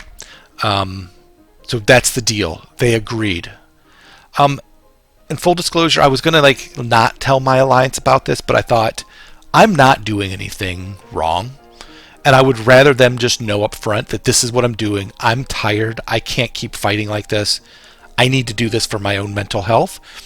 I don't think they're going to have a problem. That's not that far off from the truth. The bigger reason is I want to be able to focus and make some progress myself and deal with Wingman. I want to kill him. And I can't. But it is also for my stated reasons. So we'll see where it goes. But that would be, again, a pivotal point where I got one less thing to worry about now. For fud's sake, they've formed a mega alliance. Insert several rounds of expletives in parrot language here. I'm going to try to see if they'll agree to reverse it before it becomes public knowledge and goes past the point of no return. Cycle 18, we're moving on. And this is a cycle that's pretty quiet for me. The most quiet it's been in over a week. Buttercream Pie is throwing his ships into Parrot and Baz. Wonderful. Parrot and Baz are not attacking me. Even better. And in the west, we're just reinforcing. So it was a quiet day in-game. However, in the forums and in Discord, it was not. Let's listen to some of the feedback. Hi a short message. I won't be dramatic. I didn't tech share with This is JSE. just a short note. We sold tech to mercenaries who sold it on themselves. Of the Jedi Order now We had southeast peaceful borders and because northeast everyone Mega preferred to kick Alliance. Greymason's ass for being a duplicitous sneak. See, we've been fighting on 3 fronts, not just yours.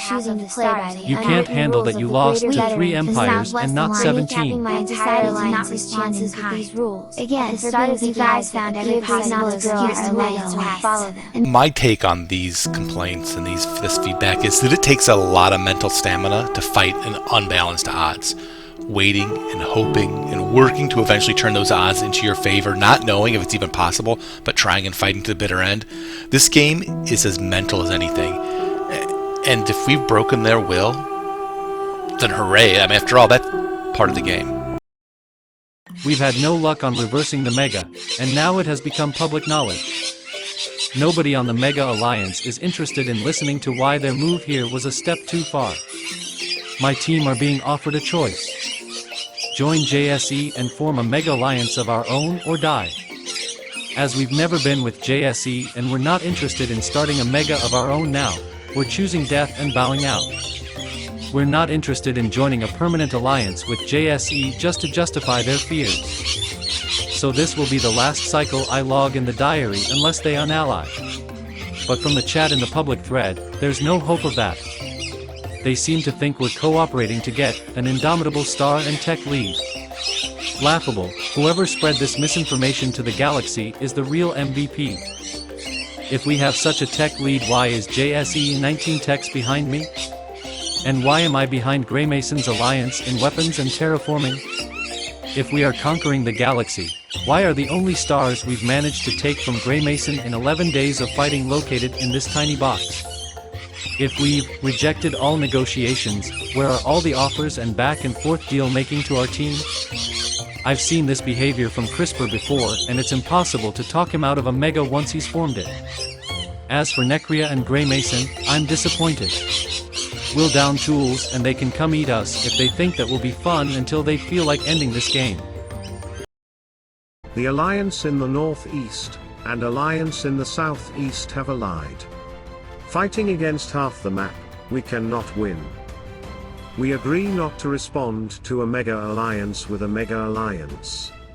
Instead, we do what we can, and the assault on Florida continues. I want to end with a bang. I want Florida. But it is depressing to end to all this effort we've put into the game without having a chance due to the Mega Alliance. Cycle 19, tick 384. Stoned Ape has launched at me with a smuggler.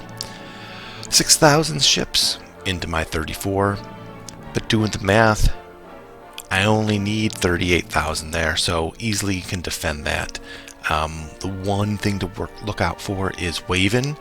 He's got the 2200 on his smuggler. Now, I destroyed the carrier that was going there to bring that star back to life, so he won't be able to, he'll capture it, but it'll still be a dead star and he'll have no way to warp gate it.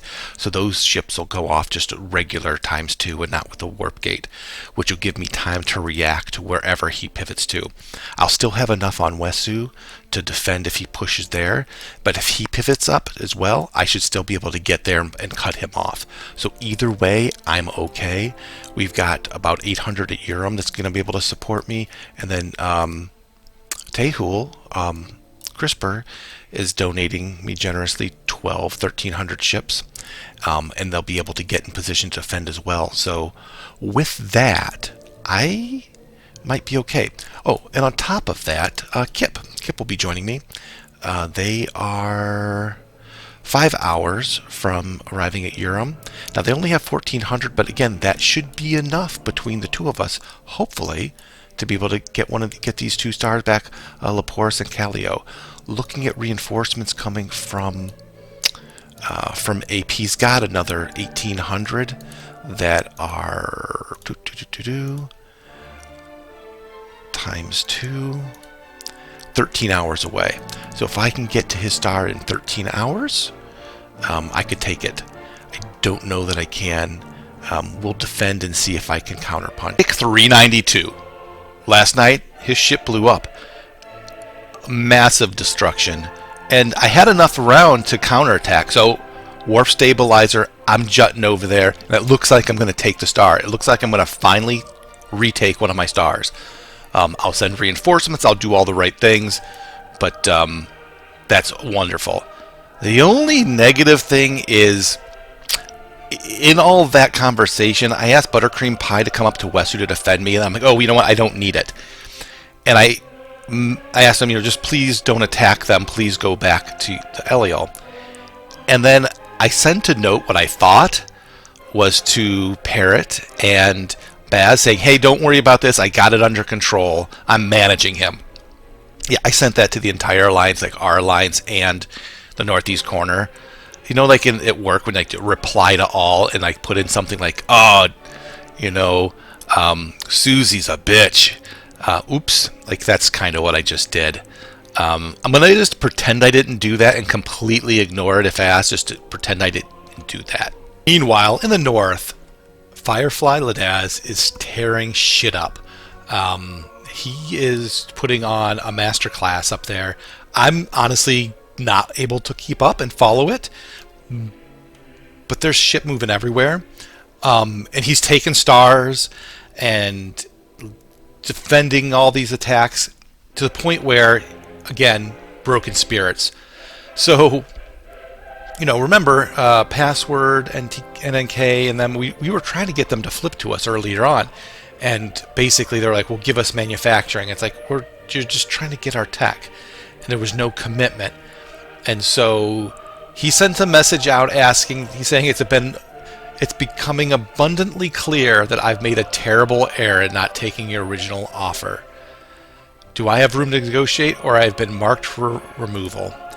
And he sent a similar one to Firefly himself, and basically saying, I'm being outplayed. And I just thought it was funny. The response from Firefly is marked for death. So yeah, we tried to get him to flip, they turned no, and now we're beating him, and as he said, he just played us for a bag of dicks. And one other little tidbit, Necria, I don't know if he feels bad about everything, but he did agree to give me back Urim, my world builder that is now up to 311 natural resources on tick, whatever we're on. 22 industry, I'll pump that up a little more. It like doubled my production with that 1 star. So since he doesn't need it for the science anymore, I'm like, well, can I have it back? And he's like, sure. On 393, my warp stabilizer 1000 ship carrier lands and decimates the competition. I retake Callio, the first star I've retaken in a very long time. That with Urim puts me back into double-digit stars. I'm back up to 10 stars. Very excited. Now, the problem, of course, is retaliation. But there's a raider coming in, 2,000 ship raider, and Waven sent another 1,400. There's another 500 nearby. But with proper token usage, I will be able to defend against all of that without fear. And Kip has finally made it up on their way to Callio in 4 hours after the battle, because I didn't want their raider to jack up the fight. They'll land, and they should be able to take Leporus. So early next tick, we should have a really nice foothold, and I can start looking west, unless something happens unexpected. The front has not moved despite heavy fighting on both sides. At the very beginning of the war, I was reluctant to divert many resources toward the front, as there could have been a possibility of a joint alliance with Grey Mason, however remote. However, in time it became undeniable that peace had no longer become an option. To them, a stoned ape and praise the Lord were marked men, and that was beyond unacceptable. Wingman was also a marked man, but he would have been an acceptable loss, for his destabilizing tendencies make him quite the liability. Now, I had actually put efforts into the war. I have been investing heavily in industry, forming the perfect carrier loop system which had been neglected up to this point, and now more recently employing my favorite tactic: the plague of scramblers. 4 scramblers in total. 3 small attacks and 1 big one. Even the small attacks would be too big to snipe with an expendable force. Knowing how much is needed to defend a given attack is critical, even more than a weapon's advantage. If I send out multiple scrambler attacks to hit different targets at the same time, they won't be able to stop them all. Cycle 20, tick 401. I did not think I would still be alive, let alone starting to push back, so every day is a gift. So here's what happened.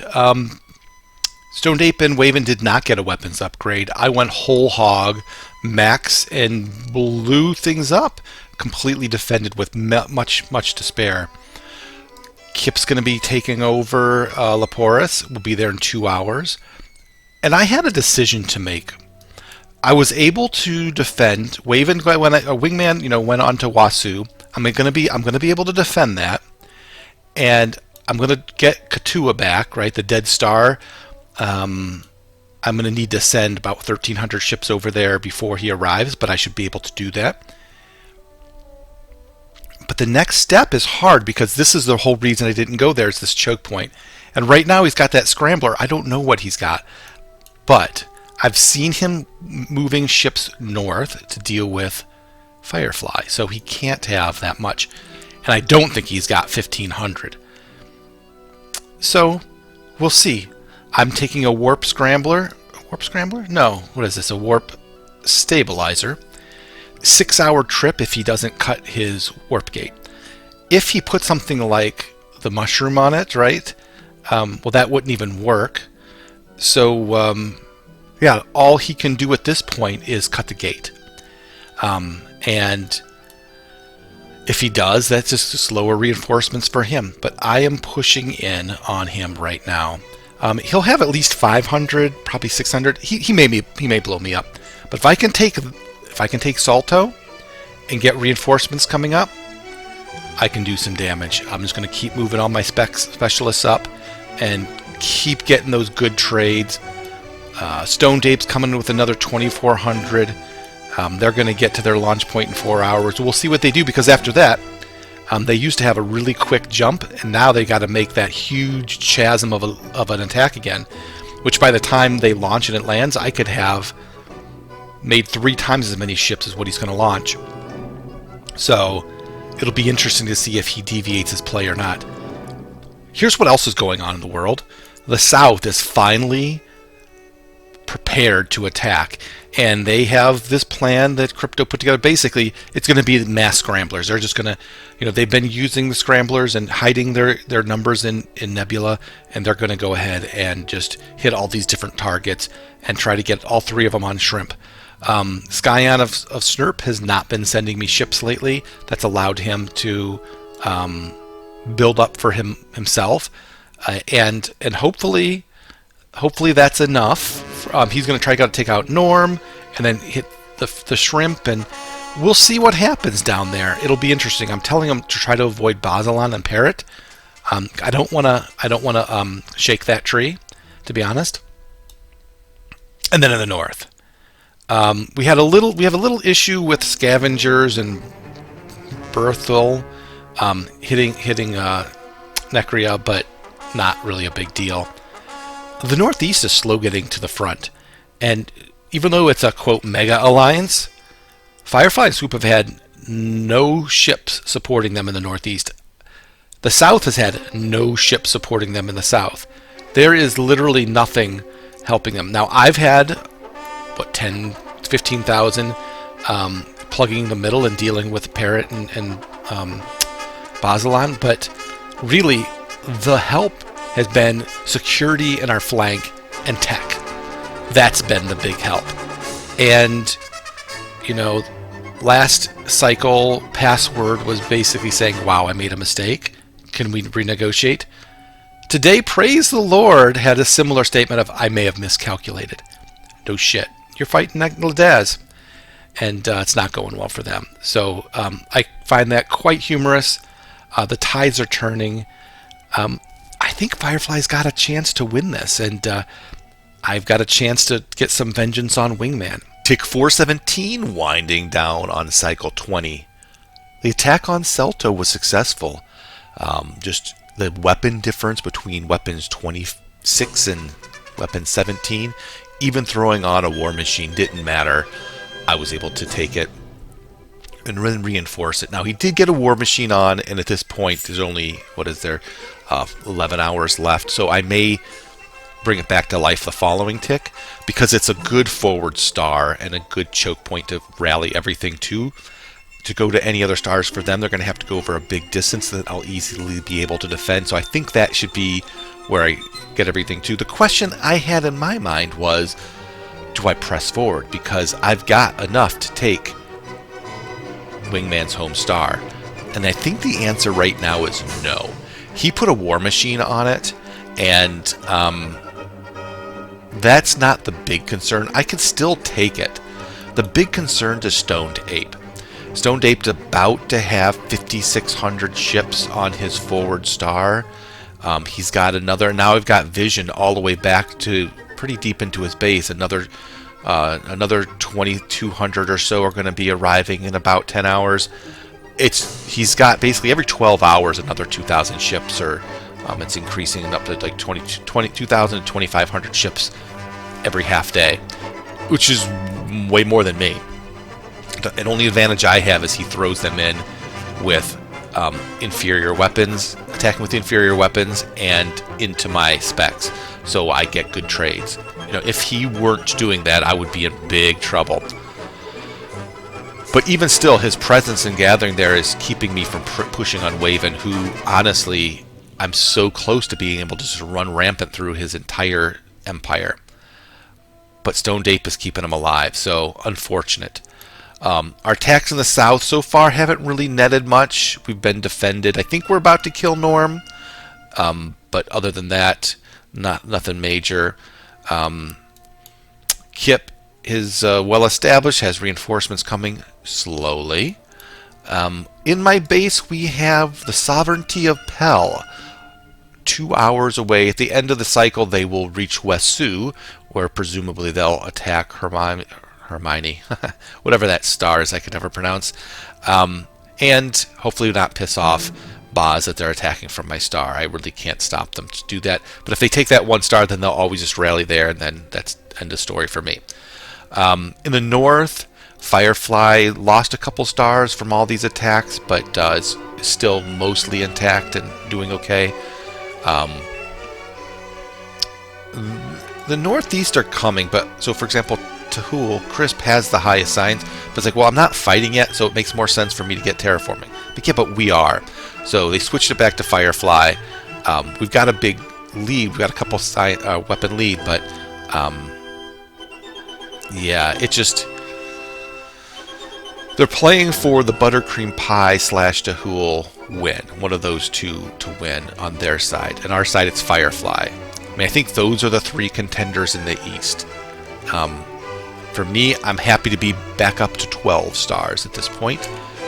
But again, if I had just a little more oomph, I get Wingman, and Wingman's only got 15 stars, but that would get me at 30. That would get me in the running from like with everyone else. Because then I could push in to Stone Apes and Auburns and JSE. Like, all of that is the softest part in the entire galaxy.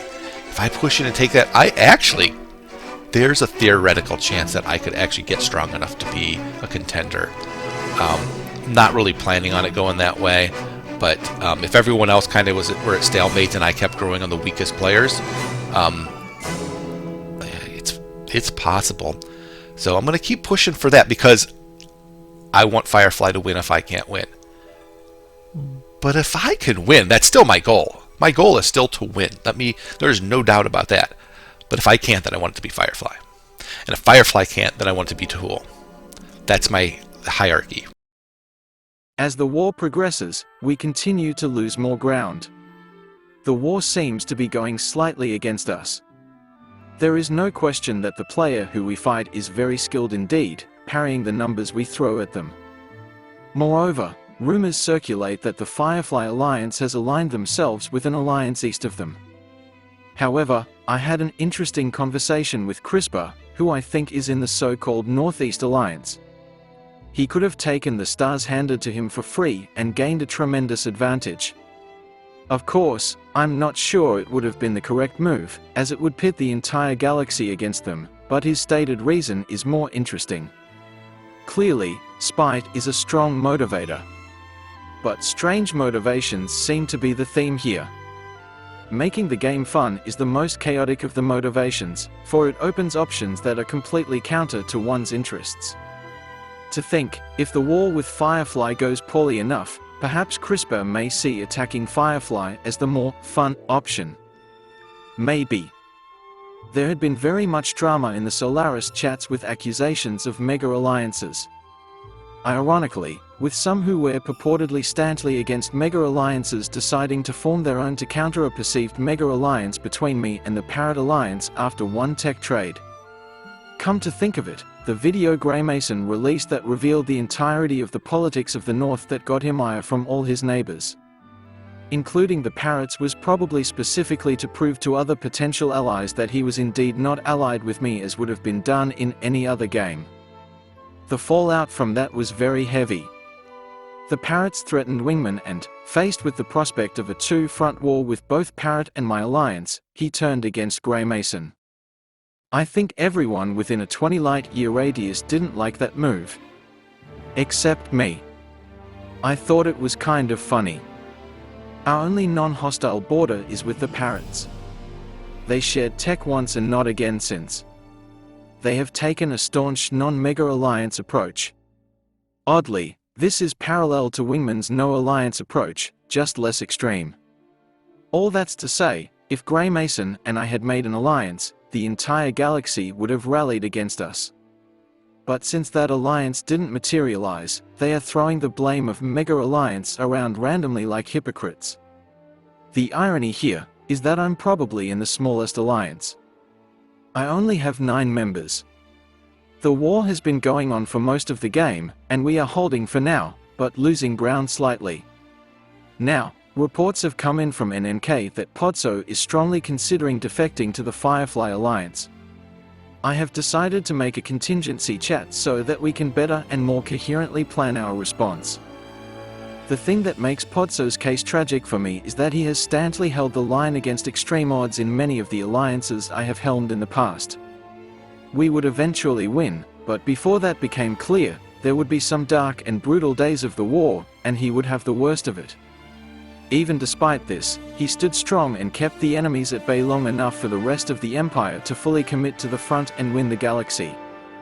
Many times. Seeing that steadfast ally begin to waver is gut-wrenching. Defections and betrayals is a failure on the part of the leadership of the Alliance being betrayed.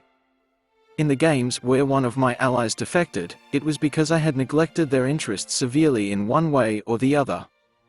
Podso sees the significant disadvantage we face. We are behind on every tech significantly. We are losing ground slowly. Our opponent is strong tactically, much more so than the likes of which I had faced in my past. Our only non-hostile neighbors have decided to become isolationists and not join any major alliance, isolating us from tech trade or any degree of coordination.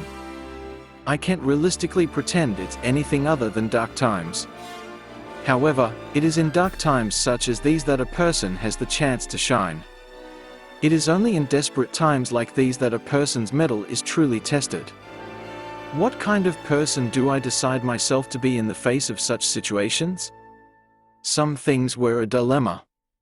Some things were simply not. Greymason's offer to throw a few allies under the bus to save the rest was not a question for me.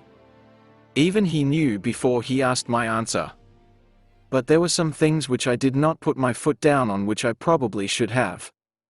The prevention of the alliance with Greymason boiled down to a stoned ape's grudge against him, particularly from New Callisto. Had I had put my foot down and prevented Greymason from killing off a stoned ape, that would have prevented the cycle of revenge between them. And if Greymason defied me and killed him anyway, because let's face it, he is not made of stone. There is only so much vitriol one can take before he snaps and attacks, regardless of other considerations. I don't think I could have stopped that. But I am not certain I couldn't have stopped him either. I would not have felt so terrible in the first 5 cycles of this game. On an upbeat and more happy note, it appears that the possibility of Podso defecting is no more. Cycle 21, Tick 425. Things are progressing. We've successfully pushed a little bit more west. We've now defended Katua from Waven's ship, and that's fine. It's now brought back to life. I threw some industry on it. We'll get it set up later. In 6 hours, Celto will be dead, and we'll bring that one back to life. Waven's trying a little bit of trickery. I have basically what I've done is I put a scrambler on both forward stars and another scrambler to transport. and I have it repeatedly looping, picking up ships, so they'll quickly lose track of how many ships I have where. And so I have, 1,600 on the forward star and another 1,000 coming in. I put a scrambler on Katua, which is with 1,200, so I have, what is that? That's 26, 36, 38. We'll call it, about 4,000 ships on hand, which should be able to defend against a Stone Date 5,500 if he launches and does not get the weapons upgrade. We got a little bit of a weapons advantage, and Tahul CRISPR is going to do terraforming for a little bit, so we're going to probably just keep steady with them. The thing is, that's the most important thing to me right now. I'm only on 12 stars. Stone Ape is sitting on 19 weapons, but his alliance, NNK's got 25 to my 26, so he very well, I have to assume anytime he attacks, he's going to get the boost. Waven's sitting on 17 weapons. I also have to assume he'll get 25. But that's where we stand on that front. In terms of reinforcements, Kip has 1,000 showing up, so we're starting to get a little bit of momentum there. We also have the Sovereignty of Pell with another big group of reinforcements or ships coming. Now, they haven't launched yet to my south, but in theory they'll be working with Buttercream Pie. And then in the south, we had some success. Norm is gone. I think they took a star. We may have lost a star, but things are happening. It's a lot of activity in the south, and that I think is a good thing. Talking internally, Necri is trying to figure out, what do I do with my ships? And what the agreement with Ladaz, Necri, and myself is, he's going to help me push on Wingman. Get me another 10, 12 stars. And at that point, I should be self-sufficient. Instead of fighting two people, I'm just going to be one-on-one with Stoned Ape, although I'll still have Kip with me. But at that point, we'll have the numbers on our side and should definitively be able to make progress. And then Necri will switch back and 100% help Firefly. Because right now, I'm not strong enough to do anything. And when you look around, when I look around the map, pretty much all these empires that have they're sitting on the 30 stars have between 10 and 12 world builders. I've got one. So I'm absolutely far behind, and there may not be any coming back, and that's fine. I'll do my job. Me keeping Wingman and Stone Ape out of the fray is fine, because after that I start working on Auburns and JSC, while and hopefully everything's fine there. The one concerning thing is Jubblefet, 40 Fate. Their pulsar went down. They're losing some stars. Once they're gone, Jubblefet and Tink, that leaves 3 of the Alliance of Baz and Jungle Parrot with nothing to do. And at that point, more likely than not, they're coming my way or to the east, and we'll have to contend with them. So it may not be as smooth sailing as I was originally thinking. We did get a full scan. So we got 3 more scans, so we're now sitting at 18 scanning.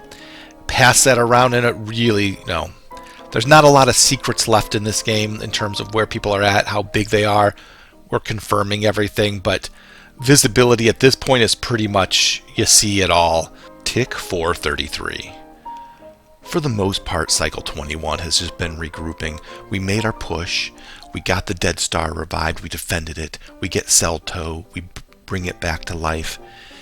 And I'm looking, I was at dinner, and I was like, you know what? I think I could take Waven's Homestar, Nagia. It was my evening, his middle of the night. So I launched a smuggler, and boom, tick 4033, I take it. He must have woken up just like the tick right before I landed, because he warp gated and is trying to get an admiral from a local star to defend it. But I'll be able to blow up that, plus the 1500 using his own war machine against him. He's still on weapon 17 against my 26. It's going to be a bloodbath. So I'll defend it, and I'll really, really weaken Waven. My only problem still is the Stoned Ape, who hasn't moved all day. if he comes back alive, I'm very, very vulnerable. Now, we have reinforcements coming in from Necria, we have reinforcements coming in from Kip, and my own production is increasing. Every star I take is another, in this case, 11 production for me, minus 11 for the enemy.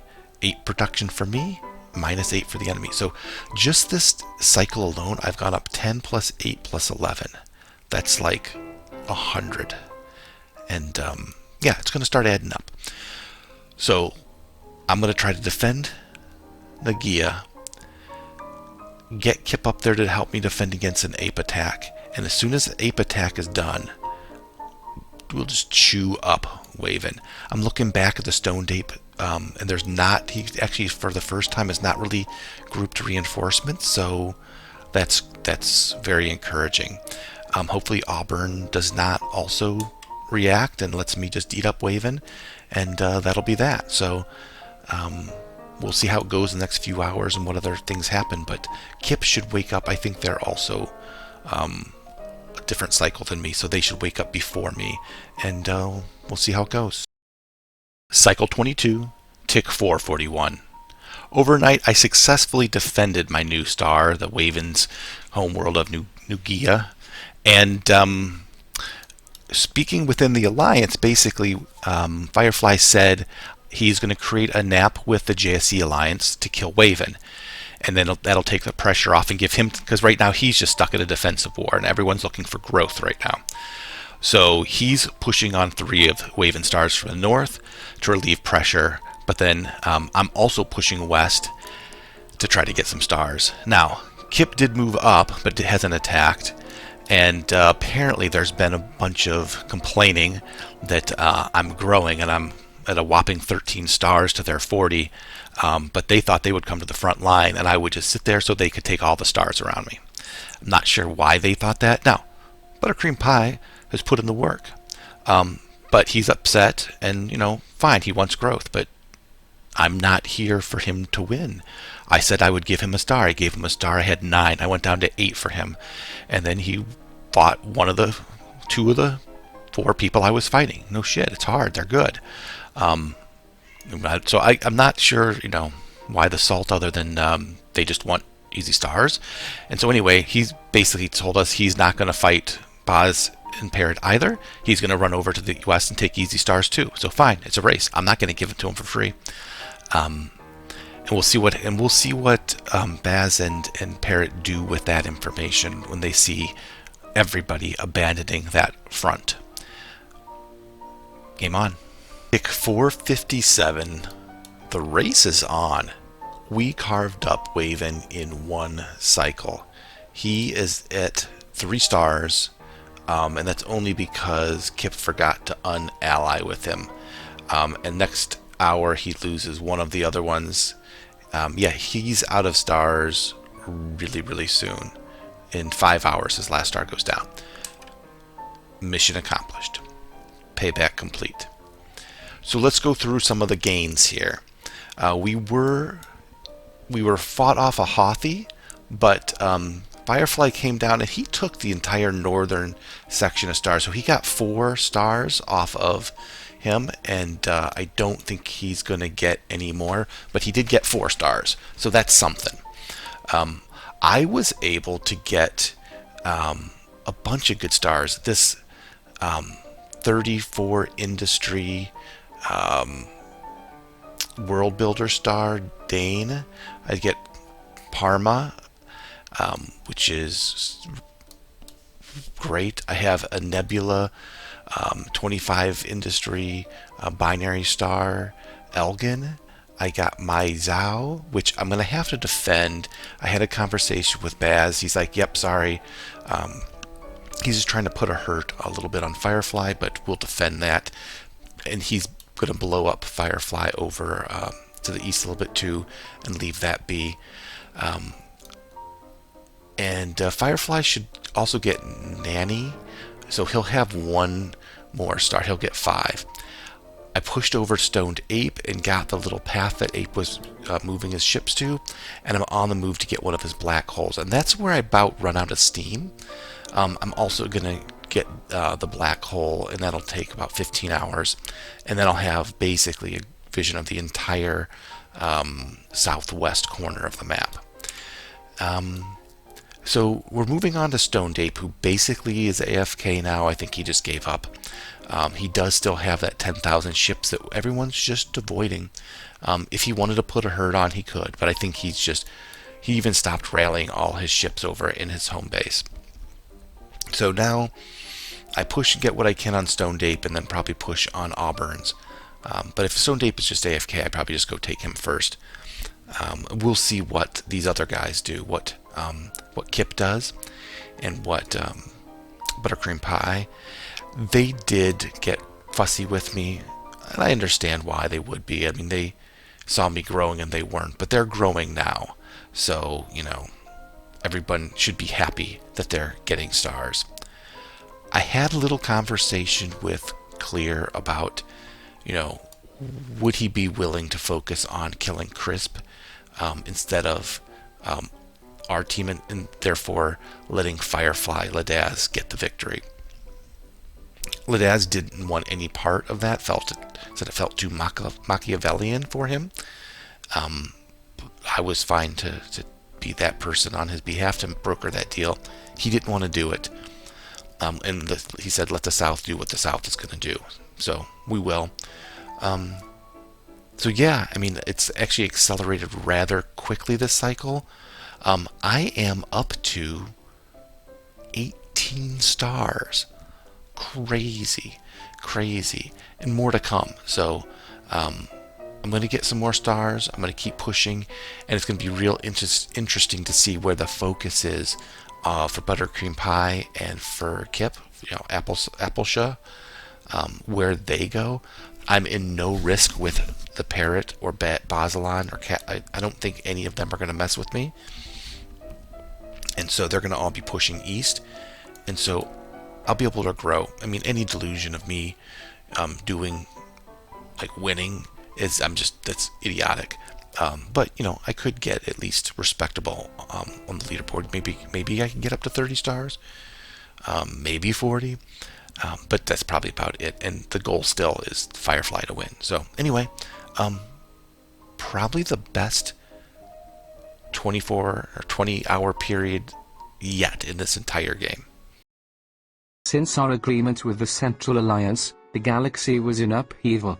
Cries of foul play echoed across the lands without consideration for their own actions that put us all into the position.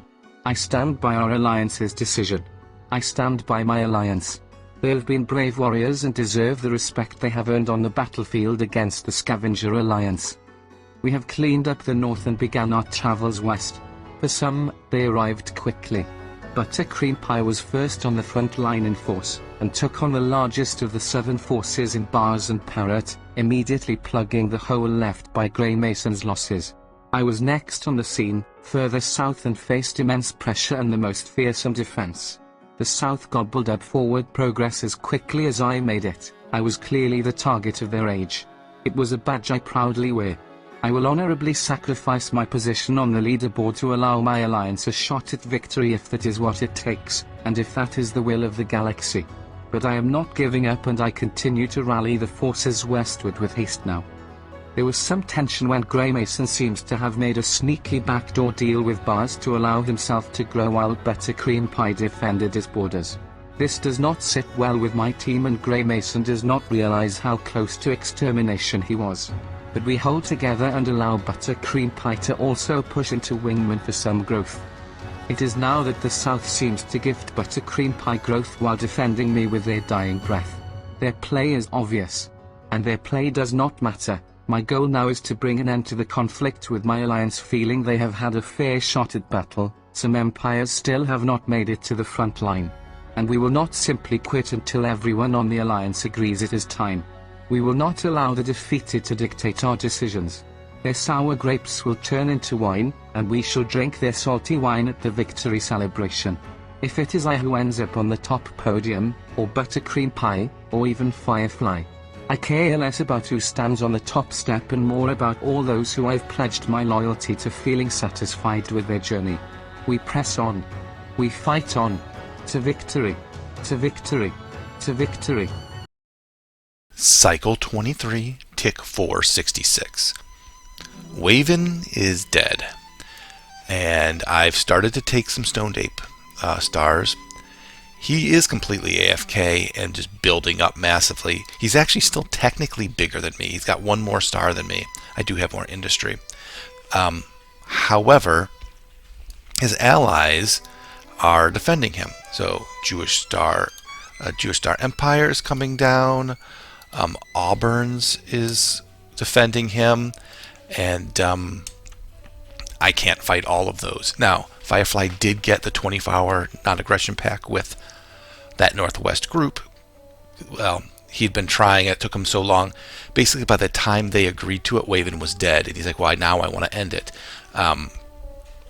So he's like, I feel a little bad just ending it now, but he's got to decide either to do that or to push into the south. The south is crumbling pretty fast as well, and they are effectively trying to stop CRISPR from the win. Firefly isn't really trying to win. He doesn't really care if he wins. I wish he would. It would help. I mean, it would mean a lot more to our alliance if he would. I know he doesn't care that much, but that's like, why are we fighting if he's not going to try? So hopefully he does push in. And yeah, so if JSC, that one guy in Auburn's are all coming to defend Ape from me, great. Firefly should be able to just push west super fast and grow and potentially get the win. That's the entire point of what we're doing here. Tick 473. We've taken a couple more stars from Stoned Ape. And quite honestly, it seems like everyone's kind of running out of gas. At this point, we have Tahul just running rampant. We have Buttercream Pie running rampant. People are just taking stars. Everyone's request to quit. And then within my alliance, we had a whole conversation on what can we do. And Firefly basically was like, listen, I would be happy to win. I would love to win, but we're not going to flip on the agreement we made. I'm not going to just be gifted stars. I don't want to it's just a hollow victory to just be gifted stars. So he's like, well, I'll just attack the Northwest, and whatever happens, happens. And what's going to happen is Tahul just wins. And so everyone's like, well, then let's just quit. Really anticlimactic. I know a lot of the rhetoric will be, well, then you shouldn't have formed a mega alliance. Cycle 24, tick 489. I've made zero progress in the last day. Personally, my alliance is kind of like, we can't win, and there's just letting it play out. The South, however, beyond Buttercream Pie Buttercream Pie is doing great, but otherwise the Southwest is defending impressively well, and it's opening up the possibility that maybe we could push in on the Northwest. So Firefly and Necria are going to push. We did get etc. password to quit, who I believe is Podso. He's like, I'm done. I'm not fun just getting attacked now, and so they quit. Fair.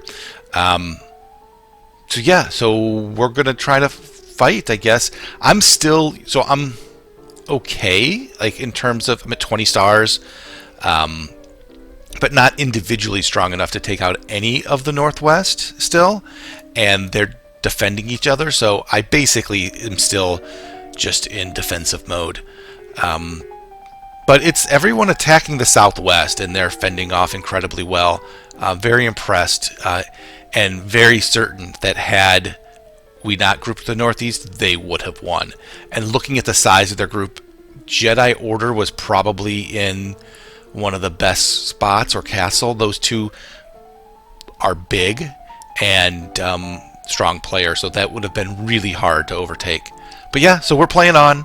Nothing that exciting from my story. Tick 491. The ape attacks. I had said he had suicided into me all game. I was wrong. I didn't know what a suicide looked like. Now I do. Yeah, so he just launched ape shit at me from his build-up of the 12,000 stars. He sent 6,666 in two different directions. luckily I was able to react in time, defend the attack against Dane, defend the, well, he gave me a 24-hour period to defend the eastern side. I'll defend that no problem. And I was able to counterattack his Rika and take that. So that eastern 12,000 or was it 14,000 ships by the end, gone. In my control. My production and what little I had over there will be enough to fend that off. So that's great. It's actually, I got a star out of it. More scary is the west, where he put a war machine on every single star and sent every single ship at me on one singular star. So the downside of that is I'm just going to build a destroyer, and he sent them on regular ships and a couple smugglers. So I'm going to get a destroyer and a saboteur, and I have a small weapon lead, and NK up in the corner has a one weapon behind us, which is unfortunate. But so I reached out to Kip.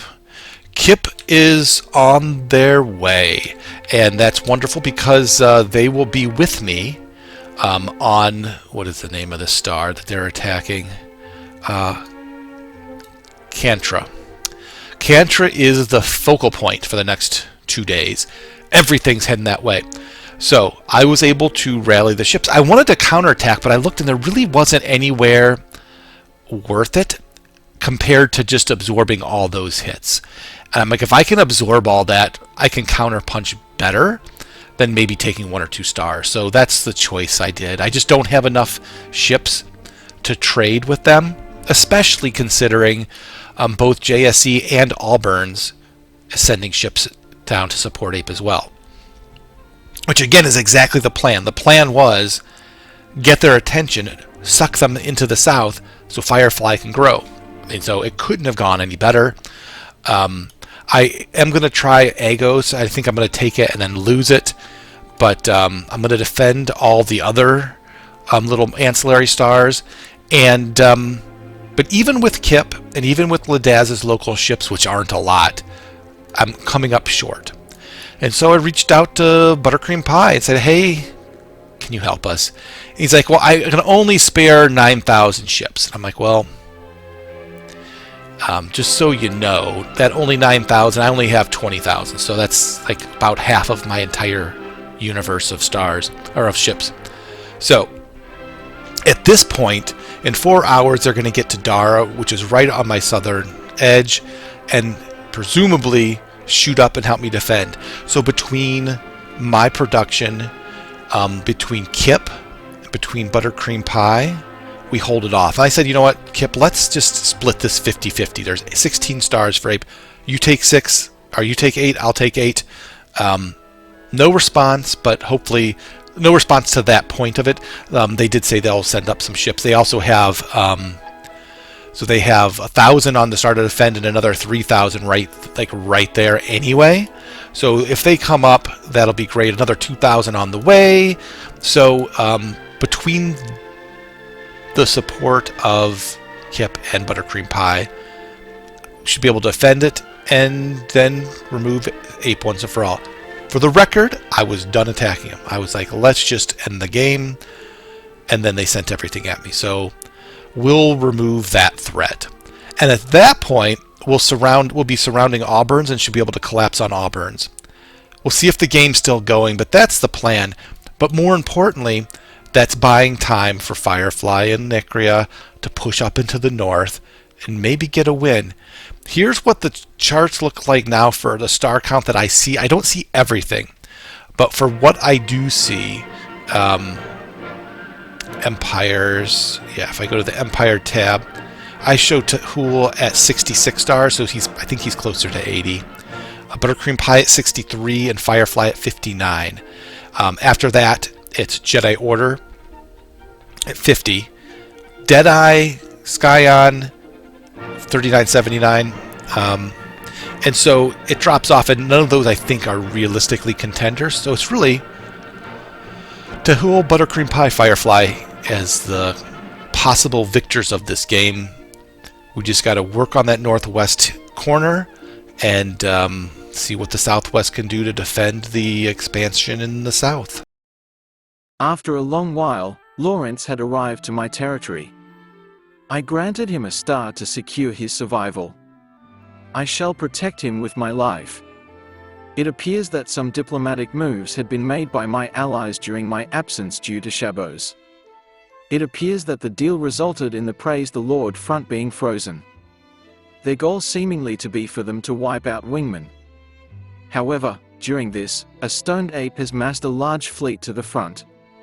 But Cosmic has bypassed a stoned ape's forces. It's in the middle of the night, so it's likely that a stoned ape is asleep. Normally I get permission before I move large fleets into Allied space. The reason I usually insist on this courtesy originates from Kusi, when Clear moved mass forces toward our mutual ally Greymason and declared war only when his fleets already landed in his territory. Roy Luke did the same to Falcon soon after, and Clear sent large forces to me unannounced. Given the pattern of unannounced attacks, I had almost blown it up. I would have if I wasn't willing to purposefully leave myself vulnerable so I could have proper and full justifications against him.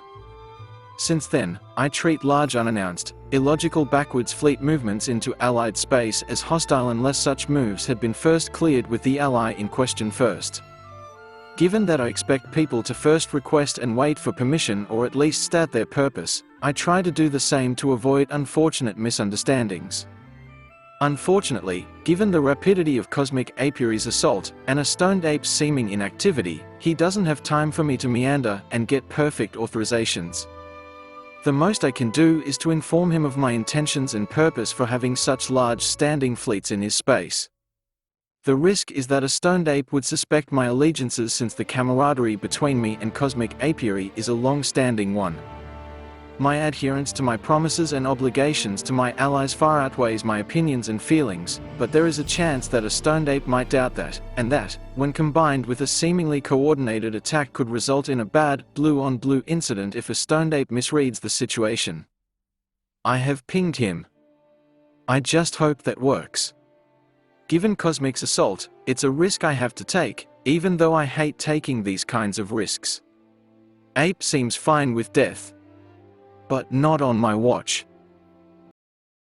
Cycle 25, tick 515. So, this has been the cycle of me waiting for the stoned ape ships to make their long journey towards me. We did finally blow up his ship at Reinka. From Reinka that went to Kata. So my eastern side of stars has now been secured. Very happy about that. On the west, the developments that happened is, and let me go through this. Kip was kind of close, and I said, "Hey, can you come and help?" And they said, "Sure." They already had a ship with 1,000 carry with 1,000 ships on it, and helped absorb the first initial wave of attacks. I said, "Hey, are you sending more? We can divvy the stars 8 and 8. No response to that, and they started taking parrot stars, and they had ships nearby, but they didn't help defend. So I'm like, all right, I need more help. So I reached out to Tahul, who said they could not help, and I reached out to Buttercream Pie, who said, sure, I've got 9,000 ships. And I said, that's great, because I only have 20,000 total. That's 50% of my army. Now, my production is coming up, but I needed his help. So Buttercream Pie and I talked. I'm like, all right, to avoid any more conflict, let's work through what expectations are. Are you good with the 8-8 split? He's like, well, what do you need stars for? I'm trying to win. You can't win. I'm like, yeah, but I still playing the game. Like, I still want to get some stars. I'd still like to move up the leaderboard, have some agency. I'm not here just for people that could win to get stars. And, what I didn't say is if I'm going to give it stars to anyone, it's Firefly, not you. But I'm willing, they should get a reward. And so it turns out there were only 15 stars. So we came up with they would get 9, I would get 6. I would have preferred 8 and 7, but whatever. It wasn't worth, 1 star in the grand scheme of things just doesn't matter. They're happy. What's more important to me than that is that people's expectations are met. Now, since I made that deal, and I communicated to Kip saying, you never got back to me on this, so here's the deal I've made since then. They still are only attacking Parrot, but they are sending more ships my way. And if they're coming to help Buttercream Pie, then great. I will have issue if they start taking the 6 stars that they said that we agreed that I could have. So I sent a message to CRISPR, making sure that they're in the loop, kind of curbing any potential future conflict. The second part of the deal was Auburn's. And I said, you get Auburn's, I'll get JSE. The reason I said that is Auburn's has 17 stars and 50,000 ships that have just been sitting idle doing nothing for most of the game. A little bit of fighting Firefly early, but basically they're just sitting idle defending. JSE's got 19 stars and 30,000 ships. So 2 more stars, 20,000 less ships. And they're sending ships into Stoned Ape to defend, which means those will be killed naturally in the progress of taking Stoned Ape stars, and could be killed somewhat by Buttercream Pie. But they agreed, so that's the deal. Now, I don't know if I'm actually going to kill JSE. I may just fly. Right now, we're marked as allied from day 1. I may fly past him and just kill B-Bear. Because B-Bear has 5,000 ships and like almost no industry. So I could, just in 21 stars, so I could kill B-Bear like super fast. And it'll be interesting to see who blinks first between JSE and I. Like, will he flip me to hostile, or will he let me do that? Because I'll fly all my ships right over the Jewish Star Empire's stars and go kill B-Bear. So that'll be interesting to see what happens there. Meanwhile, Firefly is just lighting things up. Taken almost all of etc. password stars, moving into NNK. I show them at 76 stars right now, and I may be missing a few because the AI killed my best Northern Scout. So Firefly still has a chance to win this whole thing, and that will be very interesting if we could pull off a victory. Things seem desperate.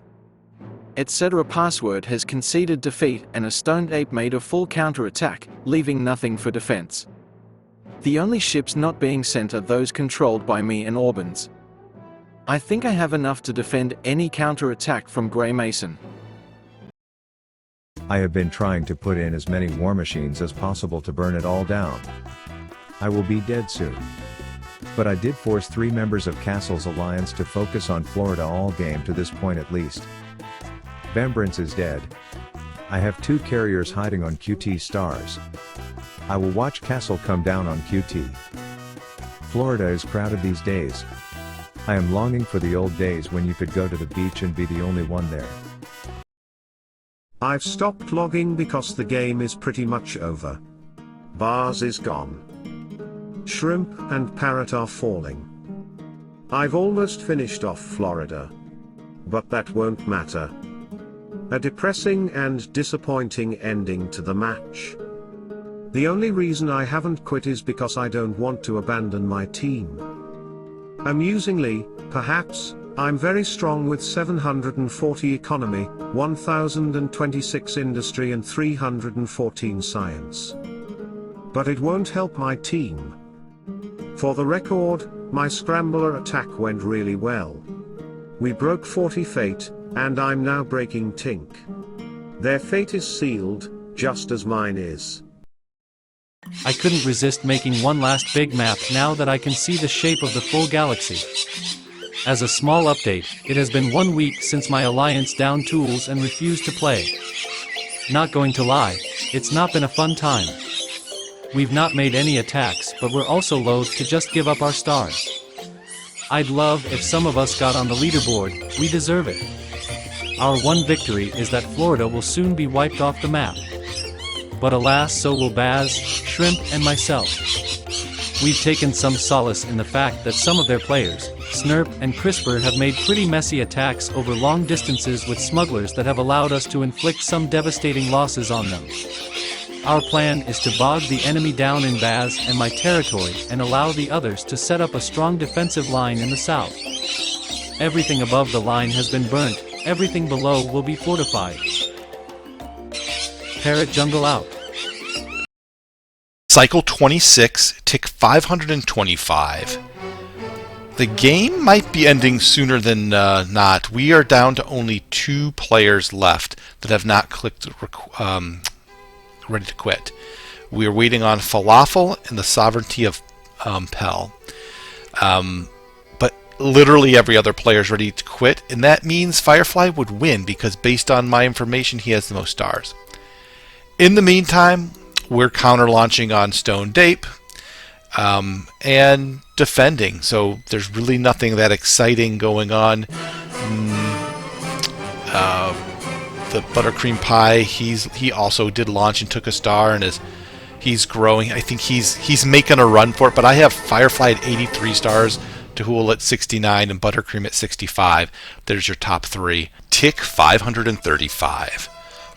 My attacks on Ape haven't gone super great. JSC's done a nice job of defending, but we are whittling down the forces. And Buttercream Pie is making some progress, so it is inevitable that I will get my stars if the game continues. Just not yet. And in no threat anywhere else on the board. More interestingly, though, is we were down to just the Sovereignty of Pell as a holdout. And we were like, let's just make sure we're in first place still. And now, clearly, from my perspective, Firefly is, and we know there's no one else in the JSE Alliance that could be. What we don't know is this area where 40 Fate, where Jubblefet was, that the Southwest Alliance finally did topple down, that they're calling Florida. And over there, what we see is Castle at 48 stars. Well, that's what I see. But I know for a fact he's got more than that. The question is, does he really have 87 stars? Because Firefly's at 87 stars. I doubt it, but it's possible. And what a victory it would be for the Southwest Alliance to fight the Mega Alliance and then get us all to quit before we kill them off and make sure that we win. It would be a really huge strategic blunder. So the RTQ flag has come off until we can be sure that Castle is not in that position. Let's find out. On tick 388, my attack finally landed at Soft's staging post Star of Hannah. This, combined with Tahul's attacks on Soft's western side, served to break the back of Soft's military capabilities, with minimal forces remaining on their last few stars. On tick 426, the last of Soft's stars fell, and they were no more. They had elected to fight to the end. Shout out for their Star Wars-themed carrier names. For anyone curious about the custom names my own carriers sometimes used, they were simply random snippets of Thrawn quotes. It's at this point that the interesting parts of my tale end, for reasons that are quite straightforward. It takes my forces over 2 days to reach the Western Front, while travelling at warp-gated smuggler/raider speed. That's a 4-day round trip between a staging post star and my most western stars. Lunacy. A missed opportunity for Stargates. Ultimately, I never got to participate in the war in the West, which is most likely covered in great detail by those who were there. My only input on this is that our cooperation agreement with Swoop and Firefly AF's alliance should have had exit clauses, and in any case, we should definitely have betrayed them and consumed their stars, especially once it became apparent that we were not in fact facing a mega alliance. It would have been glorious. Still, the game was fun, and I can at least remain satisfied that I not only survived to the end, but that I also lost no stars to enemy forces. I was also able to satisfy some smaller, silly objectives, concluding the game with both the star with the most resources, Gitty, and having world-builded all of my stars, barring my staging post star to the west, thanks to the unwitting token donations of both the Scavengers and Al, who were both made vassals of Tahul. Podso's territory has collapsed, and NNK's territory is falling quickly. The Stoned Ape front is also hard fought. That one guy has a message drafted about the declaration to quit the game so as to deny the enemy the fun of conquest. Personally, I refuse to give up. I don't give up on allies, and I certainly won't give up on myself. But this has been a rough game for my allies. The war is lost either way, so I may as well let them rest. My efforts in the Stoned Ape front has not gone unnoticed. Funny enough, the Allied button had been checked 500 ticks ago. It hadn't been unchecked since. It's almost a game of chicken. Grey Mason won't declare war on me, and I won't be the one to declare war on him. I will defend my allies, but there are extenuating circumstances. Grey Mason didn't want this war. However, any attack on refugees under my protection would be personal. Given how much could be at stake for someone who would make such a move, a fair warning is in order. Grey Mason has launched another heavy attack. The defense is losing slightly, but for as long as possible, I will put up determined fighting. But some attacks are slipping through. Unfortunately, this plan did not pan out. Its fatal flaw was that it made an assumption that there would be mercy. This assumption was wrong. Needless to say, as irrelevant as this is in the grand scheme of things, and that those carriers are probably unnecessary for survival, it's the thought that counts. Things like this serve as a reminder as to why I act the way I do. Basically, Firefly negotiated a ceasefire, then took out Wingman. Then the very moment Wingman fell, he ended his nap and began attacking again. Praise the Lord had talked to me about a separate nap excluding the Northern Allies, and I rebuffed him. Which brings us to now. The Praise the Lord front has fallen quiet while the North is being overwhelmed. I suspect Praise the Lord has went behind my back and made a separate peace deal. That is not such an issue. What is that the moment the Northern Allies fall, they turn their firepower west, against me. The gamer has quit, so we would be completely vulnerable. We are now as well, but what I suspect this means is that for as long as the North is still holding out, my eastern front is relatively safe. Which means it is absolutely vital the North does not fall, which is why I have sent nearly 10k ships north. Given how bloody the North has been, that is roughly half of Neon's ships. I have spent the whole game fighting to keep the war away from my borders. It has bought me perhaps 300 ticks so far. But it no longer seems like we can hold out indefinitely. I estimate about 2 cycles before the North falls, and another cycle before I directly border hostile forces.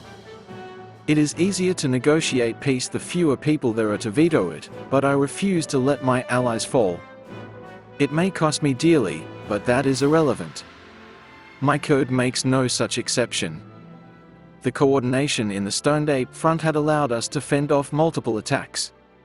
However, enemy reinforcements vastly outnumber what we have in the area. The stubborn defense is being overwhelmed. There is simply not enough ships to defend the attacks. The front is collapsing. The game has ended before any attack proper has even been launched on my empire. Although I had survived unscathed, I had failed to lead my alliance to victory. Had I been a more worthy person and leader, the reality would have bent to my will, as had been the case in the game's past. Cycle 27. The fighting continues. We're waiting for the last few stragglers to wrap it up. I don't think there's any more funny business going on. We've got Scan now. We know Firefly's in the lead. Unless something drastically goes wrong, Firefly wins. I'm still pushing on 8 because to me, you might as well keep playing while the game's still going. Buttercream Pie's pushing to try to make sure he secures at least 2nd place. So we're carving up Ape. And then it happens. On tick 557, a Stoned Ape has been defeated. He didn't have to die, but doesn't it tell a better story? The poor Cosmic Apiary Federation, fighting and struggling, getting beaten down by mercenary wingmans, and finally killed them.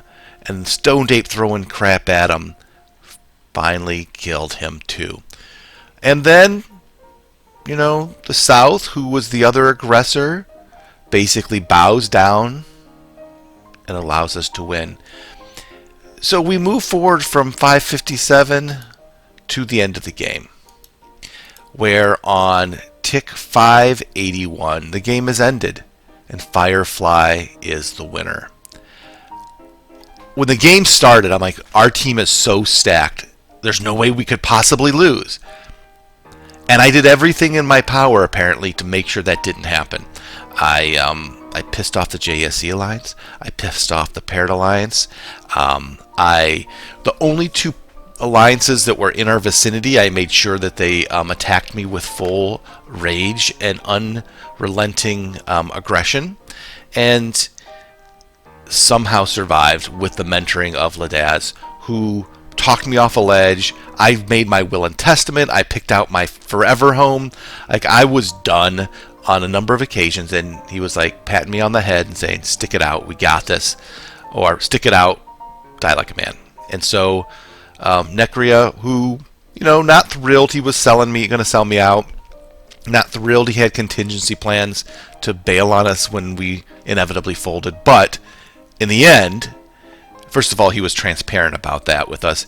Well, not the selling me out until I confront him, but in the end, it was his self-sacrifice with the Northeast Alliance giving up his stars that saved all of us. Without that agreement, we all die. We just die. So I can't really hold any grudges there. He saved our ass, and he's as equally responsible for the Ladaz victory as anybody. The South, you have Adamson, you have Order of the Eye, and Tremek, who fought relentlessly into very hard opponents. Shrimp, Jedi Order, very tough battles, and never gave up. Tremek, with his, for a week, streaming me ships, selfless in keeping me afloat. So forever grateful. This is the second time I've allied with him in games, and both times he's been a wonderful ally. So I am absolutely grateful for that. And I didn't win, but I played my ass off, and I put in a ton of effort to make sure that my alliance would win. I was willing to take a beating, distract from Ladaz's targets to make sure that he could grow at the end.